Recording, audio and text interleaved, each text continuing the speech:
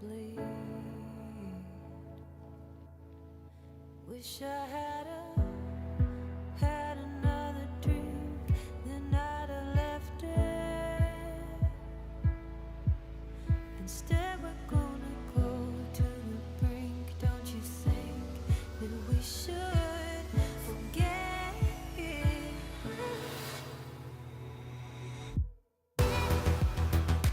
Give me all your love, give me all your love. Give me all your love, all your love. Give me that pain, but it's light from above. Give me all your love, all your love. Since I left you, you haven't left my mind. You keep me awake, so for my own sake, I had to come and see your face. Can't erase you anyway. So here we go again. Touch your skin, pull me in. You and me, head swimming. Give me all your love, give me all your love. Give me all your love, all your love. Give me that touch, give me strength from above. Give me all your love, all your love.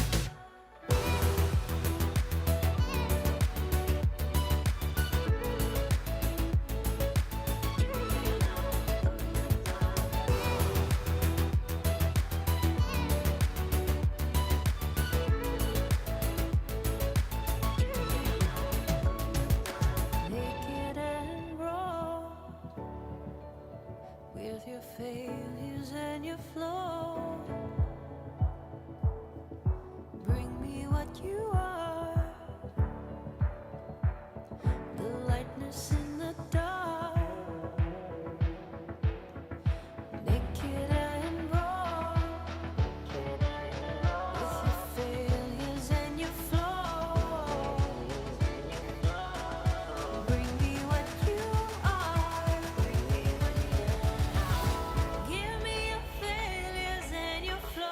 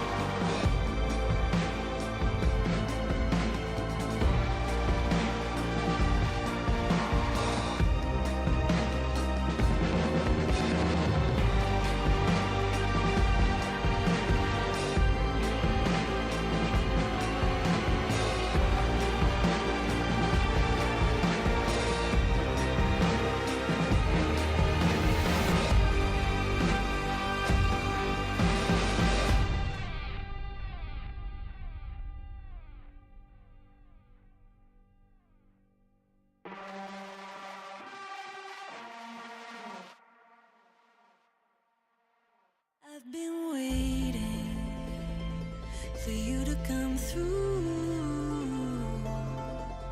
for all of your promises to be true. It's heartbreaking and gray is the mood. I wanna believe in you. You can run and you can hide, learn to live with your denial. Oh baby, I'm losing faith, got to the chase. I can read between the lines, don't wanna live a borrowed time. Oh baby, I'm losing faith, got to the chase.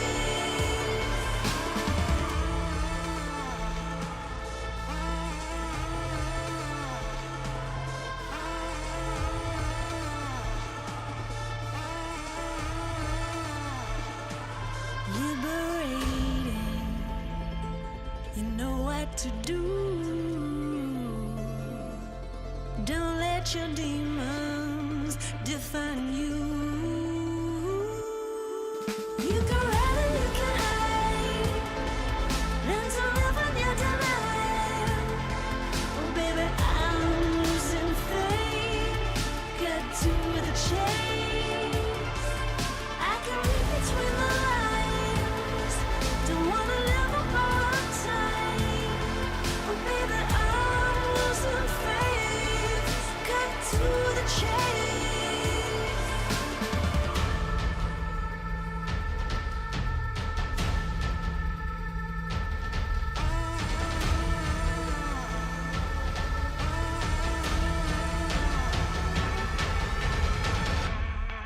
You can run and you can hide, learn to live with your denial. Oh baby, I'm losing faith, got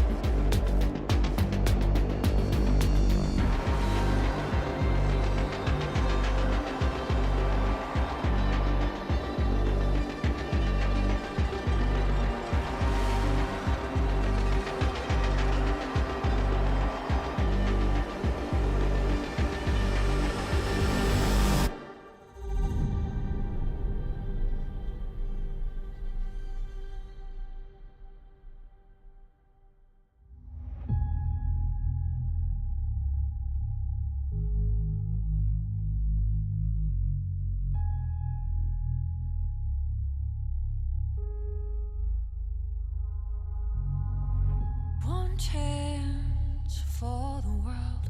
One hope can save us now. Our time for history. Brave hearts will win the day. Run strong all the way. It's time for you.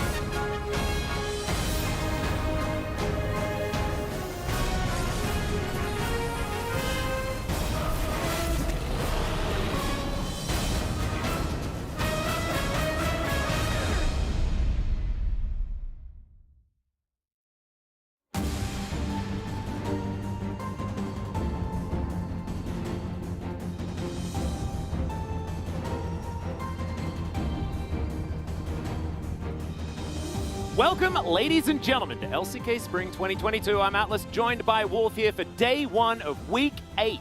Only 2 more weeks to go.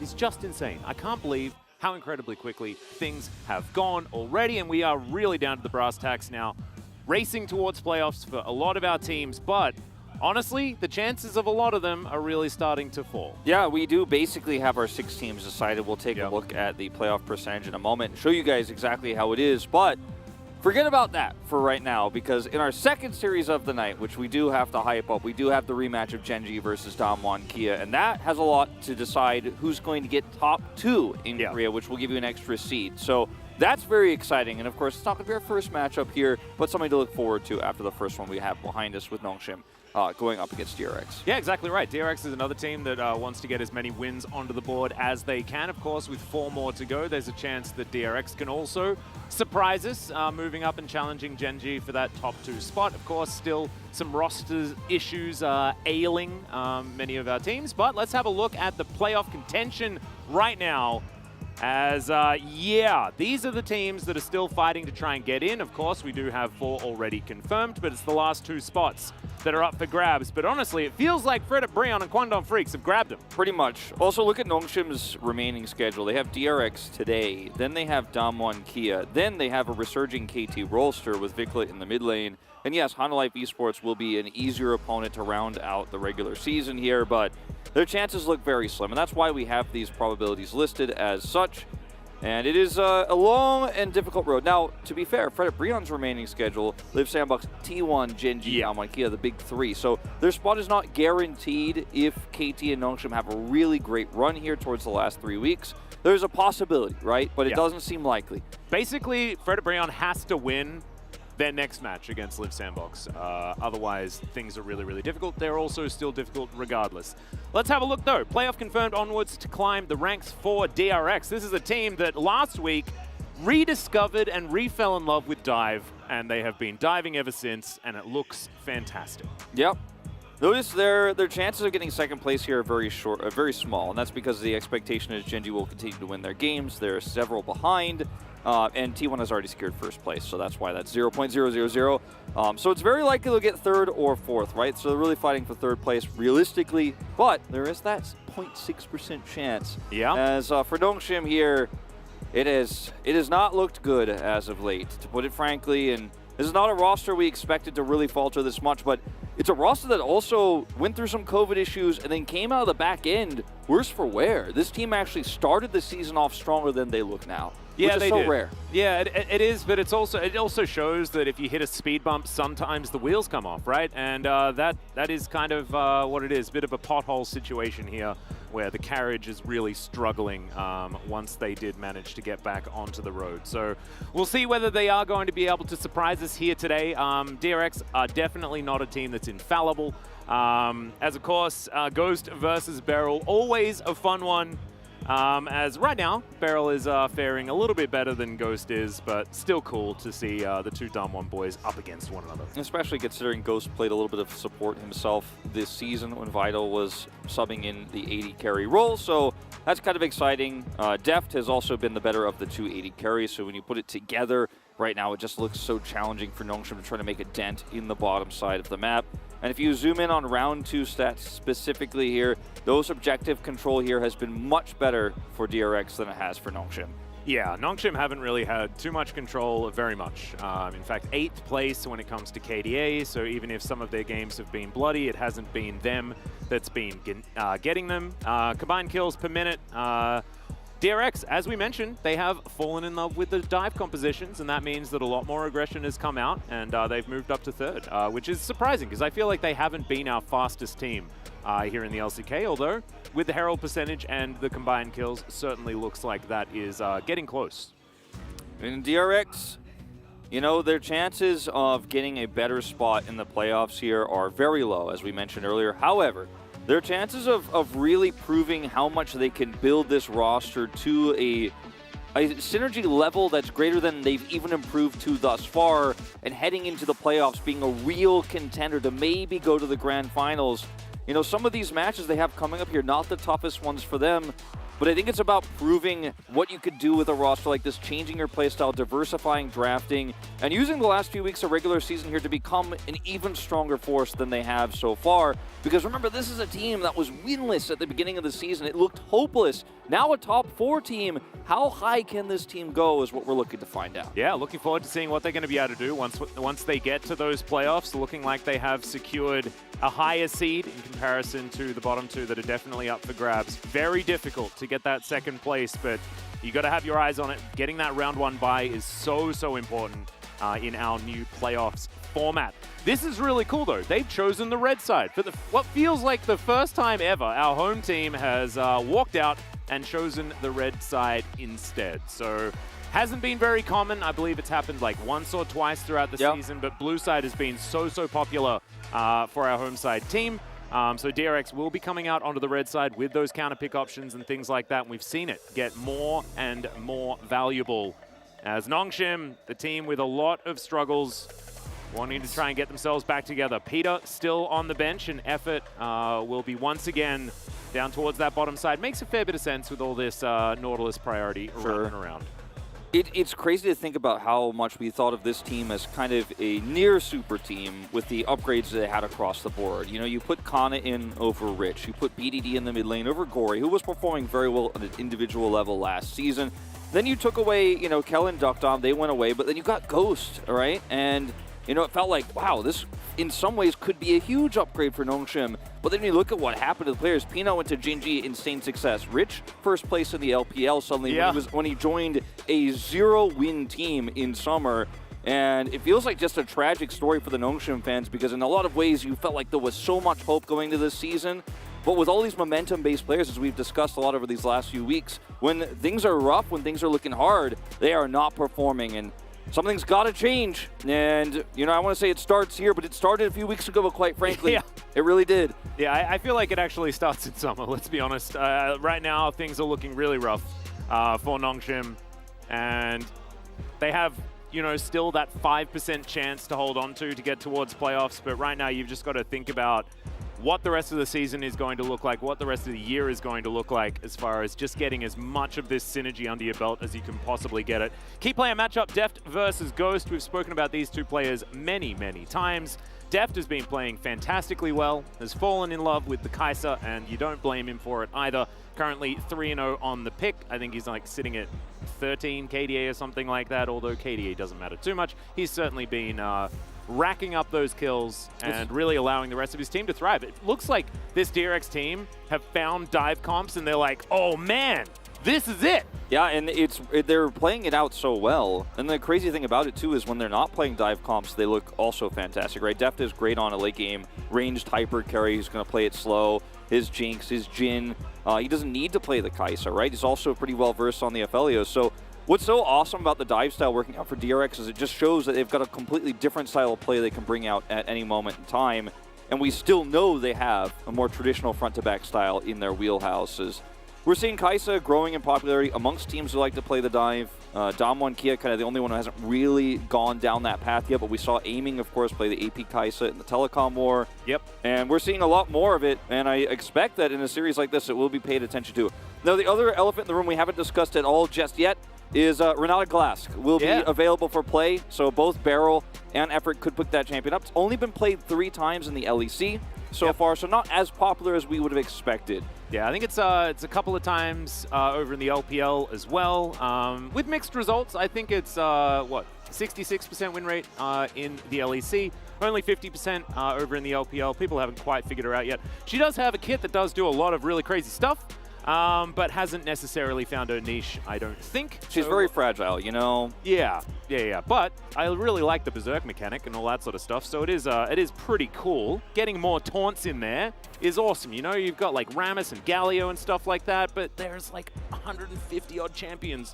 And so we need more of these taunty type things, and I like being able to make everyone fight each other. But she hasn't been picked yet, so we don't need to go into it just yet. Let's hop into the draft instead and see exactly where the priorities are going to lie. Of course, Renata being available is the only thing that's changed here. We are still on 12.4, of course, and Nongshim do have the blue side. Let's see how these bans are going to go, because Hecarim, I think, we're all looking at. Dread and Pyoshik, both of these players do very much like the pick, so you could imagine that Nongshim, they're not too priced into banning it just yet, but do expect that one to be locked in first. We also see we have seen a huge increase in Akali's priority here in the LCK, so I do appreciate Nongshim banning that one away straight off the bat. Yep, I feel like T1 knew this first, because they've been first banning Akali in almost every single game that they've had for the last 4 weeks. Yeah. But not a lot of other teams have, and we saw Akali really pop up last week. She's playing so well into Gwen. She's obviously very strong into Lee Sin, so 2 picks that are very prevalent in the meta as no Deft Jinx, not in this first game. That one is taken away. Does open up a lot of possibilities here. Now, the Hecarim, I think, is a pretty much required ban for DRX, but they leave it open. Oh, they are baiting the Ryze pick right now. Yeah. They want Nongshim to be like, oh, Ryze is available? That was on the tier list last week. We should definitely pick it up. But no, Nongshim are not going to fall for it. They will pick the scary horse. And so now Nongshim, they have the opportunity to go towards more of that dive, but also Dread with a lot of early game agency. As DRX looking to answer. Ahri Lee Sin is available. You know, you have the ability to lock up something like the Aphelios with Jinx ban, but remember, Karma still open, the Caitlyn's still open, even though we haven't seen it picked into these lower range champions in lane so much. Last week in particular was largely ignored, as we will see the Ahri to lock in here. Yeah, this is dangerous though, I think. Spioshik's going to hover his namesake in the Kindred, but Ahri locked in. This is something that DRX actually did to their opposition, right? They picked the Vex into it and were able to really get some work done. As now we're looking for double resets here on the side of DRX. I actually kind of like this idea, really focus in on that single target pick style composition. Still has a lot of early game power. Works well with the Kai'Sa too, you know, if we were going to go down that path again. Yeah, wouldn't mind it. Still too early to tell, of course, is Nongshim, you know, you're looking for control now over a soul lane with the Hecarim pick that you have, the Tryndamere, a great choice. And you can't just go ahead and pick up the Nautilus, not a shocker here. Slows down a lot of the aggressive dive forward that DRX are looking for, but also gives you great follow-up and setup for the Hecarim pick. Tryndamere side laning is fantastic. Makes it very difficult here for DRX to pick an AD carry that wants to kind of sit back and just hyper carry, you know, but Jinx already banned here. The Kai'Sa does really kind of stand out as a pick that would work well with this and a pick that Deft has played a lot, but they're going to save it for later and we'll play the Gwen into the Tryndamere. Yep, I don't mind the Gwen, although she has been a bit of a trap recently, but they have seen the Tryndamere face up, and Gwen does lane relatively well into the Trynd, especially here on this patch, before she has been nerfed a little bit with that snippy range. Zilean ban is pretty smart here, I think, considering you already have really one strong side laner. You don't necessarily need to have one that could split push very strong with Tryndamere, you know, on the board. And Nongshim are definitely going to be going down the path of having a later game AD carry that is going to, you know, farm up. It's something like the Jhin also is still a great opportunity for Ghost to play in this composition. As long as he positions well, as he always does. I wouldn't mind a Jhin ban here, to be honest, for DRX, because I don't think they want to play that themselves at all. Yeah, I mean, it depends what they want to do, right? Because Kai'Sa does really well into Jhin that wants to sit back, right? He presses his curtain call, then you Void Seek onto him, and then, you know, you can use your ult and then kill him, is kind of the theory. Vex going to be banned away, though. I really like this ban. Really answering BDD here with two of the picks that he does like to gravitate towards. I didn't really like how they navigated their Zilean comp last time around, but Nongshim really did look out of sorts last week, so I don't want to draw too many conclusions from that. Removing the Leona here in already a fairly support-like-themed situation for DRX is not a bad choice. Kind of like the Aphelios ban here, just because Nongshim did have a lot of I want to go in, and so red light gun's going to be scary, but Kai'Sa is going to be the answer here. I think the Aphelios ban is not terrible considering, you know, what is available, and there is a decent amount of frontline for him and he could pop off, but I feel like the Kai'Sa was just such the perfect pick, and because DRX are red side and they had pick priority here, would have liked to see that one instead and try to see a response to the Aphelios, because Caitlyn Karma, you know, something we could have seen if they were expecting to see the Aphelios. They locked in the Nautilus, and it will be BDDs this year. The more things change, the more they stay the same, you know? Yeah, and we've seen this one played out quite a bit into the Ahri. The Ahri getting the better end of it early. Thinking about it, Beryl could play Renata if he wanted to. The Nautilus has been locked in already for Nongshim, but they've gotten rid of a couple of engage tools. There is still the Rakan, and Kai'Sa Rakan has always been a fairly decent lane if they wanted to get a little bit more of that engage potential. So not expecting Renata to come through here, definitely expecting the Jhin, but no, it's going to be the Xayah, as Ghost is going to have a little bit more safety here. Beryl going to go with the hover for a moment. We'll see whether he does lock her away. I think they do need a little bit more engage. Very strong into the Hecarim, obviously the Nautilus, you know, and Xayah to a certain extent when she is coming in and doing her damage in the team fight, but yeah, it's a little bit lacking. I like the Alistar a lot more because you're going to want to have a little bit more strong engage with this comp that wants to run forward and get picks. Yeah, and also provides you with some sort of tankiness. So both of the supports baiting us there just a little bit, but wasn't really expecting it to go that way just because we do rely a lot on our supports to have as much engage potential as possible here in the LCK. It's just sort of a thing that we do. But a lot of purple there from the bottom side of the map, and Beryl, he's one of the best Alistar players, you know, that we've had here in the LCK. Of course, not quite up there with players like Mata from back in the day, but still an absolutely phenomenal Alistar player. The Xayah pick here, I think, is really quite nice for Nongshim. You already have the Nautilus, the Hecarim, the Tryndamere who can run in the Tryndamere. The Tryndamere. You're going to go in there with that. Then you have, obviously, with the lethality Xayah, the opportunity to really blow up a single target. Also, if your positioning is good and you play very defensively around these Kai'Sa dives and these killer instincts, what you can often do, actually, is immediately snap the Ahri or the Kai'Sa when they engage in, because you have a lot of damage. You have a Tryndamere who can tank up a lot, and then Ghost gets on top of these very squishy members. BDD hits a big ult. You have kind of engage on days, or for days here. I'm going to eventually be able to speak sense, I swear. I have a lot of thoughts about this, okay? Yeah. And I do think it can work out, but on paper, I think DRX not only are playing a draft that is stronger for the meta, but it's a draft that they have already shown they can play so many times. It's kind of comfort for them. Yeah, no, it absolutely is. I'm looking forward to seeing how they're going to pilot it. A lot more pick-focused and reset-focused. here on DRX's side this time around. What they found success with last week was a lot of dive, dive, dive, but giving away the Hecker Room, they're doing their very best to try and answer it here. Because we've got a lot of fire and running happening towards the top side of the map. The Ignite and the Ghost. Not a lot of teleports, as is generally the case with Tryndamere lanes. As BDD throwing out the DRX logo here, as of course back in the day. I think that was the Longzhu logo, actually. King Zone, whichever name you want to go with, just letting him know that he was there first. As Ghost taking a lot of damage here as he walks back. Not necessarily going to be winning in the lane very early on as the Xayah. Both of them handshaking as far as range is concerned. But you could imagine that in the early laning phase, the Xayah and Nautilus will have a few more buttons available to them. That's true. And they should be able to get level 2 first. We'll see if it ends up happening in reality, especially with this back that he had to take here. Does give Deft a little bit of a positional advantage here. And Barrel, once he hits level 2, will be able to trade back, and it can be a very fiery lane. And I don't want to call it volatile, but if Deft makes a super play with Barrel and they end up getting a kill early or an effort over extension, we've seen a lot of those. We've seen Peter, especially, unfortunately, for Nongshim, a lot of errors in the early laning phase around level 2. Like, if he gets first blood, then this could be a disastrous lane. But, you know, it shouldn't happen. Not everybody knock on wood for a second, but we'll see how this one shapes up. Yeah, right now, Nongshim have managed to catch the wave first. We'll see whether that means that they will be able to win that race to level 2. Looks like it. Yeah, Cathian Rain certainly is able to get a fair bit of damage, but still not going to get control of the wave just yet. As you can see, 3-0 for the Kai'Sa.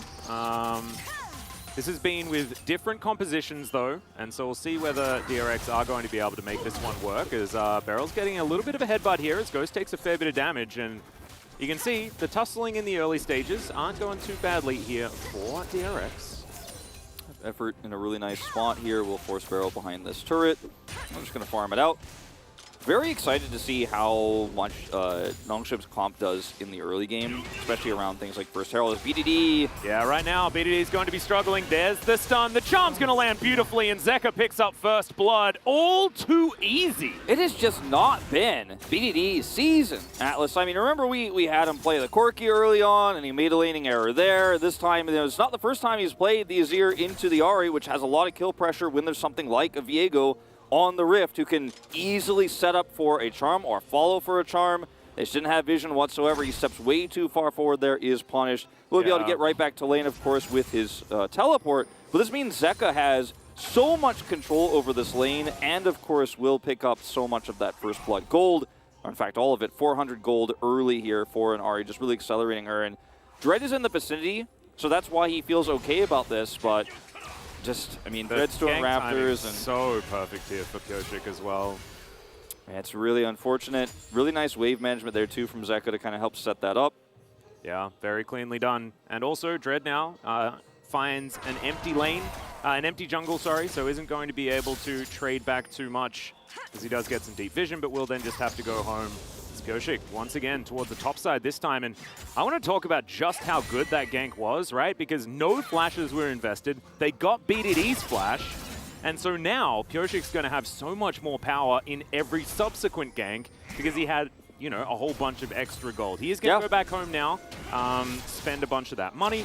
But yeah, this is a really, really good start here for DRX. It's really easy for a champion like Ahri to lane against the Azir when his Sand Soldiers are out, which he has to place down to, you know, lane, right, into last hit minions. So he can actually just avoid those and then toss his Orb of Deception in at an angle that is very difficult for BDD to play around. And when he has a lead like this in early Sork boots, it becomes even more frustrating when that damage is coming through, that harassment is coming through with the Foxfire. And so BDD, no flash here for this upcoming Rift Herald fight is going to be a big problem. One of the strongest champions, you know, at this early game is going to be the Azir. When you do hit that first fight, is you can see he's played it a lot throughout his career, 86 games in total. Yeah, it's by far his most played. I mean, he will have flash available for when the Rift Herald comes. Yeah, I guess so. I guess he will have it. He will have it, yeah. Yeah. So that's okay, but it's whether or not Piotrek can get back to this lane, right? And the fact that Zeka is given all of this lane control. So still definitely a bad thing here for Nongshim. Yeah, because, you know, Prio in this matchup usually will go to the Ahri player in general. Now it's, you know, going to be an even bigger issue. Yeah. Well, Kingen snipping on Kana here, as you can see, is ahead by quite a bit.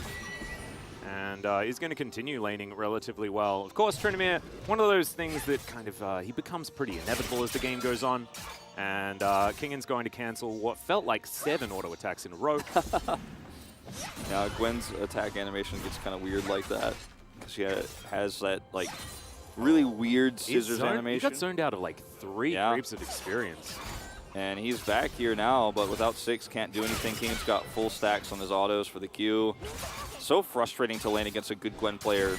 Yeah, and Kingan has been very good recently. Yeah. I really enjoyed his Gangplank play in their most recent match.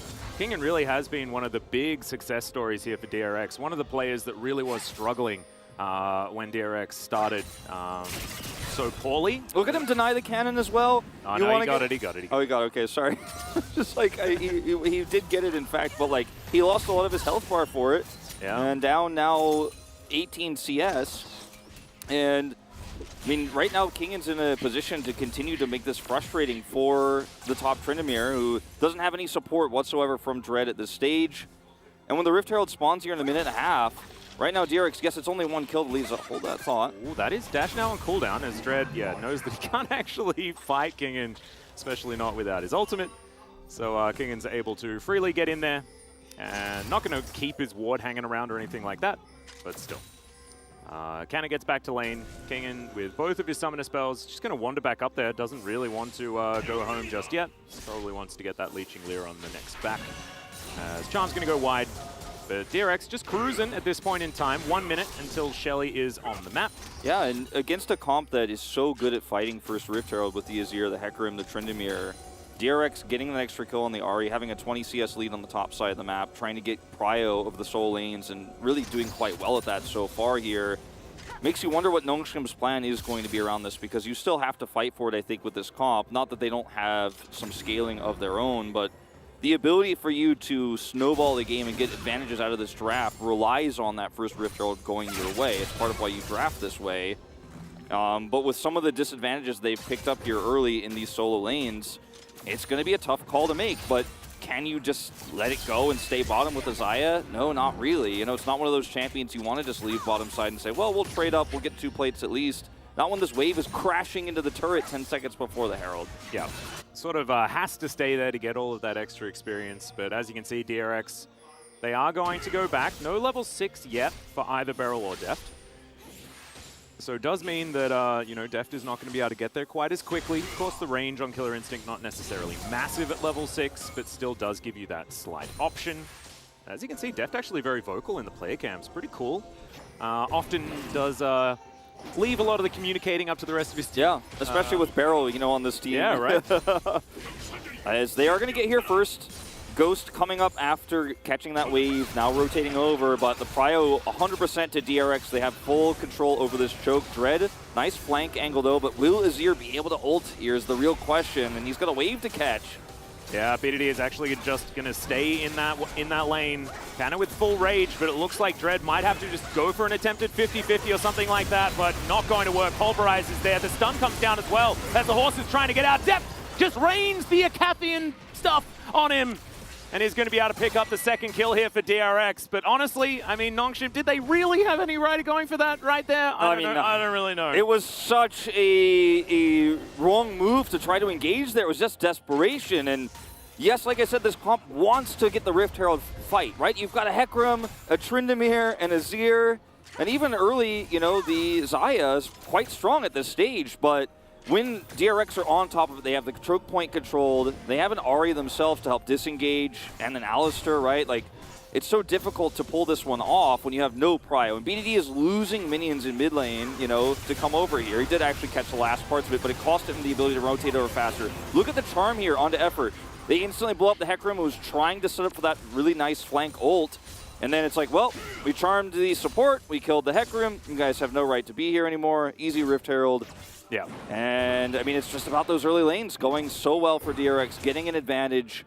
And then Nongshim didn't really have much recourse. Because, like I said, you know, if you stay as Xayah bottom side, you know, it's not very safe. You're not going to get too much out of it. You're not going to be able to trade up in plates. I mean, I kind of disagree. I actually sort of think that they should have given up the Rift Herald completely and left Ghost there. If they saw that it was going to be DRX making the full investment, They lost the Rift Herald anyway, right? So you may as well leave Ghost down there actually getting something.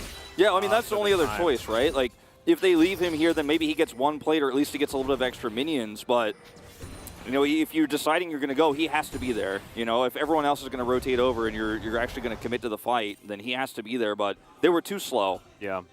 Well, DRX now looking to try and grab even more, as right now, perfect game pace, ladies and gentlemen. There we go. Yeah. They are going to be able to grab this, though. It looks like they will just clean up all of the priority. And Nongshim with, you know, Azir, Tryndamere, Xayah, things like this. A lot of late game power. Maybe less theoretically with the lethality style Xayah that we can see Ghost is going for, but still going to be relatively safe. Throws out Featherstorms, you know, gets a lot of damage there, and they have a fair bit of AoE. Is Zeka going to move on forward? Charm's going to miss as the Shifting Sands do some weird stuff, but BDD is still able to get himself out of the way. We're going to drop the Herald. Yeah, it's still come through here, and regardless of BDD getting out, not having to flash, things like that, they are still going to give up some plate gold here. And Dread's going to come over, gives away his position. And it is just going to be that money invested in immediately to try and get Zeka slight more advantage. Yeah, putting him ahead here quite significantly. Already picked up the first blood, and he's really having a great time in this early game. So far, BDD not able to threaten him really, and Dread has been outside of the attempted flank there to try to have a nice ult in to turn that fight around the Rift Herald. It's just otherwise somewhat invisible this game. As you know, Pyosik doesn't get the flash this time around, but 2 successful ganks, you could say, because this one leads to a Herald drop. Picking up plates. Yeah. DRX, 2,000 gold ahead. That's their goal here, you know, nearly at 12 minutes. 1,600 at the moment. And they have another one of these compositions that snowballs very effectively. As Charm is going to connect there onto BDD. As there's the flash. The Spirit Rush is just a little bit too strong, though, as Zeka gets himself out of the way. No need to flash or anything like that, as Effort did have to use his. Kingen now taking a little bit of aggression from Canna, but I don't think Kingen's going to be too worried for the foreseeable future, as that's a big pulverize onto Effort, but he's going to dredge line out. Of course, pretty powerful ability here, as Deft was bullying Ghost in the 1v1 on the bottom side of the map. They had so many control wards here, putting this pressure on right now, you know, as Nongshim somewhat face up because they knew where the Nautilus was. Zeka, like you said, doesn't have to flash. Nautilus does. Has his Spirit Rush available, so fairly safe to be where he was. Gets away. Deft picking up a plate down here. I mean, it's all going well for DRX, but you know, they have so much deep vision. There's some of these control wards being cleared now, but look at the ward behind BDD's turret, the one below it, behind the Drake pit. They have Scuttle bottom side. Yeah. There's no play that you can make as Effort, unfortunately, in this moment. And while you're gone, Deft's pushing.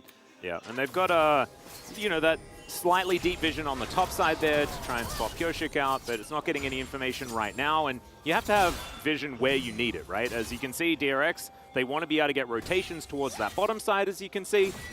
There is now some counter vision here from Nongshim, who managed to put down that controller, but you can see immediately Beryl walks on over, goes possibly out of position here. That is the Featherstorm to come through. The flash has to come out. Every button Ghost had to be used, and it was just a cow walking at him. Yeah, didn't even flash, does not commit the ignite, and Beryl's threat there pushes an ult out, pushes a flash out. No summoners up for Ghost now, and Deft's like, well, you know. Yeah, goes and grabs the plate. Yeah, gonna grab a plate, and this game, I mean, DRX are winning it in every lane, in every way. Well, now we're going to go for a bit of a dive here as the Gwen. Let's see how immune she's going to be. Not very is going to be kind of the answer, as Canna tanks for a very long time, but does eventually get his way out. But Pyosik with the Heartbreaker is going to be able to come through, grab that kill. Now Canna without an ult. Pyosik is a horse and is pretty scary. Is going to ult over the wall and gets the stun. Can he actually lock down the kill, though, is the question, as Red Smite, not quite enough. But Zeka, yeah, he's got Spirit Rush. There is no way out here for Canna, who's trying to do some alcove gaming, but there is a ward that they prepared earlier, as Canna is just dead. Yep, Zeka is trying to, you know, just account for any sort of potential juke, and they tidy up 2-for-1 in the end. And unfortunately for BDD, because plates are down here, you know, 40 seconds ago, he's not able to grab a plate. He will be able to push some of the CS into the turret, but guess who's there to catch it? It's Deft. Now, bottom side here also, Kingen had enough time to respawn. He's coming over here. I do appreciate the positioning here of Effort, try to zone him out right now, but there's no follow-up damage. And Kingen will be able to get onto this turret freely, avoids the dredge line here. And man, DRX are just trading up in all aspects, barrel headed over. Yeah, you can see, like, King is not even scared about this. Nope. Effort, he's got Glacial Augment, so he's not exactly going to be able to tank for any effective amount of time. Of course, you know, it's a better rune, but still, diving less valuable. And so Kingen just not scared. Not scared whatsoever. He's got Riftmaker done. Yeah, he's got Riftmaker done. He dies on the top side, but trades his life for 2 kills. As look at where Viego is on the minimap when this happens. Kingen kind of baits this in as he's hoping to survive long enough here. As unfortunately, Viego isn't able to come over here in time to make this a trade immediately, but he still gets on top of Dread here.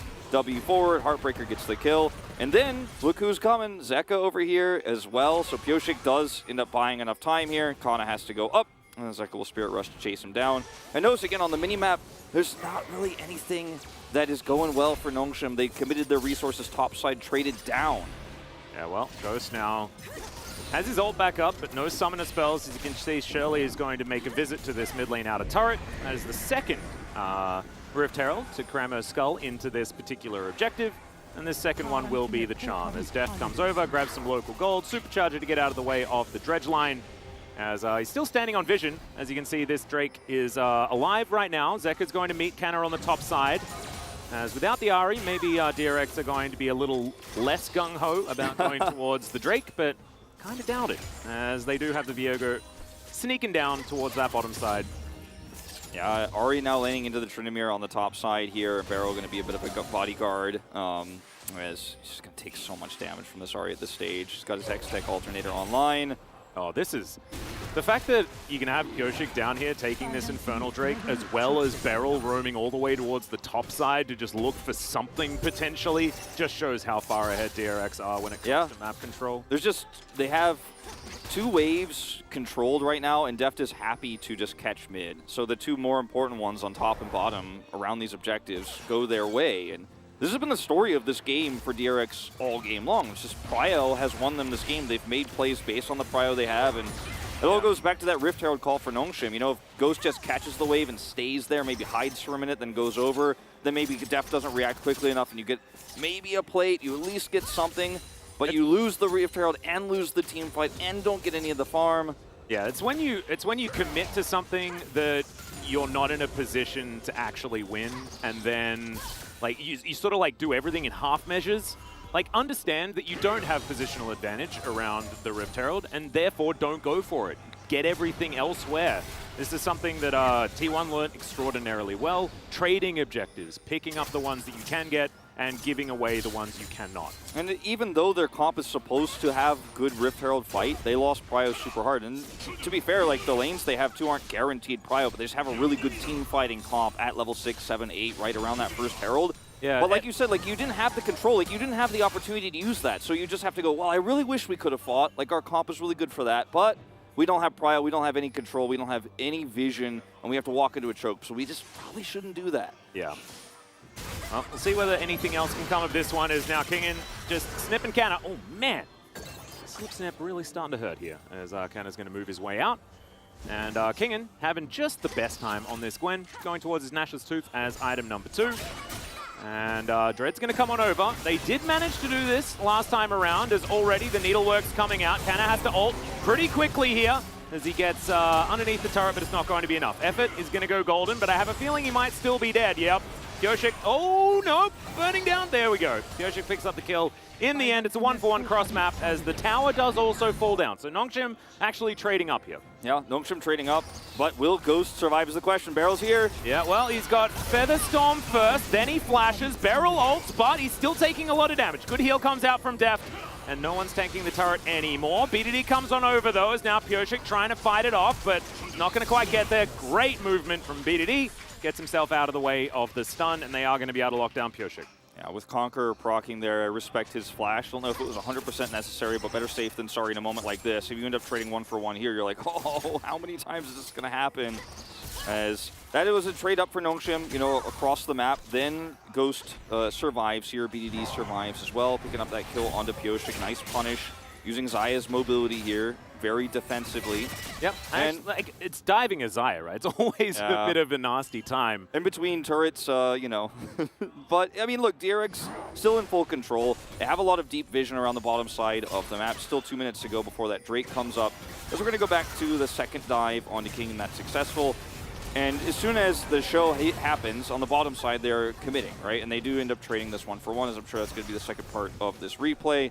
ㅅ here in position. Efforts coming down to try to protect BDD, but they didn't know where ㅅ was. And unfortunately, just pathing in the wrong angle here, because they didn't know exactly where ㅅ was. They knew he was probably in the vicinity, because he definitely wasn't helping out top side. And Emperor's Divide was a little bit odd, but this Featherstorm is exactly what you needed to do. Yeah, so well done. The follow-up CC there. And they're able to chase with a really nice shuffle from BDD. 가도 돼. Not sure about whether the flash was all that necessary, but I think that better be safe than sorry, especially in a game state like this. Still 4,000 gold to lead. Approaching 5 for DRX, and they have a comp that's very happy to play around this mid-game with the side lane power that they have with this Gwen, as well as Zeka, who can get a lot of work done. Does have this Horizon Focus already completed. That's 2 items done now already. Horizon Focus, I think, is the item we should be seeing on Aries who get ahead like this into comps that want to run at her. Speaking of running at her. Yeah. Ocean Rift makes pick comps even more powerful. Yes. Normally, I am the biggest fan of Cloud Rift, obviously. But for a comp like this, it feels great. Effort, getting that ward down feels real good to do. Yeah. That's value right there. Does immediately die, however, you're still going to be very happy. All right, 20 seconds to go for this one. DRX looking for a pick right before. They still don't lose anything from this group up, though, because they have the prio. Yep. One angle for Nongshim is Kana down here on the bottom side, but if he has to ult early, then that's going to be, you know, that big tool they had wasted. And remember as well, Effort doesn't have stopwatch because that was gained last time, and that means that things like this are going to be valuable. Void Seeker comes down. Effort still at 50% as ㅅ holding on to the aggro of this Drake for now as Nongshim grouped up and in position. Look for Dread, look for BDD. They are the most important as Dread goes in. The headbutt to immediately get him out. Beryl in a bit of trouble right now. They do manage to take the Drake. Beryl taken down first, but it's Effort that falls at the same time. The snips aren't necessarily going to work out, but it's a double kill for Deft. He's at 100 health as Zeka's flashing away. He is going to survive for the moment. Decent charm is there. And that stopwatch, I don't know whether that was necessary as he was real dead. Killer Instinct comes in as Dread is now going to fall. Theoretically a triple kill now for Deft in this fight. As now ㅅ is cantering after BDD.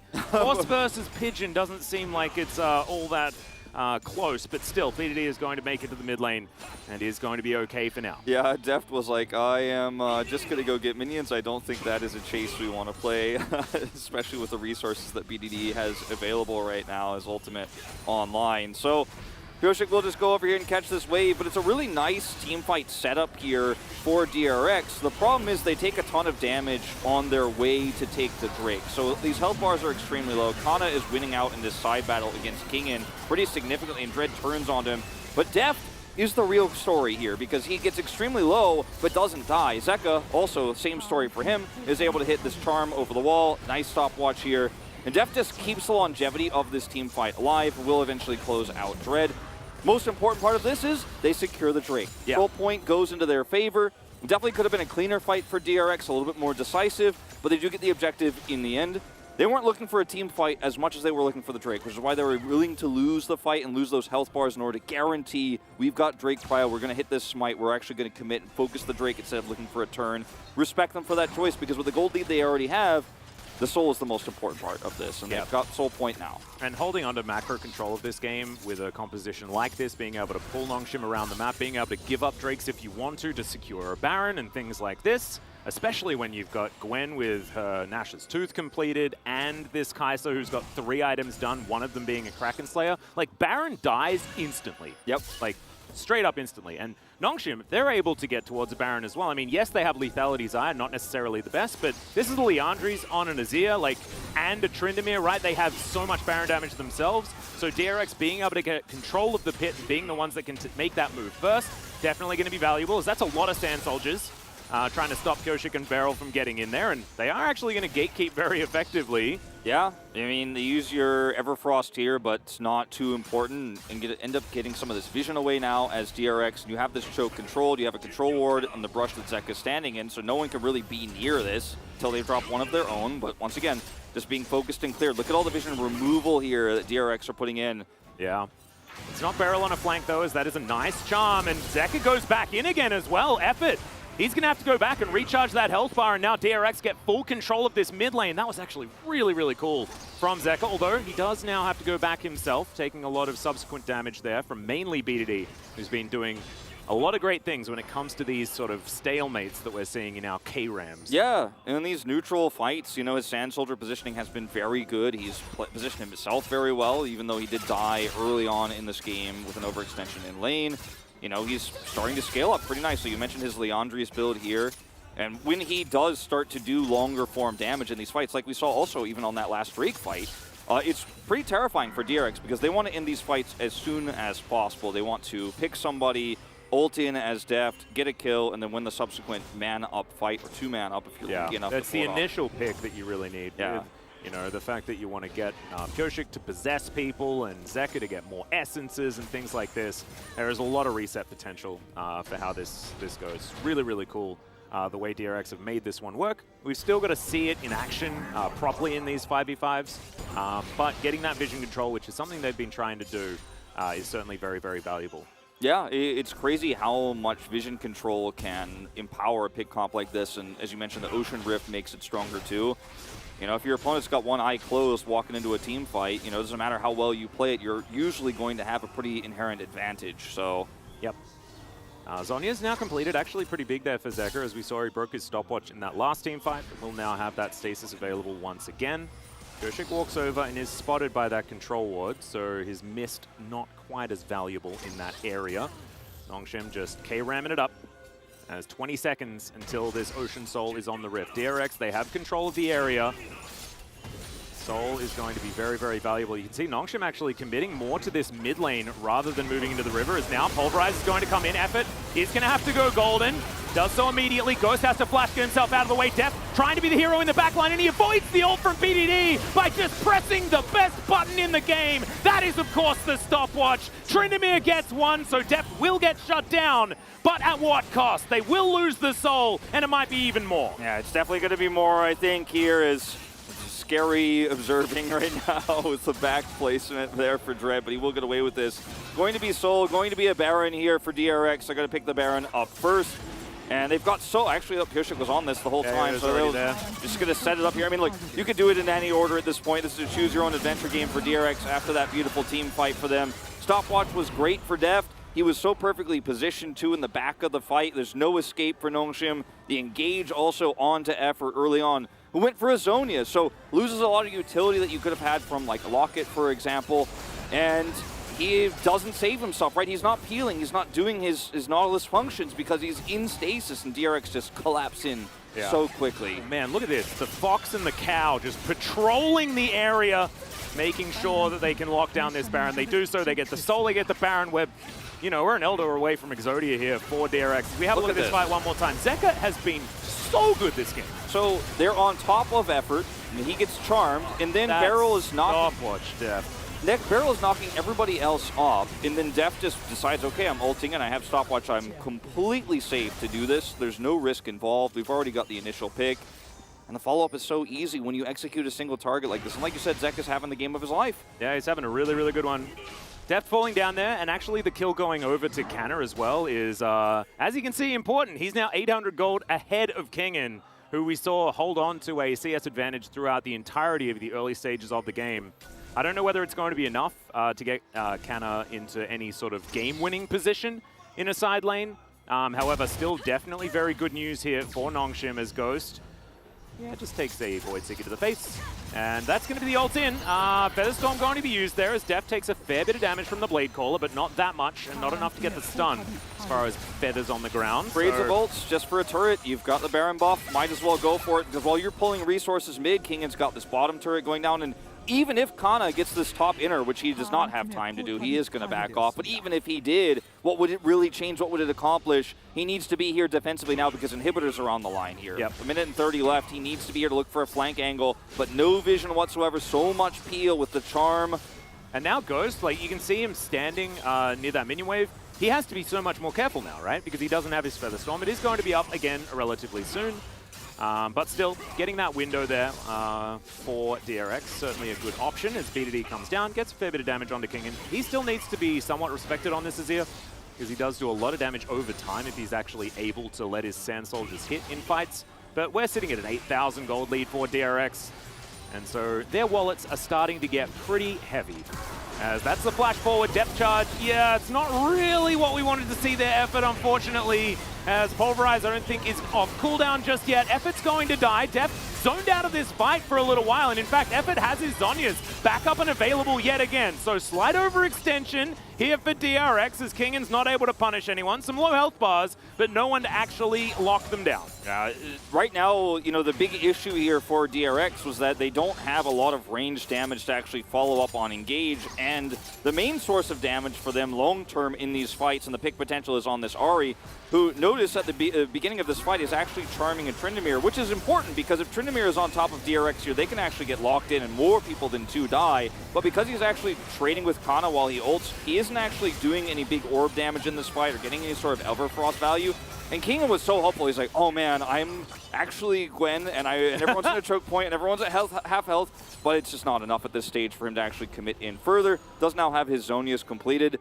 I think a little bit disjointed there for DRX. Yeah, having a look at what Beryl actually did there, because I was sort of like ready for DRX to find a dive that worked, but he headbutted a Zhonya's at the ready Nautilus out towards Deft, and then he had Zhonya's dredge line, the CC onto the cow. Like, yeah, it was an odd maneuver. So let's see whether that is going to be something that allows Nongshim to find their way back into the game. I have a feeling that it's not going to be the case, but definitely a bit of a whoopsie there.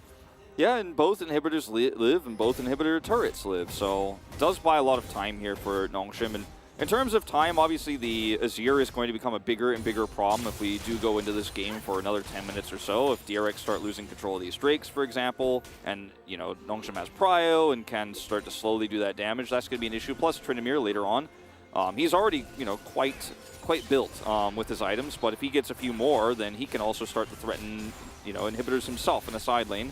Oh, yeah. It's not over until the fat lady sings, as we like to say here at the LCK, but, you know, Nongshim still need a few more things to go their way. Yeah, that was one step. She's step. warming her voice up. She's definitely, you know, had her ginger tea and stuff like that. She is well and truly feeling it, but when in doubt, just set up a gank rush. As Beryl just walks forward. They do manage to find the stun. Effort's got so much value out of this Zhonya's, it's ridiculous. He's still going to die, but certainly a cool move as in goes Beryl, finds the three-man pole. That's what we were waiting for. The master of the cow, but Canna is there, not actually able to press his ult button in time, unfortunately, is now can Zeka tidy this one up? Deft just stands his ground. He manages to get into his GA as well as PDD. He's going to go gold and observe what the world looks like just before he moves towards the death chamber and the gray screen. And DRX, I have a feeling, may have just done it. That was just a bank account fight, basically. Yeah. Like, it wasn't the cleanest engage for DRX, but it was 8 champions all on top of the same pixel, and then eventually Deft was like, okay, well, I did a lot of damage, and my GA popped, and we win because we have way more items than you. As it was well played by Effort, but it's not enough in the end. He will be the last to die, it looks like, this game. Not sure what that was about, but still, this game was well and truly over. DRX are able to take down the Nexus and win game number 1, further solidifying their position in the playoffs, wanting to try and get that very low chance of challenging for second place. And Deft moving up to 4 wins now on this Kai'Sa that is really starting to pick up some popularity. Yeah, it really is here in the LCK, and you know, I think that Aphelios ban wasn't the right call. You know, it wasn't a terrible ban by any means, but I think banning away the Kai'Sa would have prevented some of these amazing follow-ups we saw from Deft, some of the damage output he had.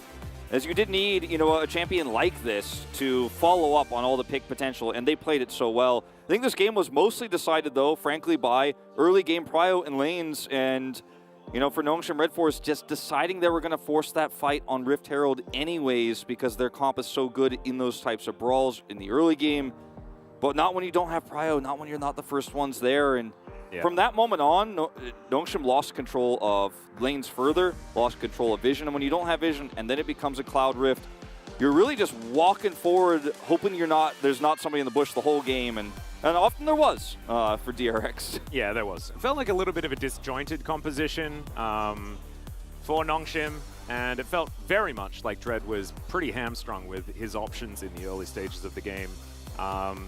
Great first gank, though, from Pioshik. I think that where he was on the map in the early game as this Viego was very, very smart. And we've seen Viegos, if they don't get off to a decent start, they can become the most useless, right? And this wasn't the case for Kyoshik. As you can see, he was even able to do a fair bit of damage. Kingen, though, did a whole host, smacking down onto Canna in side lanes the majority of the game.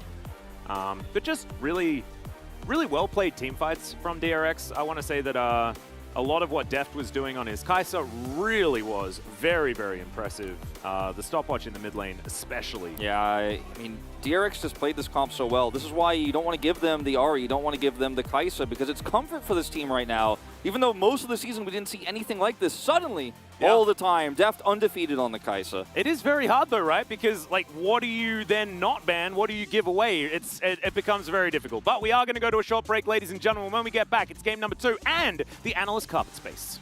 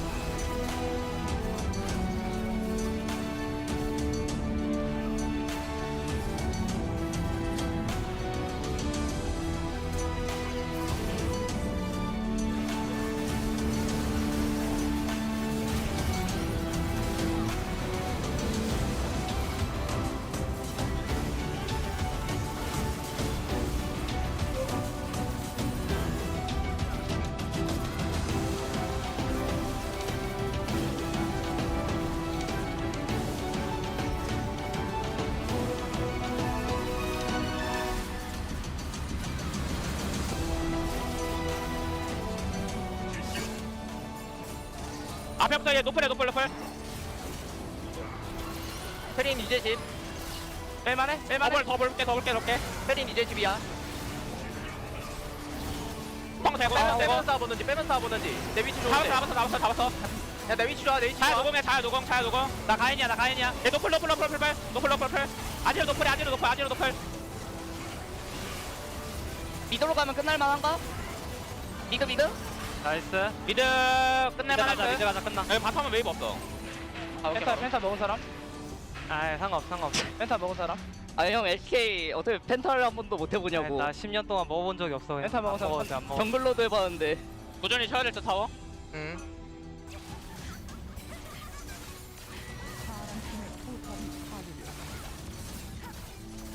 야 이거 잡아 펜타 들어왔는데 왜 안 펜타 킴 이거? 아 이거 펜타였는데? 펜타였네? 아니 그래요? 아 이거 말했으면 양보했다 말했으면 양보했다 근데 나 이제 펜타일지도 몰랐어 이래서 내가 못 먹었다니까 주질 않아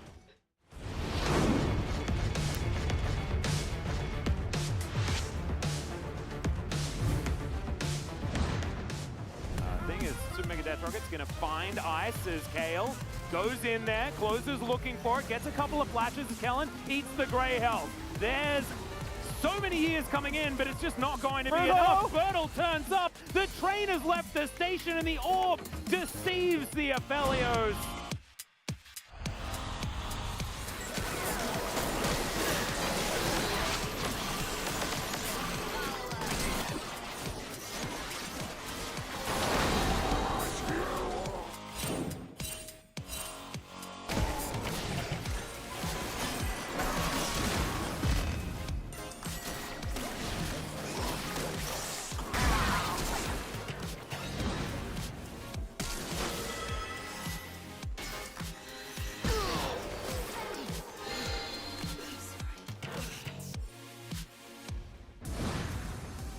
He's often turned it around in the mid game, so we'll see if that happens once again here. Yep, well, here is BDD joining Dread, looking to see whether they can lock down Kane. It is, of course, Lee Sin into the Akali as he gets into the Shroud. Perfect execution! Dread is just dead! 안 보이는데 웬만하면 위쪽이긴 할 듯. 레시타.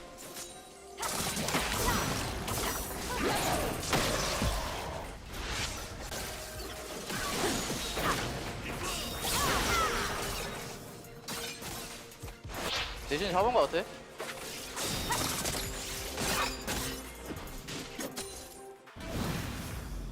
Doesn't even have to use it, as over the wall, Life wasn't able to support too much on the play. Now Pioshik is 6. Oh man. Oh. Vikla's getting in there. He lands the stun, and he's going to Akali, assassinate the Akali.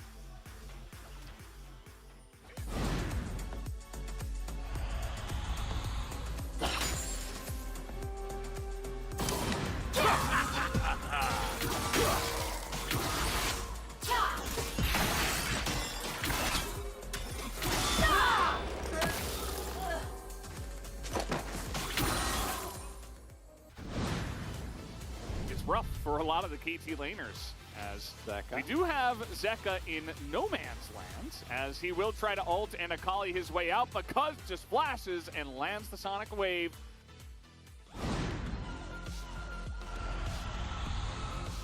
좋아되었고 미드 한번 이거 나오면 본다. 아카리 본다.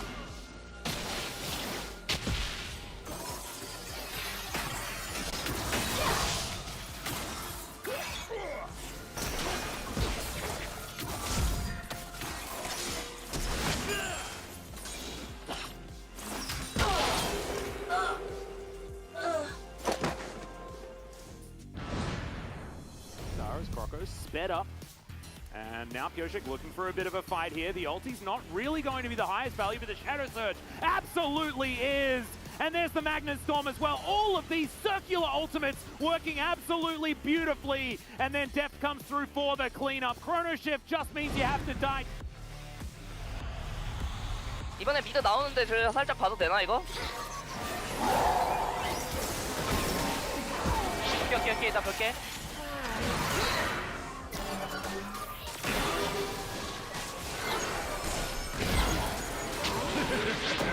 기다려.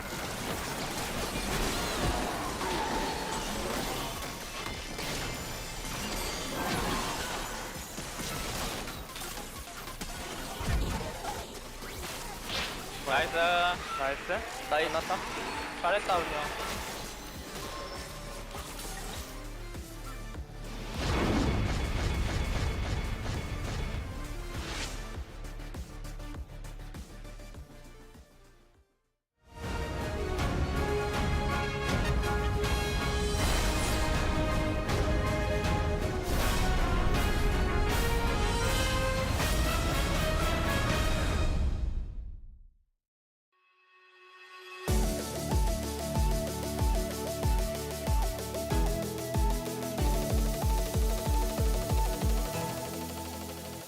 Hello and welcome everybody to the Analyst Carpet Space. Once again, it is me, Valdez, with Chronicler. We're going to be going over game number 1, a very dominant performance, I have to say, from DRX. Really good performance. What did you think about that performance, Chronicler? I thought it was a stellar performance. I gotta say, I didn't love the initial priority from DRX going for the Ahri, completely fine. Viego was interesting because Viego has kind of been put by the wayside by the Volibear. That has been the main response to the Hecarim that we've seen in the past. But actually worked out very nicely. It is of course a combo that if you do get ahead, if you start snowballing, those double resets can really turn fights in your favor. And we actually saw that happen. Only pick I'm not too crazy about for DRX is the Gwen. And unfortunately in 12-5 she gets gutted, so we don't have to see her anymore. For Nongshim, it's a really good composition, but if you take a couple of bad fights in the early game, you lose effectively all agency because you need to play front to back, and if you don't have the damage necessary, you're in deep trouble. And that's exactly what happened to them, right? They took a couple of bad early fights and then they had no control anymore. Yeah, absolutely. That's something we were saying when we were initially looking at the draft, and there were pieces of that Nongshim puzzle where if the game was a little bit more even, or if they got to a later stage where they weren't so far behind, then the Xayah, then the Azir can end up doing some really nice late game damage. But DRX essentially using the tempo with their composition, all the resets, all the abilities to join and side lane really well, and use that lead to win. But we're going to take a look at highlight number 1 and talk a little bit about what happened here in the beginning. So you do not go for this as Nongshim. Your 5v5 is quite good if you can actually front to back. Key thing here, as the prio has been picked up, both Deft and Barrel are level 6, right? So Killer Instinct and the ultimate for Barrel are available. So neither of them are going to die, effectively, right? Out of your Yeah. reposition. But they're so much stronger, especially because, as you can see here, there's no vision. You can't face stick into this comp. And at this point, as bad as it feels, just abandon ship, try and get something in bot lane, because this fight is never going to work out for you. Because everyone has the funnel through choke point. You're down to ultimates. There's just no way. There's no way this ever works. Even though your composition, I think, with the right setup can win this 5v5. As Nongshim, they should have identified that, guys, it's not going to happen. Like, we don't have the prio, we don't have the initial setup, we can't straight up front to back. Someone's going to get picked off and they're going to get resets and win, which is exactly what happened. It was a very drawn-out fight. Yeah. And from this point onward, they lost control of the game effectively, because then the Ahri came online. Then Kai'Sa got an early pick, and that really became an issue throughout the rest of the series. Yeah, it's. I thought we had gone towards taking trades and leaving your AD carry bottom side if you feel like you couldn't take a fight. They made the decision to fight, and then they did not back off, which I think there needs to be some more flexibility with some of our LCK teams in that facet. We're going to take a look at highlight number 2 and see kind of where this led to. The key thing here, of course, is that thanks to the Drake lead that has been picked up for DRX, they're feeling really confident as long as they can actually get the Drake. Loving the angle here from Zeka, doing as much work as he possibly can. Key issue, though, is that they do get taken fairly low initially, and here you see some of the glimpses, right? If you do actually have a better position going into this fight, you might have won it if you're Nongshim. But if you are playing these type of skirmishes over walls, you're never going to win, because this is where the killer instinct comes in, right? This is where the mobility of Ahri is just so much better, and if you're even on items, then you can get away with this a little bit more. But because they were behind right from the get-go, because they put themselves in a ditch from the start, this fight lost Drake, traded okay, but that was not good enough, and then they were down on Soul Point. Yeah. Oh, good. It was really crazy to see how they were able to use that mobility to just run them around the map, especially with the lead. We're going to take a look at highlight number 3 and see this amazing setup of the fight here from DRX to essentially close it out. And it is a beautiful flank here from Beryl. There's one more fight after this, but honestly, that one didn't really matter. Yeah, it was a 4v5, and they just stomped him. This is where the fight was won. Beautiful engage from Def. Does end up dying, but who cares, right? All that matters is actually getting the win on the fight. And it is Beryl's Alistair, something that is always going to make us happy seeing it. Said it in the draft, you know, we finally get Beryl's Alistair back, and he had multiple 3-man knockups. Not quite the 4-man Peter knockups, but actually really, really awesome game with Beryl on the Alistair. Let's take a look at the POG and see who picks it up for game number 1. It will be Def, to the surprise of nobody. Well, there were multiple members on his team that had a pretty good showing overall, but Def to me was really the highlight player. His Kai'Sa has been by far the best. I think that he has been, bar Gumayushi, the best AD carry that we have at the moment in the LCK, which is insane.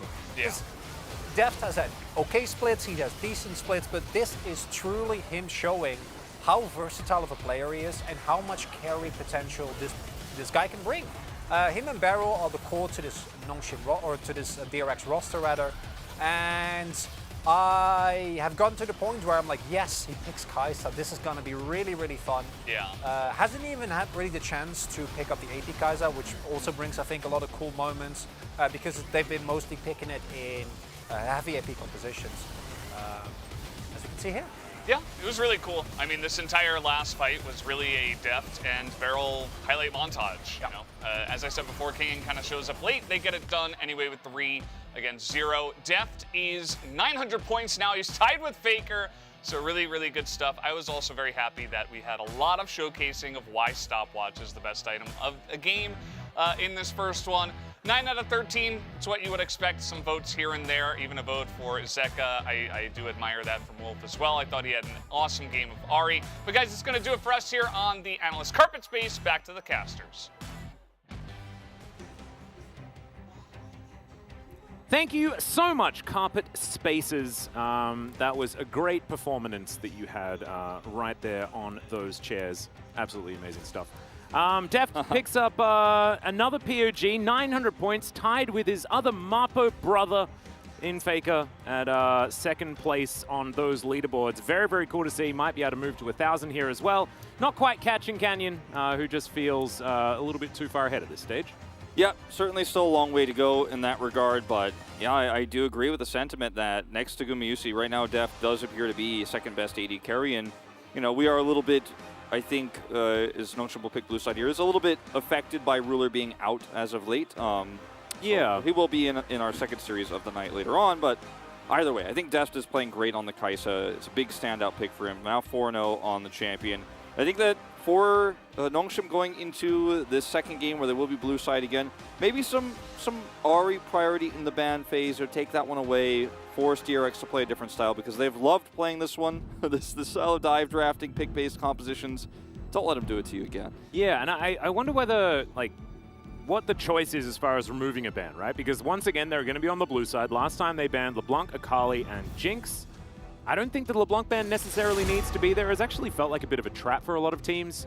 A lot of these defaulting to Lee Sin LeBlanc compositions that haven't really got off the ground. So I wouldn't mind if that just left and they banned something else. It will just be the Jace once again here for DRX on the red side. They banned Zeri and Twisted Fate as their last two, as Rise slipped all the way through the bans. Yeah. Kind of interesting. I like the Jace ban here for DRX because it gives them the opportunity to pick the Gwen fairly safely with the Akali ban. So you're like, oh, okay, you ban the Akali, I'll ban the Jace, and then we can pick Gwen into pretty much everything and feel pretty good about it, as they did last game. Jinx once again taken away from Deft. Yep. And we'll see if it's going to be the same bans here as the Zeri comes through. I mean, I wouldn't be surprised, but I agree with you that I don't think the LeBlanc is really something that's necessary to ban here right now, but it does put BDD in it gives them the opportunity to lane into a champion that is not LeBlanc, that might actually just pop off and kill him, because he has not been having the greatest performances as of late.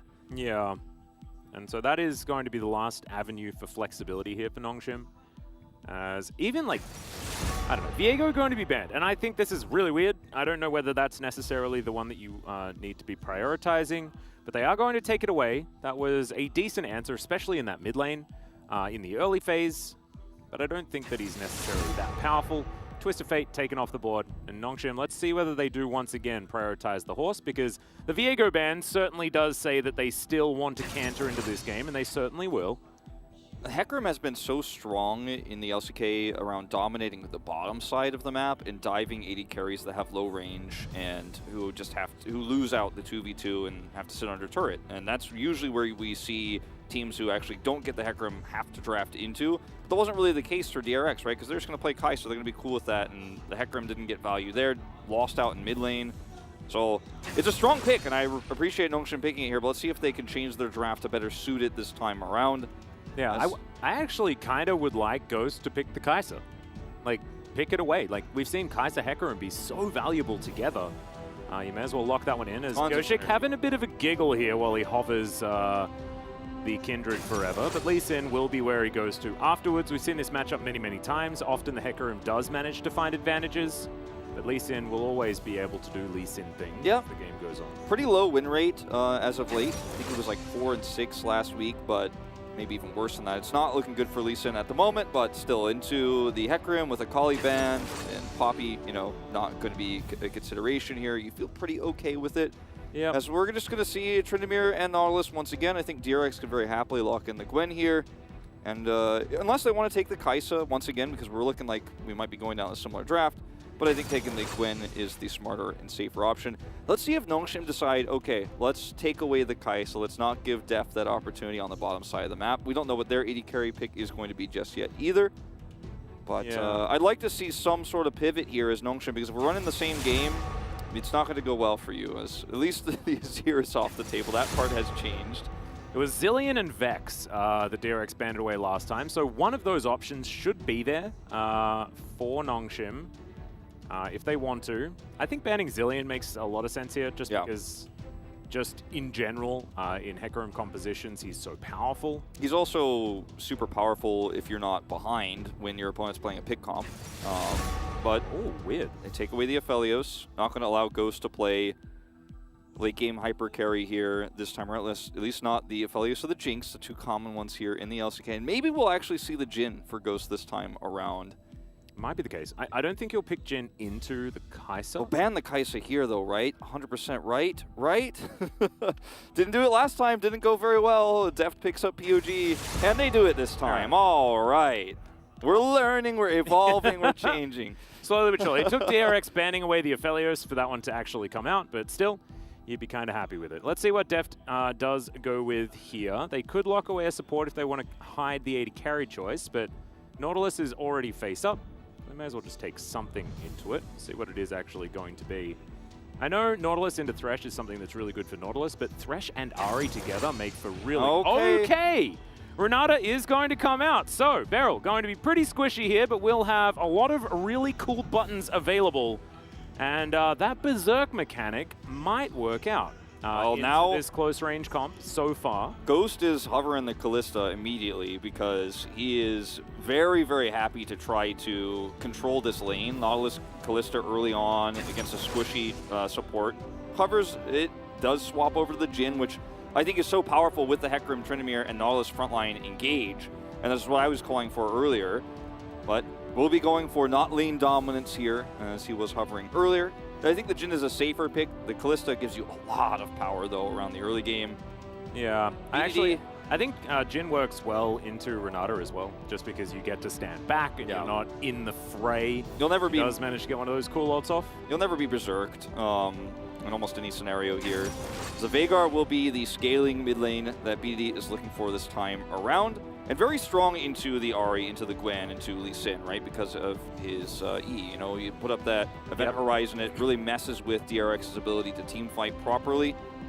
And I think that Def needs a long-range AD carry as a result. Do it, Def. Don't be scared. All right, we're going Vayne Renata. Okay, that's a lane. That's a lane that you could do. As Deft's having a bit of a giggle about it as well. This is not necessarily a Deft special, but certainly is a whole lot of fun and does fit in with their single target sort of pick-off style composition that they do have available to themselves. A lot of pressure in this game, I think, on Effort and BDD, because Effort will be able to peel to a certain extent against these, you know, low-range champions. Ahri's engages, Lisa and Gwen running in, and he played a decent game last time, right? He ended up getting the Zhonya's, as you mentioned, and it got so much value. I think he'll probably do that this time around as well. And Veigar also will have a lot of opportunities to peel and be a utility champion who later on becomes insanely strong. But throughout some of these mid-game fights where Vayne is looking to pop off and soar to that late game where she also scales up very well, the Veigar event horizon actually gets a ton of value into the Ahri, into the Lee Sin. So on paper, I actually do like Nongshim Red Forest draft a lot more. And Ghost has such a great, strong front line, too, to set up for his big ultimates, long-range picks. I like it. Yeah, I think it's the right amount of adaptation. I got a little bit worried when they just picked the same first 3 picks, but I think that the second round of the draft really did work out, as DRX have gone for something that looks a little bit more fun, I guess, as, the Vayne Renata is going to come through here, and saying it fast actually sounds really cool, sounds a bit like a cocktail.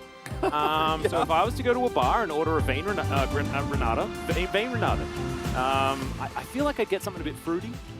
I like it. I like it a lot. Can I get a glass of... A glass of Vayne Renata, baby. That sounds delicious. We'll take 2. Thank you very much. Send him up here, G-Sun, on a tray and put him right in between me and Atlas. We'll have a sip.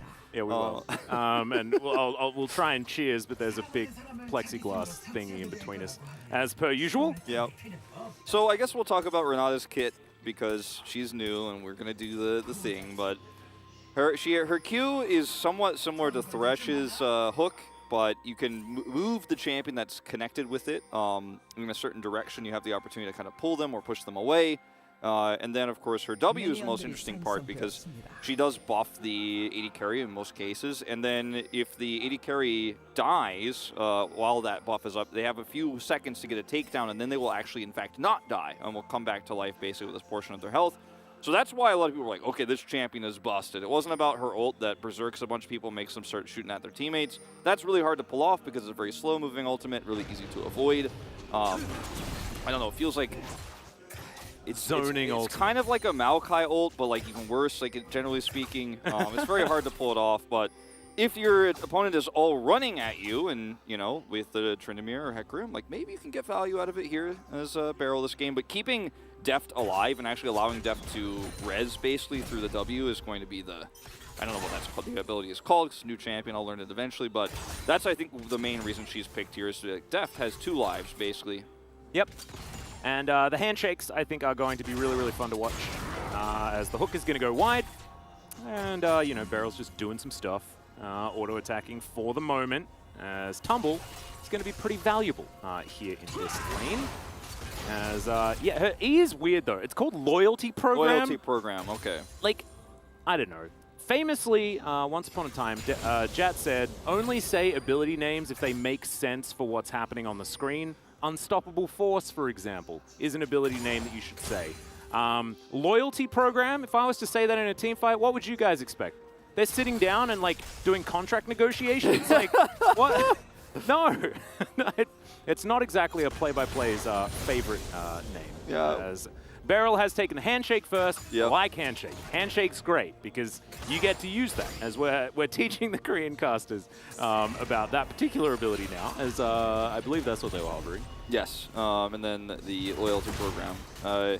W is called emergency something in Korean. I didn't actually see what the second word was, but That's called bailout. bailout. Okay. So I guess it is emergency save. I guess was the idea there for Yep. the Korean. Yeah, it's definitely a bailout move, and it also gives your AD carry kind of a get out of jail free card if you're going to be able to get that takedown, because you can't just use it and then get the res. You will actually have to secure a kill. Yep, and Renata, like, based on the lore, right? She's like a Chemtech Baron, so I like the name Loyalty Program is cool in that sense, and so I guess the contract negotiations thing is sort of at least lore relevant. Once they sign, she can bail the Vayne out. Yeah, yeah. Deft is like, okay, yeah, I know what I'm getting myself into. Is And I mean, if we're talking about going to prison, Vayne spotting gets you there. But also, Gwen dashing forward could also be a bit of a problem here, as Dread's going to get a bit of a pushback. The Ghost is already used, as Kingan's now just doing his best to buy as much time as possible. It will be the horse that grabs it, rampaging through the top lane, and Dread a much better start this time around. Yeah, this time actually finding an early pick onto the Gwen, not going to be traded. It's not that late, dive we saw several times attempted on the King, and this time it's early. Gets the Tryndamere ahead, and now Hecarim getting a lot more power around this early game. Into a composition for DRX that does have some identity issues, right? It's somewhat pick-based with the Lisa and the Ahri, but it's also got low-range Vayne, who's going to be trying to be a hyper carry later on with the Renata support to keep her alive and to empower her. So does get a little bit weird here, as Nongshim's feeling very comfortable with this early kill. I would say they definitely are. 100% agree. I think Vayne is also a bit of a problem into the Figo. Like, yeah, man, Baby Cage is just going to have so much power. It's so crazy. Like, BDD and Effort have so much control over how these fights go. Yeah. Later on. As long as nobody gets charmed by Zeka, in an awkward spot, like, I think that Nongshim can front to back so cleanly. As this is just, he's like, oh, you are going to go forward, then I guess I'll go ahead and take my opportunity. He's channeled the back before that, and then sees his opportunity, comes over here. And even with the 4-stacked Q, Kingan's not able to trade back. Really nice split up here of Kana and Dread. He's just like, okay, I'll let you have the kill, I'll take the minions. Yep. Kingan's still ahead. No teleport required to get back to lane in time to continue to have a bit of control there, as I really hope that wasn't a negative one, but wasn't paying quite enough attention there, as Pyoshik's going to start off this first Drake. Still 2.5 minutes or something away from the Rift Herald, as Zeka's hit level 6 now. Dread's coming over as once again Kingan's getting a lot of attention, but no, it's just because there's camps up, and that's the last one left available. DRX will take the first Drake here with the rotation up of the horse to the top side of the map. Yep, getting the 2 good Drakes out of the way so that it can pave the way yeah. for the Cloud Soul that is 100% coming in. Well, you said it, so now I trust. Yeah. Well, the clear of the ward here is good for Nongshim. BD was able to get enough prio to come help Dread clean that one up. Now Zeka here, not going to have as free of control this game as he did the last game. Remember last time he got an early kill onto BDD, and then the laning phase was free. This time around it's been very different. It's been a lot more slow-paced. And Nongshim will have an opportunity to take a fair Rift Herald fight here in a minute and a half. All things considered, right? Making sure nothing happens before then. Yep, and Pyoshik's going to go for a back here. Hasn't hit level 6 just yet, as that's a really nice charm into Orbit Deception and Effort. Not a whole lot of options, but they're looking to just control this mid-wave, get that one shoved out, and then find themselves some river control. They will be able to do so, but no kick. This is so important. As you can see, both of these camps are coming up. Pyoshik needs to get one of them, at least. They to be able to get that level 6. They're playing so safely around the fact that they have no vision and those wards were cleared. Oh dear. Yep, Q is going to connect onto Effort there. And now Kana pushing up this top lane. They will be able to get one of these plates here. Let's see whether this dive is actually going to be committed to. As Dread comes over, ㅅ2022 not able to get level 6 just yet, but is able to at least smite away the big rock.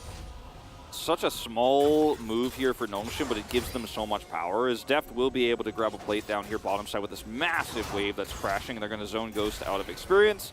Yeah. So it's not all for free here for Nongshim. There's a bit of a cost here on the bottom side. Yeah, that is the handshake that's going to connect, though, as now Ghost taking a lot of damage. Yeah, okay, good stun lands onto Deft. He's going to have to flash to get out of the way of that one, and now they're in a tricky situation. There are minions on this turret, so Beryl can just walk all the way straight back. There's now Deft looking to try and move into this one, but there's a horse, and that is a big problem. The Vayne is going to go down. And they had such an advantage on the bottom side. They pushed Ghost back. They were zoning him out of experience a little bit, but I think at some point you have to feel like, okay, we've pushed him away, but we've been doing this for a long time, and the action has stopped on the top side of the map. So how much time do we realistically have to actually continue to push for this? As the rotation over from Effort and Dread is as fast as you could possibly hope for. And the idea here for DRX is if we just keep pulling those resources bottom, we will secure this Rift Herald fight because everyone's going to be bottom side. And that is true, but because you end up losing control of your AD carry and he's dead, now you're giving over a plate for free to Ghost, and so it's not all, you know, it's not all great here on the top side of the map either. Because, okay, you survived as the Gwen, you got the Rift Herald, you denied some CS from the Jhin, but now he's kind of shored up that disadvantage. It's once again Deft. Yeah, spots out Ghost. You can see Effort, Hex flashing around the side, but Deft is able to give enough respect, and with no flash, no heal. Certainly need to. Yeah, so going back to this, you know, you had the wave pushed away, but you decided you were going to go all in on this handshake, the ignite, and then Effort's here. Yeah, okay, it was a really good flash from Ghost as well, otherwise I think he's condemned and dead. Yeah, that was a good flash, like you say, and Effort just goes for the chase here, flashes forward, and then Dread shows up. You're too far forward here, get punished, and then, you know, you get the Rift Herald on the top side of the map, but then the follow-up play we'll take a look at in a moment, but things are really Nongshim favored right now across the map. It's like the exact opposite of the previous game. It is. The early game certainly working out, and the team with the Hecarim wants to have that happen, right? That is exactly what you want. Is the Charm going to land there on the B2D. Q is going to connect, but yeah, this is the power of the Event Horizon. It's pretty good. It's pretty good ability, by the way, everyone. Yep. You put it down, 3 people can't do anything. It's pretty amazing, as they are going to go ahead and drop this Rift Herald down here as well. Nongshim trying to deny this, not able to do so.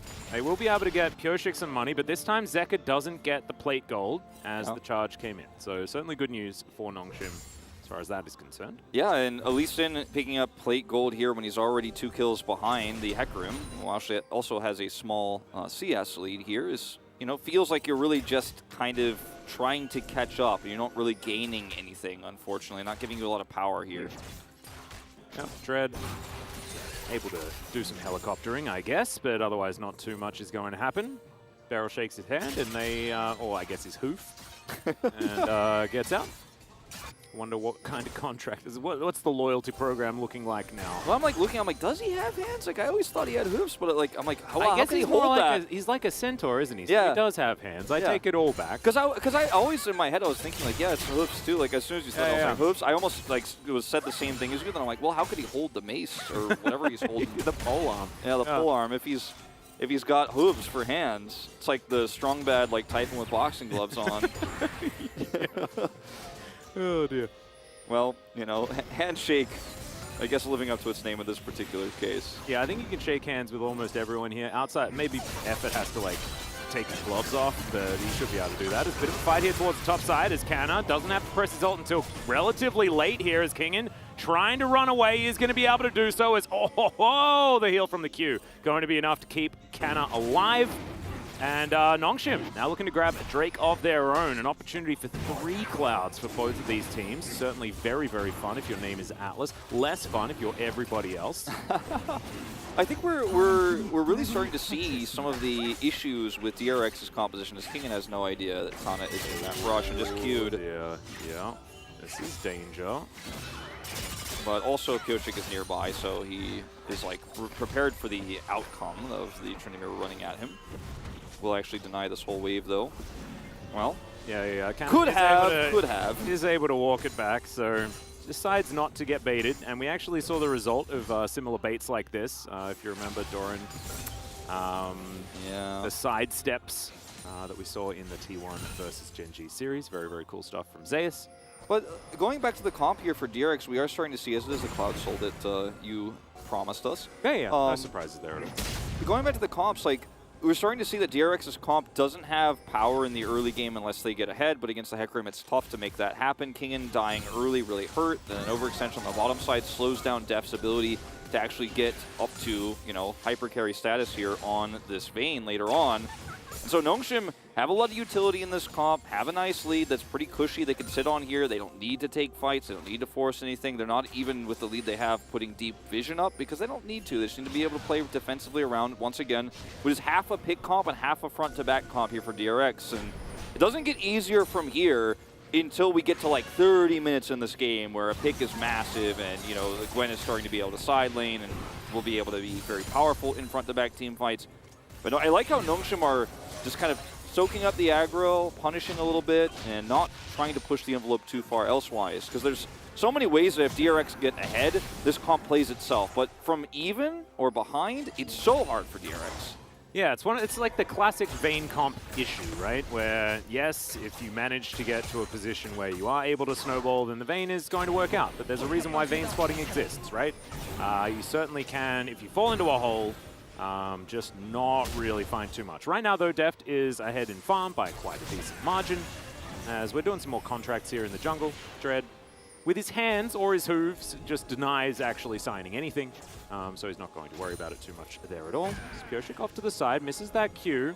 Still a safeguard available, is now Deft and Ghost fighting this one out. It's a lot of burst damage, but it is traded back immediately. The final hour is on, and that was so close. Flashes come through, the flash from Deft will pick it up in the end. I love the jostling for position between the two AD carries. Yeah, exactly right, as we've got immediately another fight. The headbutt into the wall there from Dread. He didn't want to do that. Beryl just said that he had to, as now underneath the turret, Piotrek looks for more, as now Dread 1 versus 3, but you cannot do anything there, and DRX find the outplay in the bottom lane. It's a 1v1 outplay, but it wasn't really Deft in any real danger because the rest of his team was rotating down. Piotrek's nearby, Beryl's nearby, they have the tri-brush controlled, so there's no punish opportunities. Ghost realized a little bit too late, Deft can actually come here, flash on me, and I'm dead. As in 1v1s like this, if the Vayne gets close enough to the Jhin, she will win that fight every time.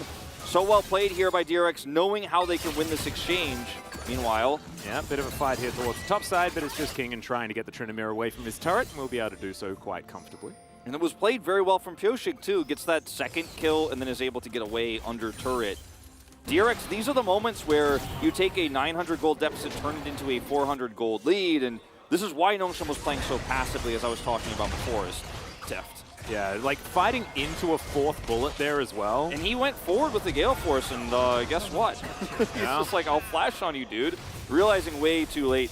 As the ultimate is used here, actually from I barely even noticed. Yeah, you can see it's just not the greatest ult in pro play. But he used it here to try to zone Dread out. Dread still gets in, it doesn't matter at the end. It's well played from Piotrek. Yep. Now DRX handshake is the ultimate. That's the one that works super well. Not necessarily the actual ult itself, but that's fine. Haven't even really seen the bailout, right? Like I really would have liked it to be more of that 2v2, so we could see the power of, you know, Vayne getting that W steroid and stuff like that, which is, you know, why this lane, I guess, is being picked up.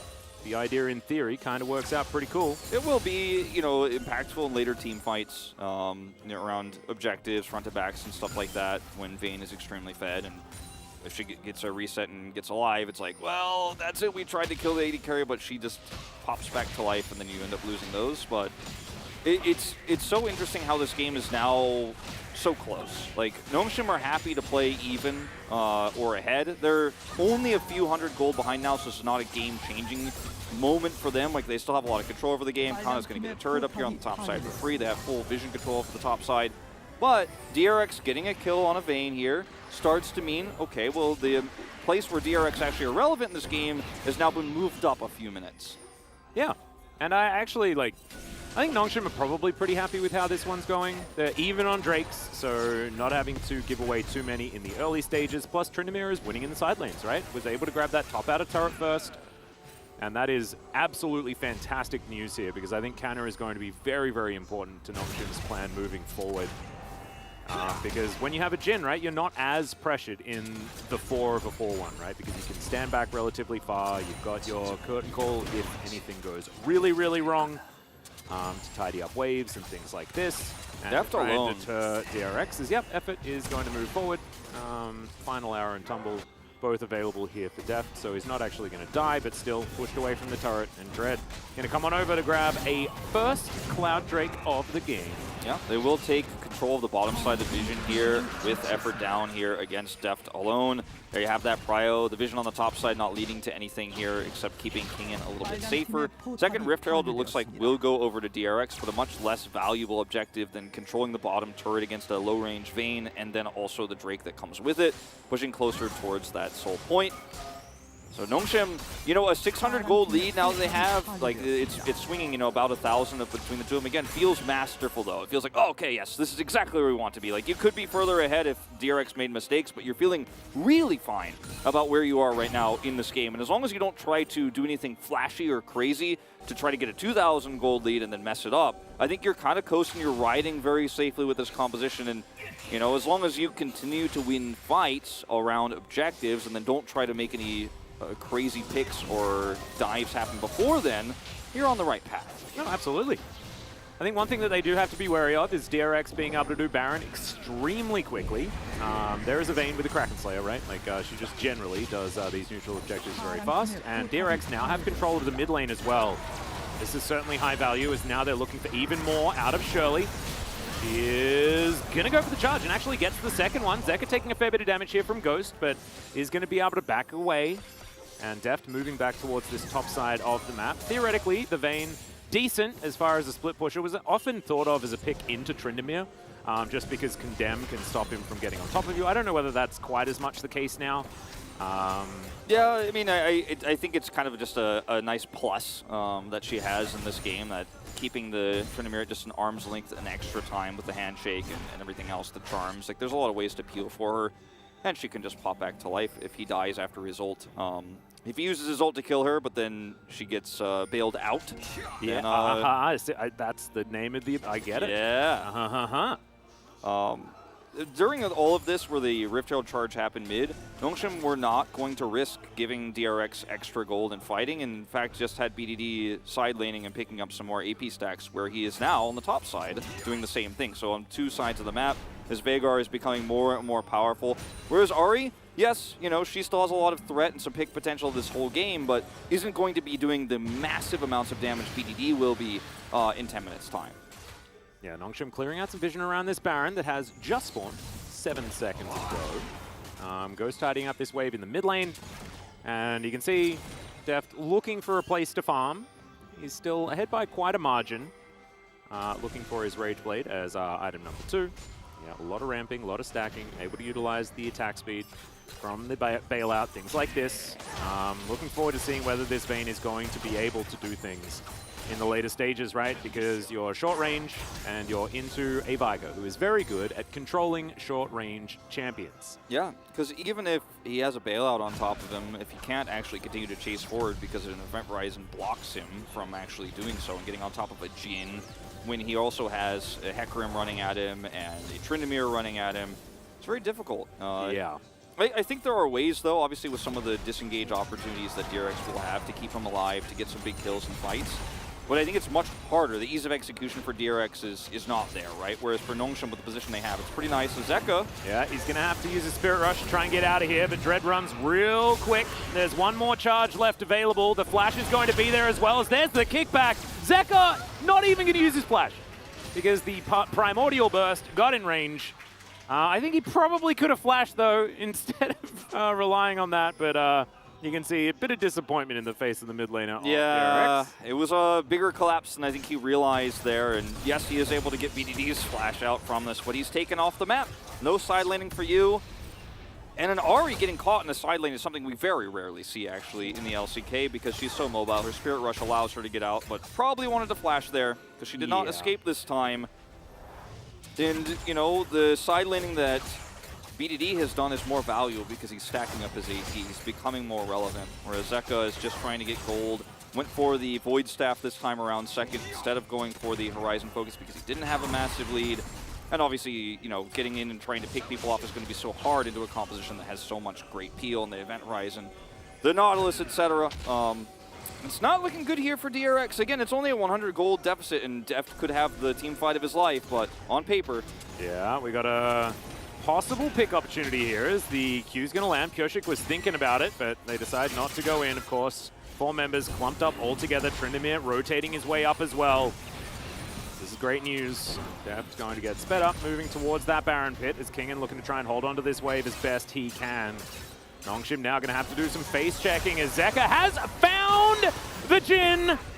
And that is going to secure it. It's in fact ㅅ2022 that locks down that kill. And if you're walking into darkness, don't face check with your AD carry. Yeah, that was not the play. That was definitely not the play. Now DRX have such fast Baron clears, you mentioned, and they can zone away the rest of Nongshim.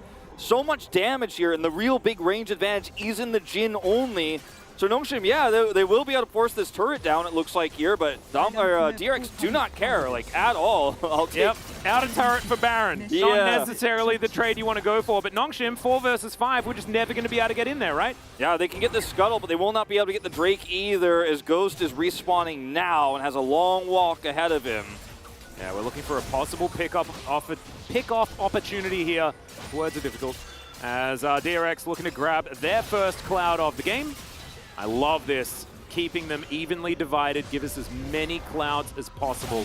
It's just going to make me the happiest boy ever. But now, they grab the Drake, they grab the Baron, and their control of this river was just beautifully done. Zeka, once again, I mean, his Ahri's great. Yeah, there's a ward there, and that's the choke you want to have controlled. There's not only a ward there, but a control ward in the subsequent bush.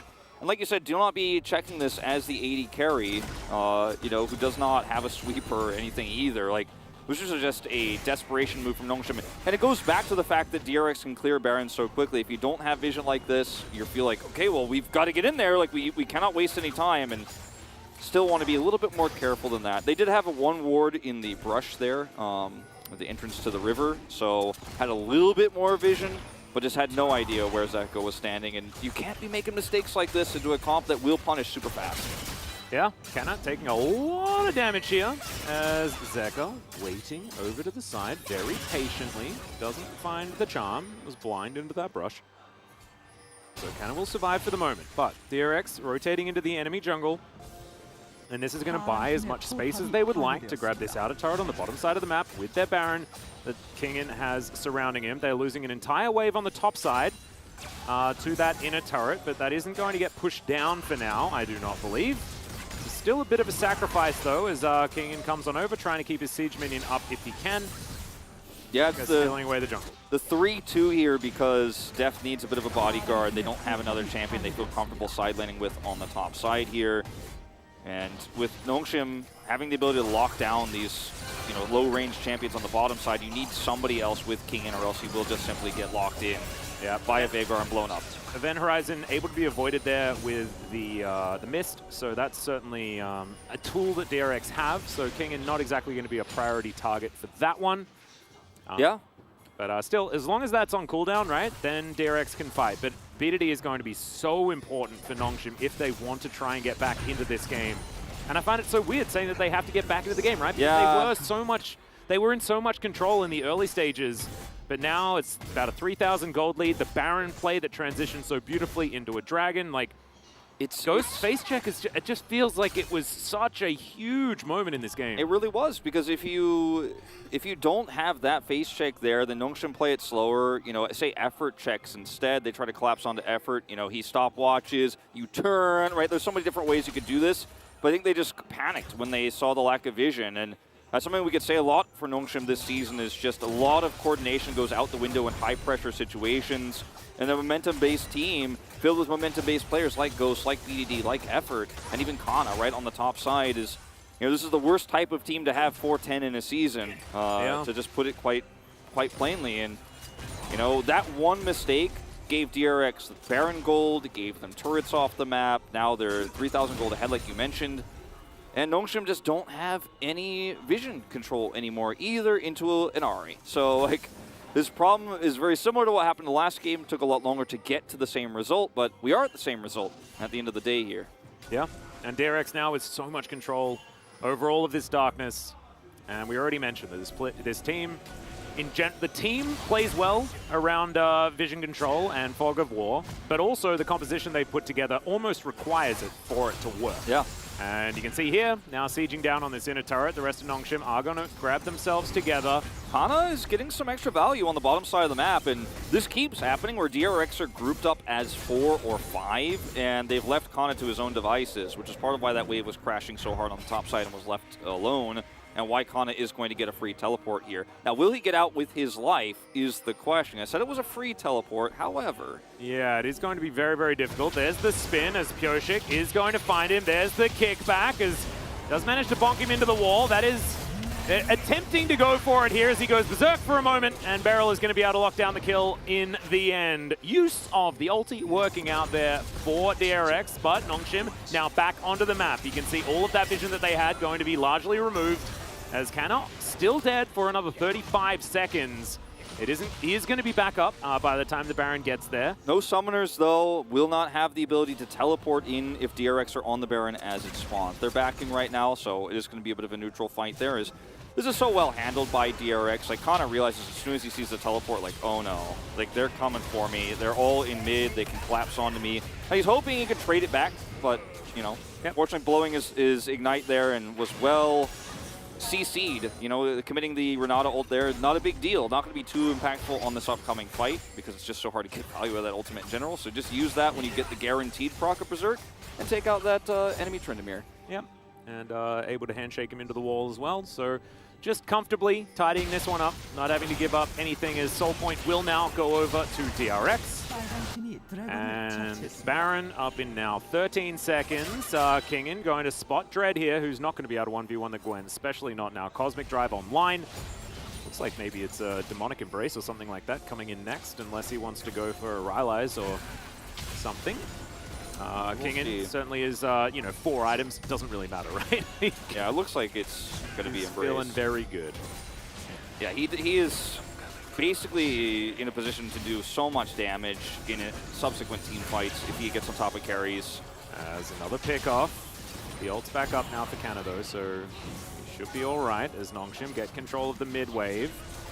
Baron's up, and once again might just trade a turret for Baron because they can clear this so fast. And Nongshim have to be decisive at moments like this. They need to leave someone on that turret and then rush over faster than this, or just ignore the Baron. You got to be decisive. You're doing half measures here. Yeah, do one of the things. Is now Zeka still off towards the side here. As now Dread, he's running really, really quickly. Wants to go for that 50-50 if he can, but the ulti's going to come through. It zones them away beautifully. As now, the bailout going to be used, but it's onto himself here as the Baron is just going to be given up on. Both of the supports are now taken down, and the Event Horizon is on cooldown. DRX move back towards this Baron as Dread still has his ulti up, and the kickback onto BDD. Event Horizon goes through again, but immediately the flashes come on forward. Death flashes over the wall as well, as now they're looking to tidy up the team fight. It's the Viger, he is dead, and Ghost is now running for the hills. Kingin is so scary. The Q comes in from ㅅ2022. That will be the ace, and DRX can do anything they want after a team fight like that. Yeah, they certainly can. ㅅ2022 having a great game on the Lee Sin, very quietly, making it through these mid-game fights, setting up so many of the peels that are necessary for his teammates. And yes, Beryl did die. He used his bailout on himself, wasn't able to, of course, resurrect, but the turn was so good for DRX and their advantage was massive. Once again, another one of these situations where it's Effort just by himself having to try and save a dying Nexus. It happens one more time, and Vayne will cut through this Nexus so quickly. 2-0 for DRX, who keep their second place dreams alive, even if they're still very narrow. They're still going to playoffs though, everyone. and it's likely that they will have, you know, side selection in the first round as well. Really tough POG vote for me because Piotrek had a fantastic game, but also, you know, we saw a really awesome 1v1 kill for Deft in the bottom lane. He drew a lot of pressure because he was playing the Vayne. Barrel also with some really nice CC around some of those skirmishes. It's a tough call for me. Yeah, I think it's, you know, I think Piotrek definitely had a pretty good game there on a champion that has been struggling to find success. I went for it. I put the Piotrek vote down. It was not the cleanest game from DRX, and it was also a little bit of a weird draft. It felt like a happy game. Yeah, it did. I really liked that Renata's ultimate is great for zoning around Baron. That certainly was very good. It didn't feel like one of those games where she found a whole lot of value necessarily, but she has a lot of CC in her kit, right? And she is certainly a whole lot of fun to see. And currently, 100% win rate here in the LCK. I want to talk about Nongshim for a minute because we've talked about the momentum-based players on this roster. We've talked about how they're down in the dumps. We've given the COVID excuse, and we've gone down the whole list, but this loss basically guarantees they're not going to playoffs. It's not 100%, but, I mean, the chances are very low, right? And yeah, they have had so many games over the last few weeks, like their series last week, which went the distance, right? But they weren't able to cross the finish line when they had massive gold advantages. And in this game, they had a composition that was arguably better from even or ahead. They had a lead, then they were even, and then Ghost walked forward and they died. And moments like this, like the Rift Herald fight in game 1, just make the wrong move or you cross over the line, and it makes you wonder, where is the shot calling? Like, who is making these choices? Because one mistake like that can cost you a whole best of 3. Piotrik's always doing stuff with his keyboard after the game. I don't know what he's doing. He's is that a Trendemir sword? I don't know. Like, what's he trying to do? He's doing some unlocking of stuff. That's his keyblade. Yeah, twisting some things there. I think maybe that was a Viego because he's done the least in one to death. So maybe that's what that one was about. But I don't know about the twisty twist. It was quite odd. Yeah, that was definitely very confusing. But maybe the analyst chairs and you know, collaborative carpet space will be able to break that down. We could get a replay on the desk potentially. Really work out exactly what the celebration was for Piotrek. Maybe no. Do you know what that is? That's him farming POG votes because now people want to get him on the interview so they could ask him what that was about. Yeah, it's like it's like at the end it's like were you a little bit unsure? Like let me just try to sway you at the last hour. This is election day here in Korea as well. Yep. So a lot of voting going on. You know, Nongshim, it feels so weird about how this season has gone for them because we know they're greater than what they've shown. We know this is a team that has a really strong roster and they have time potential, to build synergy. right? But I think that what we're seeing is the result of, you know, mentality and what happens when there is a trip that you're not able to get back up off the ground after, right? And there are a lot of players that are certainly emotionally driven, for better or worse, right? Yeah, and it's just, I think the emotions, the stress of a season like this, the amount of pressure that's been put on this team, which to a certain extent is kind of misfits, right? Like BDD got sent to this team because of Chovy, right? Like he's over here. You've got Ghost who was replaced by Nongshim's 80 carries, right? So he's like filling the shoes of Dom and Kellen, who are doing better than him. There's a lot of stress and pressure on these players, and they're not able to keep up. Yeah. Let's end it. Piotrek is very excited. 20 seconds, calling out death timers here. Bali. Bali, and that's what Gwen said. She's like, all right, let's get out of here as quickly as possible. If you guys didn't know what that meant in Korean, just means like go quickly. Yeah, quickly, basically. Piotrik's having a great time. Oh no, I want to know what Def just said. I just want to He stole a penta? Yeah, well, no, he lost the chance to get a penta, like it timed out, I believe. Yeah, Def never got a penta in the LCK for a whole year. Oh no. Or for 10 years, rather. This is why I don't read the GSUN translations out, because they come so slowly. Yeah, no, it is difficult. However, it is good to know. So thankfully, Def never got a pentakill in the LCK. I think he managed to get one in the LPL on EDG back in the day. At least, so... It's crazy, though. I mean, he's done it in pro play, just not necessarily here in the LCK. Yeah, it's just insane to think of that, though. Like, no penta for him throughout his entire career in the LCK. And he's up against Ghost, who gets one every spring season, it feels like. Like, it's just not very fair, is it? Oh, I really feel for Nongshim, though, in stressful situations like this. And I think now, you know, you're really just focused on summer season at this point. Yeah, it's really tough. But thankfully, we do have the analyst carpet space to, I almost said analyst chest, analyst carpet space to break down that DRX win. Thank you, Atlas and Wolf, for calling it the correct name. Here we are on the analyst carpet space. It's me, Valdez, with Chronicler once again. And yeah, that was a game where not too much happened. Def did a little bit of flair and awesome showing down on the bottom side, and then we had one team fight that ended it all. Yeah. Normally it's a lot easier to talk about what happened, and even if it's not an action-packed game, there's half things to go over, there's matchups to talk about, but this one just stuff kind of happened. Like, I know that sounds like a cop-out, but it really felt like, so you get Drake, we get Herald, you get top tower, we get bot tower, you get Drake, we get a like nothing actually transpired at all. And then there was one fight that was won, and that was it. I mean, the pick on Ghost was big, because that got them Baron. Weird game.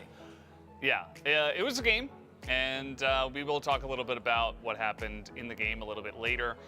We can talk a bit about the draft as well, and just see what our thoughts were going into this one. Obviously, the big thing was that we did have Renata Glass coming in here alongside of Vayne, which I don't think anybody could have predicted, but a very interesting combo.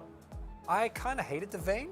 I don't think the pick was very good, especially into Vega, right? Like, I think the rest is somewhat playable. Nautilus is also a bit of a nuisance because of his ultimate, because there's not a lot of counterplay for Vayne. And being so short range, trying to play into the first half, I think, was fine. But like, if you ever get Event Horizon, it's basically game over. And Vega loves it, playing the short range AD carries. But didn't matter, because we never got an actual team fight at all, at any point. And Renata being picked up, obviously you have the handshake into Condemn combo, you know.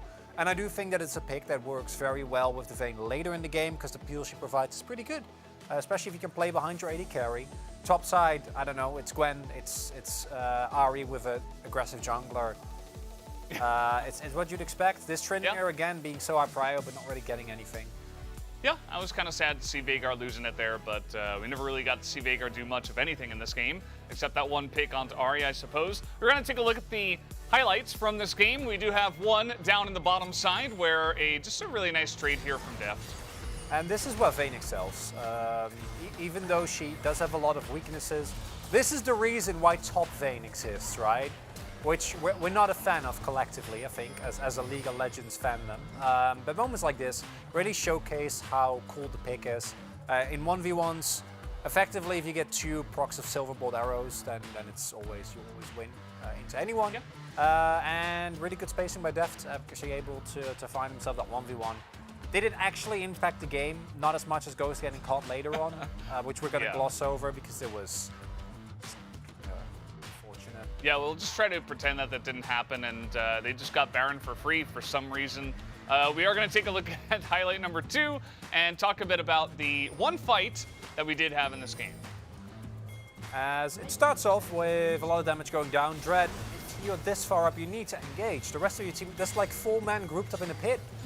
Instead, yes, this ult hits no one, but it also doesn't really matter because it doesn't really need to hit anyone, because you just need to buy time, all right?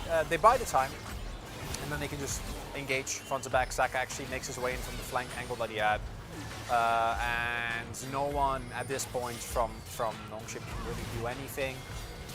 Extended chase is really clean. With the flashes available, Event Horizon doesn't really provide too much, and Deft, again, just waiting for the right moment, flashes in. Amazing Zanya's there for Zeka too. He Yeah. gets the aggro of 2 of them, the Hecarim ultimate right on top of him. It was just so much of that peel got totally denied, and of course that was after the Lee Sin kick and all that good stuff. So in general, just a really clean re-engage there from DRX. A weird game overall. I'd expecting split POG votes because obviously no idea who gets it here. Like, honestly, and I think it was Yeah. because it was a team effort, right? You can give it to Bioshi, get a couple nice kicks. You can give the Deft to the 1v1. Yeah. King for the percentage health damage that he did. Nice. He did some damage, actually the most in the game, and it was also very, very, very, very low. We are going to take a look at the POG and see who actually picks it up. I have a sneaking suspicion. Oh, I thought it was going to be Deft, but Pioshik will pick it up. He did have a couple of nice kicks, and I suppose in a game with as low action as this one, it does count for something. Just played his skirmishes very nicely, I'd say.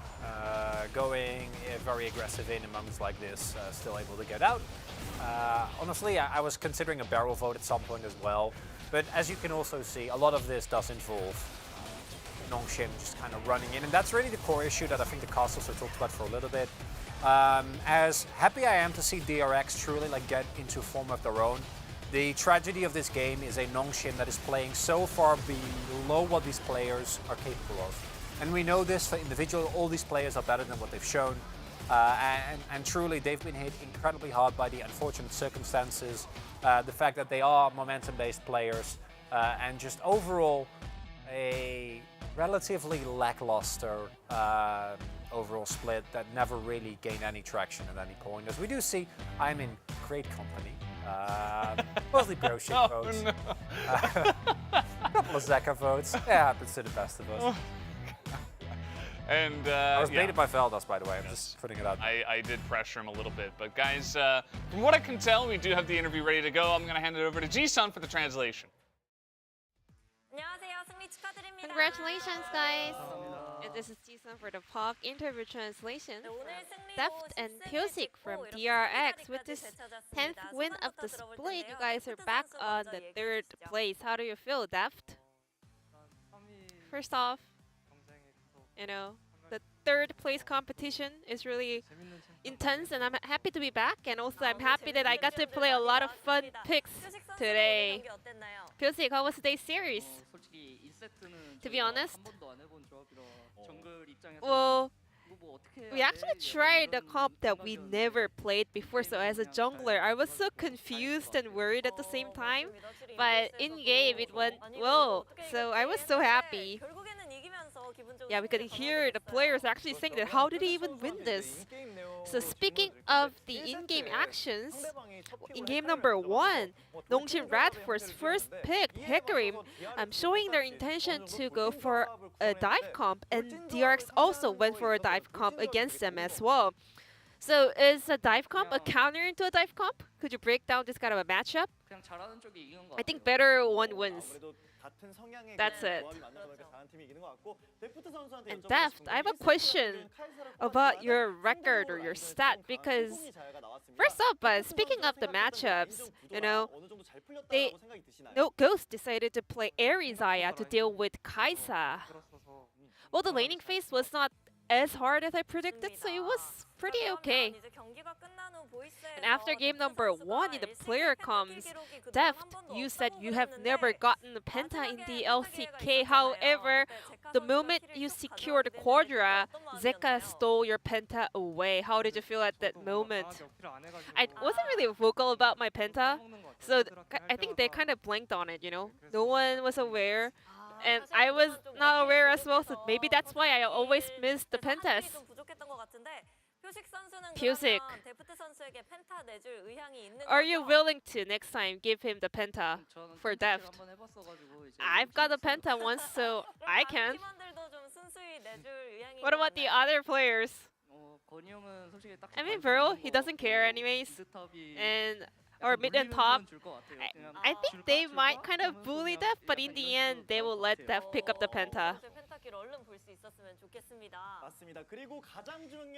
Moving on. The most important thing that happened today is actually the Vayne Renata comp down on the bottom lane, and the players were also like, oh, we've never tried this before, how are we gonna do? So could you walk us through that draft? So the bottom duo had to pick in the second rotation of the pick. And like looking at the opponent's comp, I felt like I had to play Vayne. And then I told Barrow about it, and he was like, Renata is a really good support for Vayne, so we tried this out today. So how was it in game? Do you think this duo will be a lot more viable in the future? I mean, they're too passive during the laning phase, so it's like all in for team fights. But once they get ahead in lane, it's so easy to snowball off of it. In game 2, we had very little kills and actions. It was more about the macro and map play, which is in charge of the support and jungler. So who was leading the calls? At first, I was not able to read how the game was going and the flow of the game.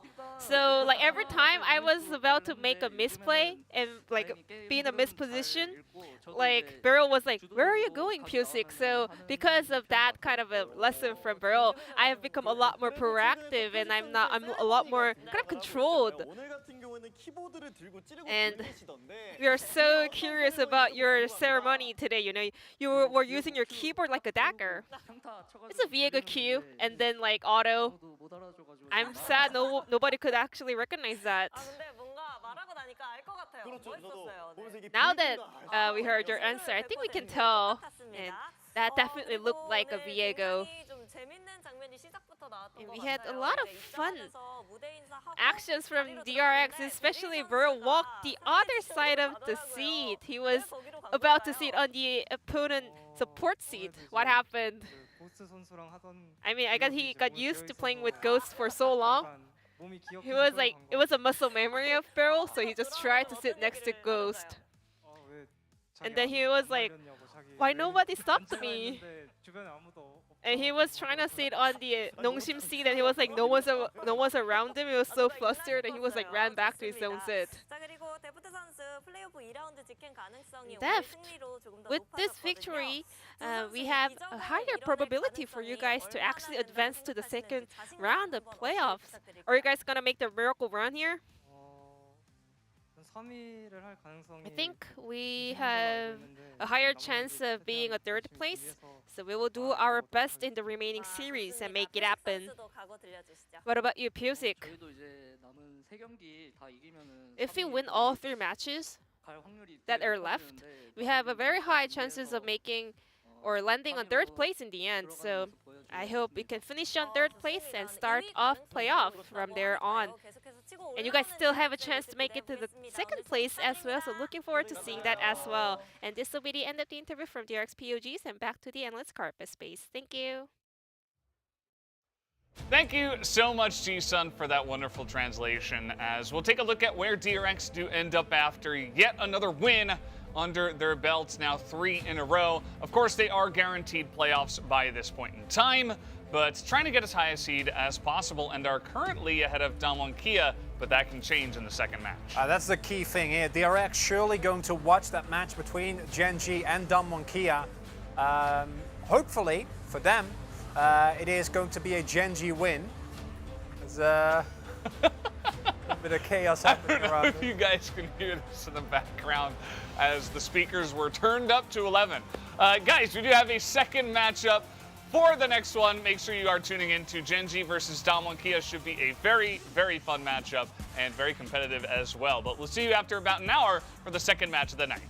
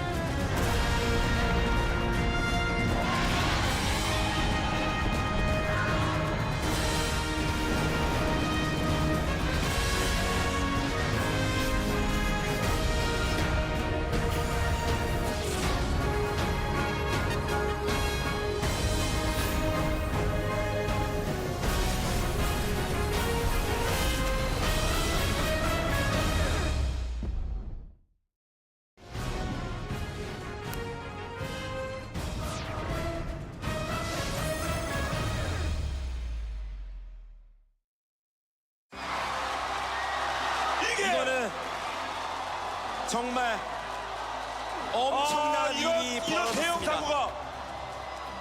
KT는 그런 얘기가 나올 것 같아요. 하늘이 정녕 우리를 버리시나이까. 아니 이걸 어떻게 그걸 뺏기는 상황이 이렇게 나올 수 있는 거지.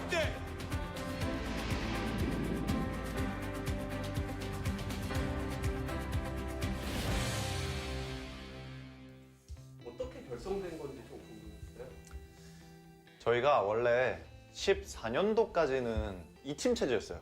그래서 1팀, 2팀 뭐 이렇게 낮은 소드 쉴드가 있었는데 이게 15년도부터 LCK의 그 제도가 바뀌면서 한 팀 체제가 되는데 후보까지 10명을 쓸 수 있는 주전 5에 후보 5이 되는 거라서 어찌 보면 직장을 잃은 거죠. 나머지 후보가 되는 5명 그런 사람들은. 그렇다 보니까 저희가 모았던 게 처음에는 저랑 범현이랑 프레이가 오게 되고 호진이 형이라고 리 정글 선수 그 다음에 경호였는데 경호가 그때는 IM이었어요. IM에서 제가 2년을 생활을 했는데 1년 차에는 되게 못했고 2년 차에도 성적은 잘 안 나왔는데 제가 솔로 랭크를 되게 열심히 했었어요. 그 당시에 스맵이라고 하면 이미지가 굉장히 안 좋았었는데 그래서 솔로 랭크를 못 올리겠는 거예요. 스맵이란 아이디로. 그래가지고 부캐를 만들어가지고 부캐를 이제 등수를 엄청 올렸는데 이제 사람들이 저에 대한 인식이 좀 바뀐 거죠. 얘가 스맵이었어? 2등인가? 뭐 이렇게 찍어가지고 그렇게 해서 이제 락스 이제 들어가게 됐죠. Smeb just absolutely wrecking people. A messy fight, but the Tigers come out on top. They keep debuting all of these new picks, new strategies, new composition. Smeb in the middle of everybody, and he gets the Baron! He got the Baron! After all said and done, the GE Tigers will come out of the first half of the season 7-0. GG, they've done it.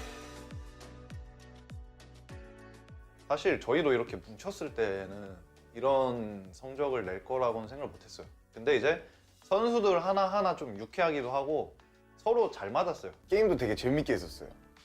연습 때도 막 진지하게 막 이렇게 임하는 게 아니라 정말 좀 재밌게 하는데 다 이기는 거예요. 그래서 좀 신이 나 있는 상태였고 머리, 어깨, 무릎, 팔. 나 G스캔 나 못해. 스웩.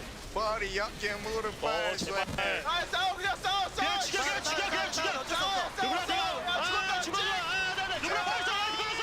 다른 프로 팀들과 다르게 좀 뭐 유니폼도 되게 막 매 경기마다 다른 거 있고 좀 팬 서비스가 되게 좋았던 것 같아요. 팬분들이 되게 좋아할 만한 그런 것들을 되게 잘 했었거든요.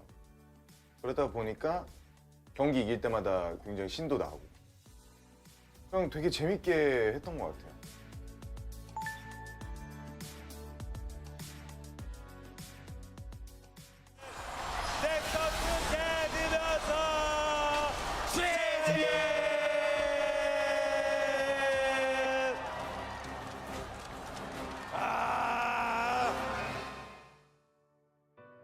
그때 이제 SKT랑 결승에서 붙었는데 그때 이후로 좀 SKT 공포증이 좀 생긴 게 아닌가. 그때 너무 처참하게 졌던 걸로 기억이 나거든요. 정말 잘해놓고 항상 결정적인 순간에 T1을 만나서 계속 무너졌었잖아요. 본인들 입장에서는 약간 PTSD처럼 잡히는 상황이었는데 마침 그 LCK 결승전에서는 T1이 아니라 KT를 만났고 모처럼 이제 본인들이 해볼 수 있다라는 생각을 좀 할 수 있었겠죠.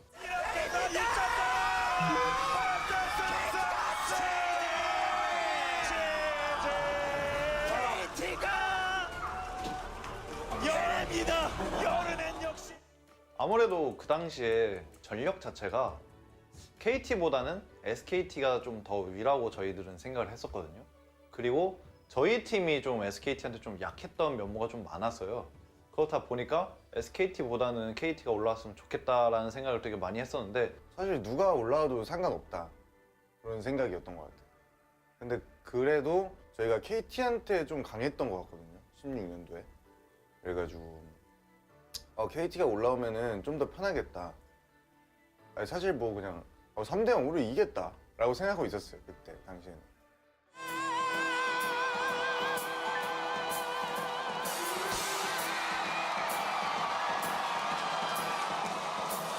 게임 이겼다는 얘기예요. 넥서스. 끝납니다.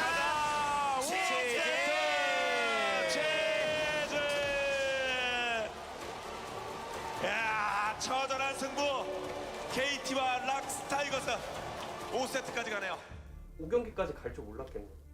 전혀 몰랐어요. 그래서 그만큼 더 되게 떨렸었죠. 당연히 우리가 이길 거라고 생각했는데 상대방이 너무 잘하는 거예요. 그게 5세트까지 가게 되면 진짜 체력 싸움이 돼요. 체력과 멘탈 싸움이 되다 보니까 엄청 힘들었어요. 그리고 되게 큰 무대잖아요. 결승전이다 보니까. 그래서 양 팀 다 되게 힘들었을 거예요. 이번에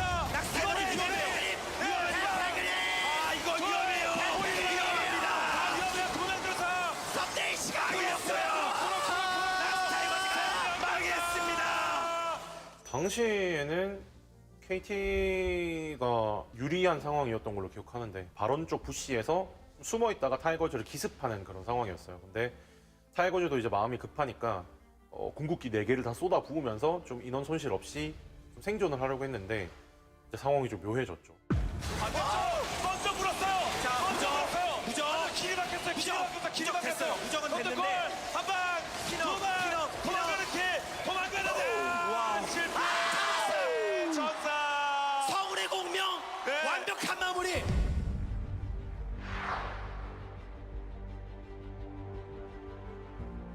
뭔가 도와주려다가 제가 갑자기 죽는 상황이 나왔던 것 같거든요. 제 기억 속으로는 잘 기억이 나지 않고 그 전 상황은 피넛 선수가 안 죽을 수 있었어요.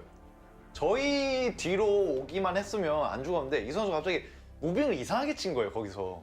저는 제 개인적인 입장에는 큰일 났다 라는 생각을 했어요. 정말 막막한 거예요. 그래서 제발 이거 막아줘라, 제발 스틸해줘라 이렇게 기도를 했었던 상황이었던 것 같아요. 그러면서 상대방이 발언을 치기 시작했잖아요. 비러지 없습니다. 이거 어떡하죠? 이거 먹을 수 있을까요? 이거 어떻게 보십니까? 이거 말하면 안 됩니다. 바둑 궁 있어요. 바둑 궁이. 이거 큰일 났다. 어떡하지? 그런 생각으로 상대가 발언을 치는지 안 치는지를 보기 위한 궁이었거든요. 그렇게 좀 시작이 된 것 같아요. 뺏을게 뭐 이런 것도. 그쵸? 말하면 안 됩니다. 바둑 궁 있어요. 바둑 궁이 한번 상대한테 열 것 같은데요? 여기 일단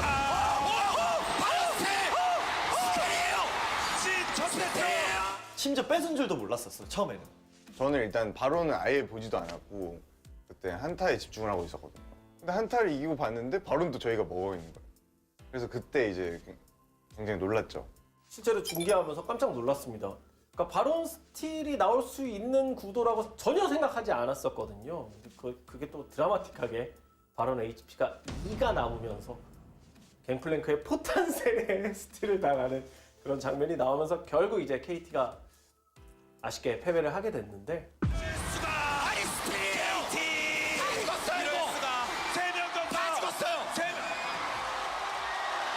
이거는 엄청난 일이 벌어졌습니다. 대형 사고가.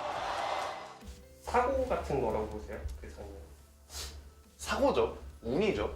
상대방의 스코어. 동빈이 형이 살짝 이제 정글이 없다 보니까 저희가 뺏을 게 없잖아요. 조금 방심했던 게 컸던 것 같아요. 이제 뭐 견제를 할 필요도 없고 아무리 스킬을 잘 쓴다 한들 사실 강타 데미지가 워낙 크기 때문에 관전자 입장에서 말하자면 그 상황은 조금만 침착했더라면 KT가 무난하게 바로는 먹을 수 있지 않았을까.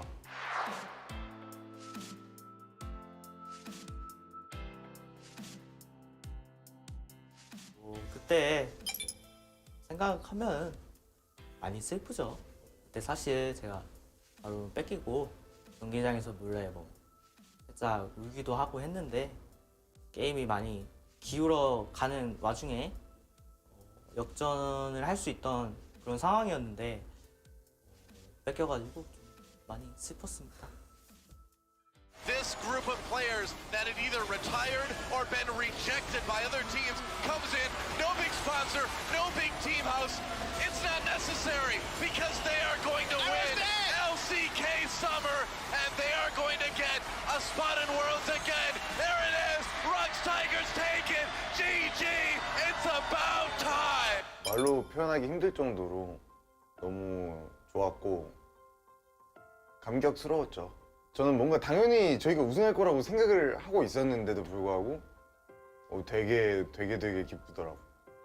아무리 성적이 좋아도 아무리 프로게이머 오래 해도 우승을 못하는 선수들이 되게 많아요. 제가 그래도 성적은 되게 좋게 나오는데 뭔가 우승을 하고 싶은데 항상 그 우승 문턱에서 좌절을 하는 거예요. 그러다 보니까 아 나도 그냥 이런저런 그냥 저냥 이런 선수로 기억되고 우승도 한 번도 못한 선수로 기억되는 게 너무 싫었어요. 자, 그리고 옆에 쿠로 선수 인터뷰 좀 가능할까요? 네. 인터뷰. 타이거즈 팀에서 결승을 4번째 하잖아요. 근데 다 준우승을 해가지고 되게 마음고생이 심했는데 우승해서 고마워.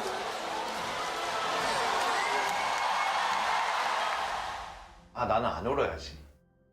나는 우승컵 되게 이쁘게 들고 찍어야지 그런 생각을 되게 많이 했었는데 이게 또 감정이 북받쳐 오르더라고요. 아무래도 정말 꿈에 그리던 우승을 하기도 했고 정말 이제 내가 우승자라는 그런 그게 딱 생각이 나서 기분은 좋은데 뭔가 기분은 되게 너무 좋은데 주체할 수가 없더라고요, 감정을. 그 당시에 저희는 어느 정도 알고 있었거든요. 이번 연도가 우리끼리 하는 그런 마지막일 거다. 그렇다 보니까 좀 더 전실했던 것 같고 그 결승전이. 그때 정말 최선을 다했거든요. 마지막에 이제 헤어질 때는 아쉬웠죠. 그때도 너무 정도 많이 들었고. 락스는 어떤 팀이었다? 락스는 그냥 저한테 최고의 팀이었던 것 같아요. 너무 행복했고 그 팀에서 생활할 때 너무 얻은 것도 많고 저한테는 최고의 팀이죠. 락스는.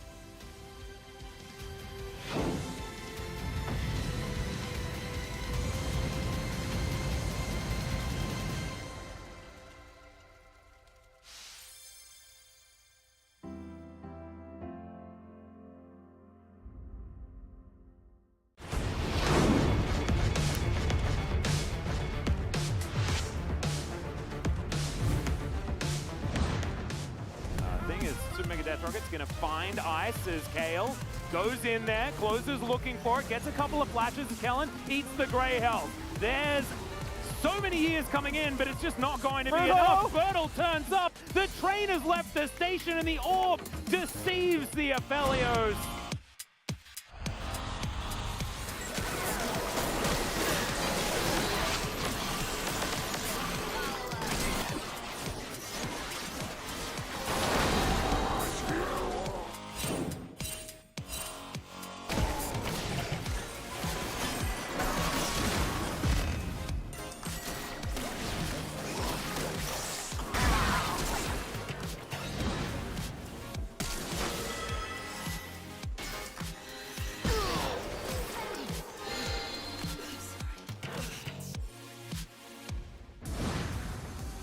He's often turned it around in the mid game, so we'll see if that happens once again here. Yeah, well, here is BDD joining Dread, looking to see whether they can lock down Kane. It is, of course, Lee Sin into the Akali as he gets into the Shroud. Perfect execution! Dread is just dead! 안 보이는데 웬만하면 위쪽이긴 할 듯. 레시타.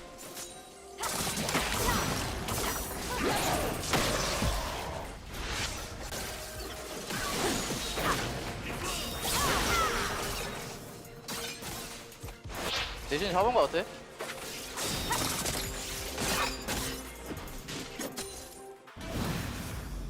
Doesn't even have to use it, as over the wall, Life wasn't able to support too much on the play. Now Pioshika 6. Oh man, Vikla's getting in there, he lands the stun, and he's going to Akali, assassinate the Akali.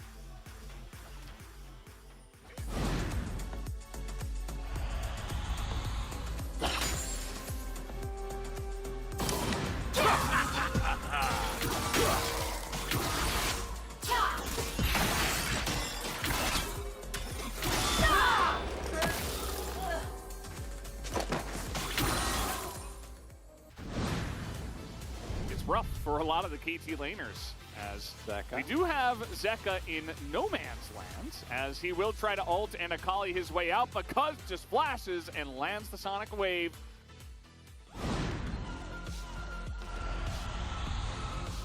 도와드렸고 미드 한번 이거 나오면 본다.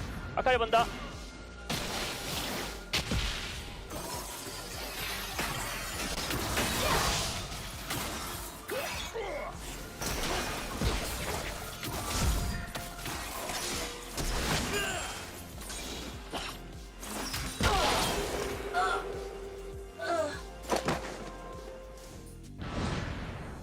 Stars, Crocco sped up. And now ㅅ2022 looking for a bit of a fight here. The ulti's not really going to be the highest value, but the Shadow Surge absolutely is. And there's the Magnet Storm as well. All of these circular ultimates working absolutely beautifully. And then Death comes through for the cleanup. Chrono Shift just means you have to die. 이번에 미드 나오는데 저 살짝 봐도 되나 이거? 오케이 나 볼게.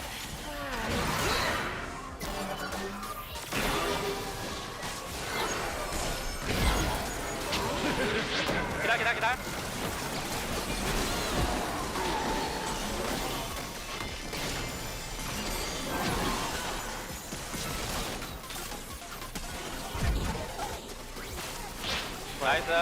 나이스. 나이 났다. 잘했다 우리 형.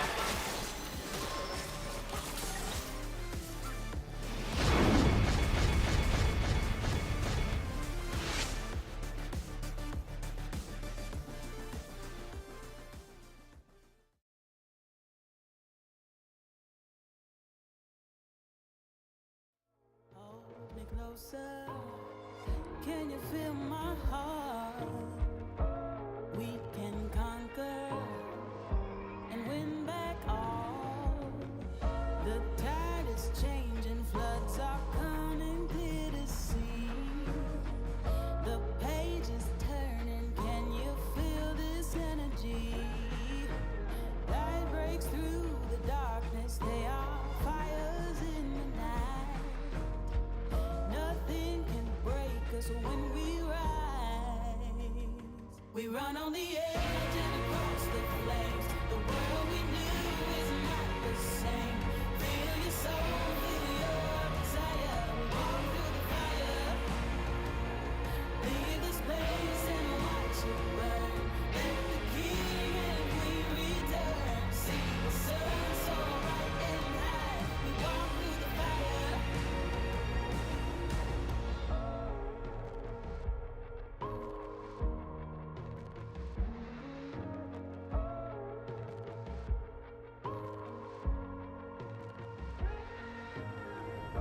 The embers glowing, we're waiting for the blaze, ascending from the ashes, bonfires in the haze. Standing tall now, your feet are on the ground. You fought your demons, nothing breaks you down. The tide is changing, floods are coming clear to see. The page is turning, can you feel this energy? Light breaks through the darkness, they are fires in the night. Nothing can break us when we rise. We run on the edge and across the flames. The world we knew is not the same. Feel your soul, feel your desire. Walk through the fire. Leave this place and watch it burn. Let the king and queen return. See the sun so bright and high. We walk through the fire. Fire, fire. We walk through the fire, fire. We walk through the fire, fire. We walk through the fire. We walk through the fire, fire.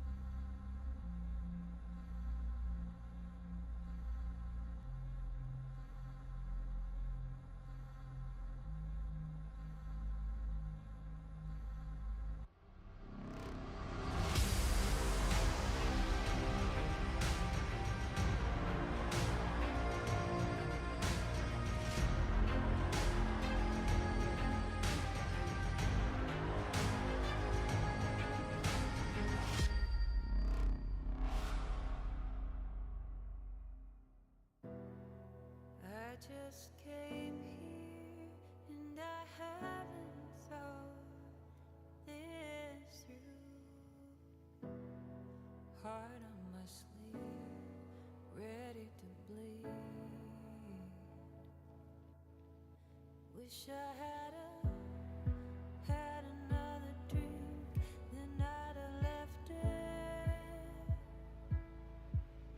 Instead we're gonna go to the brink. Don't you think that we should forget it?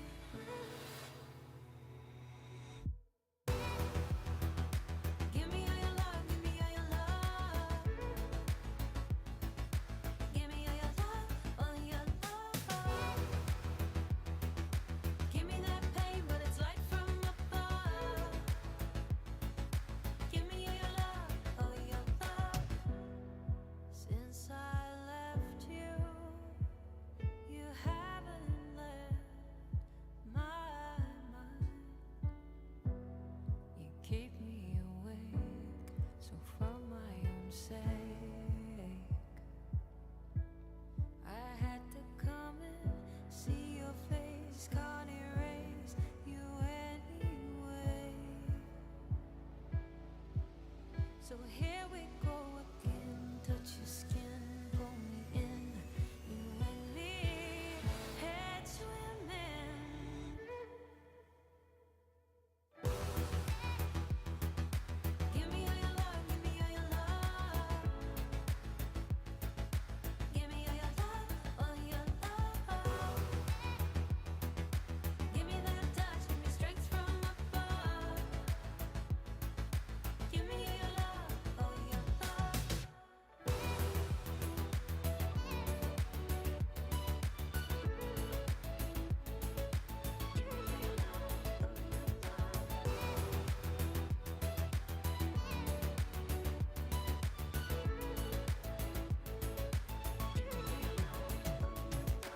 Naked and raw,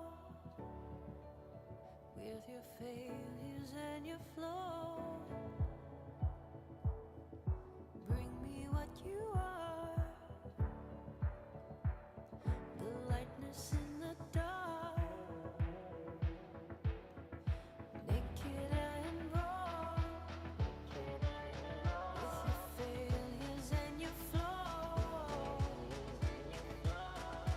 Bring me what you are.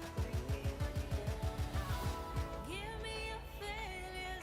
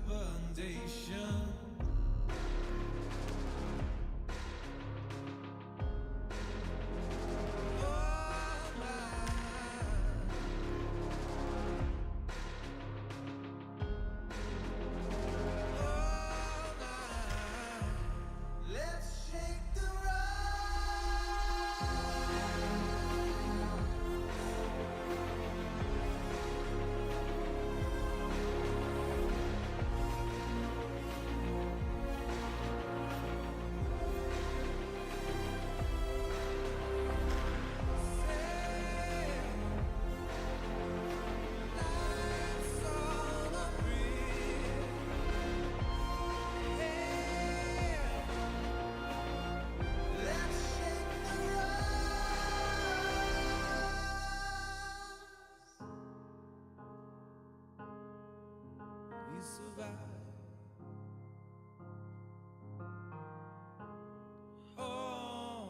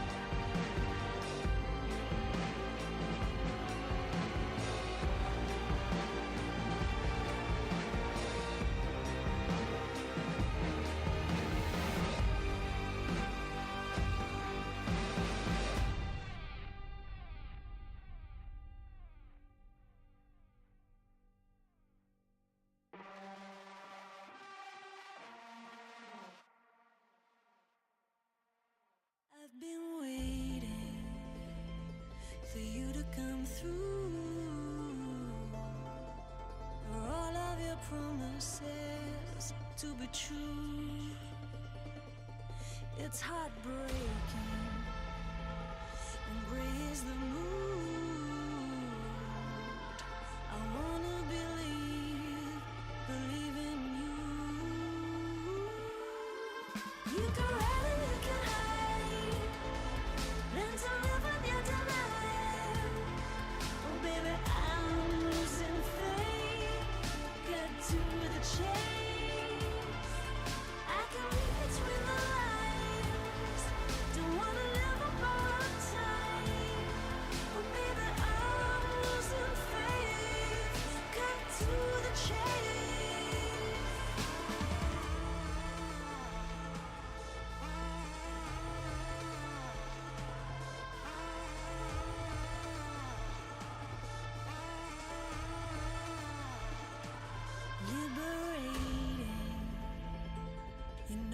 to do. Don't let your demons define you. You can run and you can hide. Learn to live on your demand. Oh baby, I'm losing faith. Get to the chase. I can read between the lines. Don't wanna live up all time. Oh baby, I'm losing faith. Cut to the chase.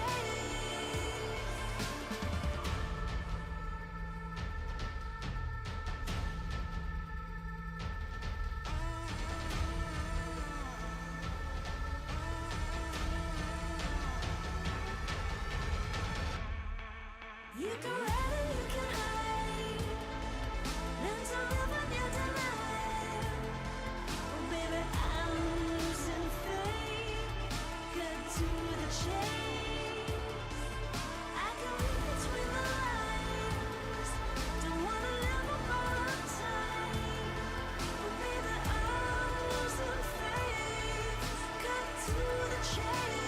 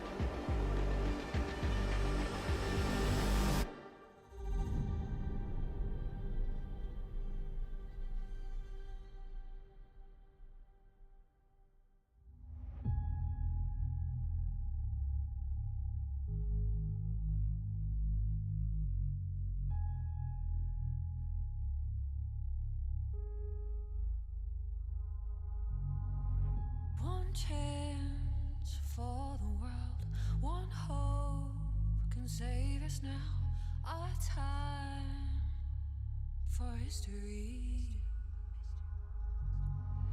Brave hearts will win the day. Run strong all the way. It's time for you and me. 'cause nothing can hold us down. On the ground, nothing can hold us down. On the ground, we can be heroes.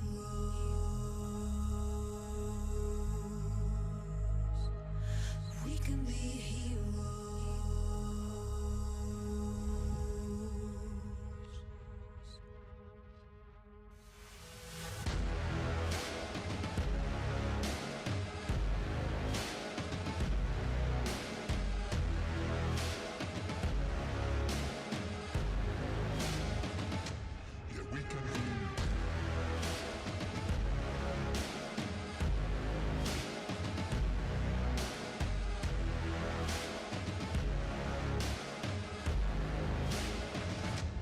We can be heroes.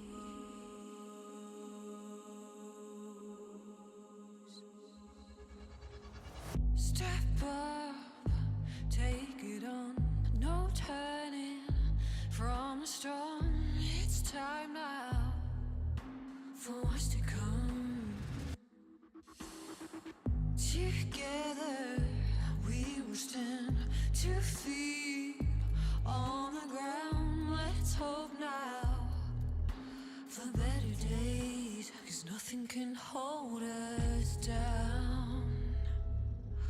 On the ground, nothing can hold us down.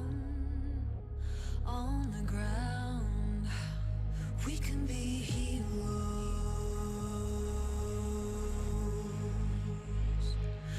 We can be heroes.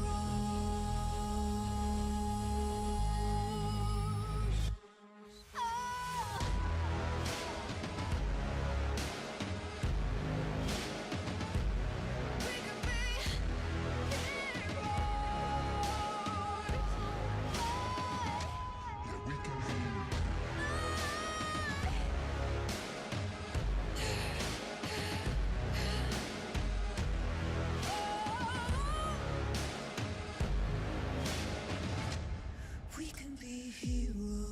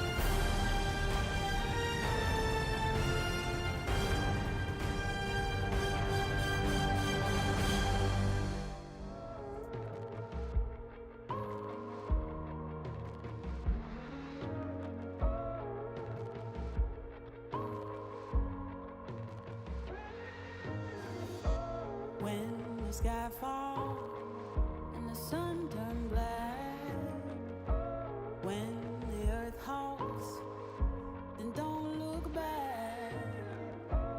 Hold me closer, can you feel my heart? We can conquer and win back all. The tide is changing, floods are coming clear to see. The page is turning, can you feel this energy? Light breaks through the darkness,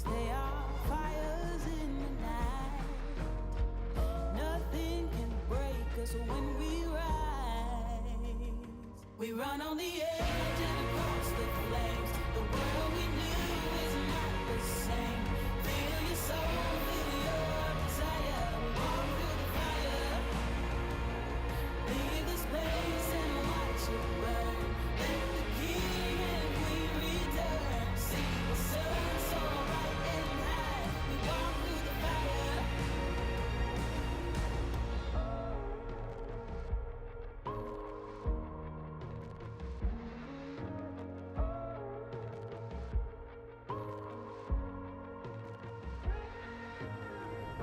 The embers glowing, we're waiting for the blaze, ascending from the ashes, bonfires in the haze. Standing tall now, your feet are on the ground. You fought your demons, nothing breaks you down. The tide is changing, floods are coming clear to see. The page is turning, can you feel this energy? Light breaks through the darkness, they are fires in the night. Nothing can break us when we rise. We run on the edge and across the flames. The world we knew is not the same. Feel your soul, feel your desire. Walk through the fire. Leave the space and watch it burn. Let the king and queen return. See the sun so bright and high. We walk through the fire. Fire, fire. We walk through the fire, fire. We walk through the fire, fire. We walk through the fire.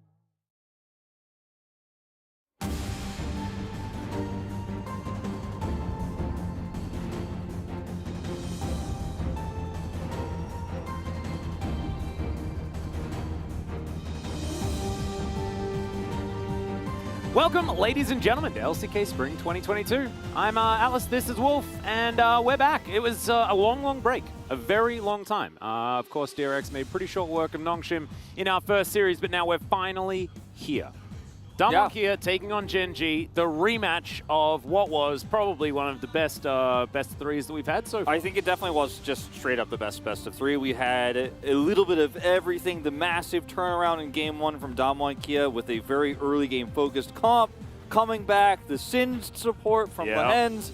I'm very excited to see this rematch because I do think it was clearly the best match so far. And even though Chovy will not be with us today, Ophelia has looked to be an up-and-coming, promising support, or not support, but support for this team, right? Like he's supporting player for the team. He's been a great emergency call-up, okay? Like he's doing his best, all right? Yeah, no, he has been fantastic. We've only seen him in the bottom lane thus far. Of course, it was Quid that was in the mid lane, but he's been flexing all over the place, and it's Ophelia now in the mid lane for the first time. Let's get into our points of the match, though, and really get into this and break it down. Battle of second and fourth, and Chovy's absence certainly does make things unpredictable, but welcome back to Ruler. That is the news that I'm really excited for Gen G, because they looked a bit weird playing a lot of the Ziggs bottom lane and stuff like that, and it was about 5 matches in the entirety of last week.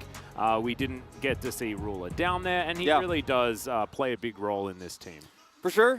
Ophelia looked like a very strong control mage player in the bottom lane. Now that he has to lane against Showmaker in the mid lane, it'll be a very different experience, and it is going to be a great test for him because he came into the LCK as an emergency substitute, but now faces off against back-to-back 3 times in a row LCK champion and mid laner in Showmaker.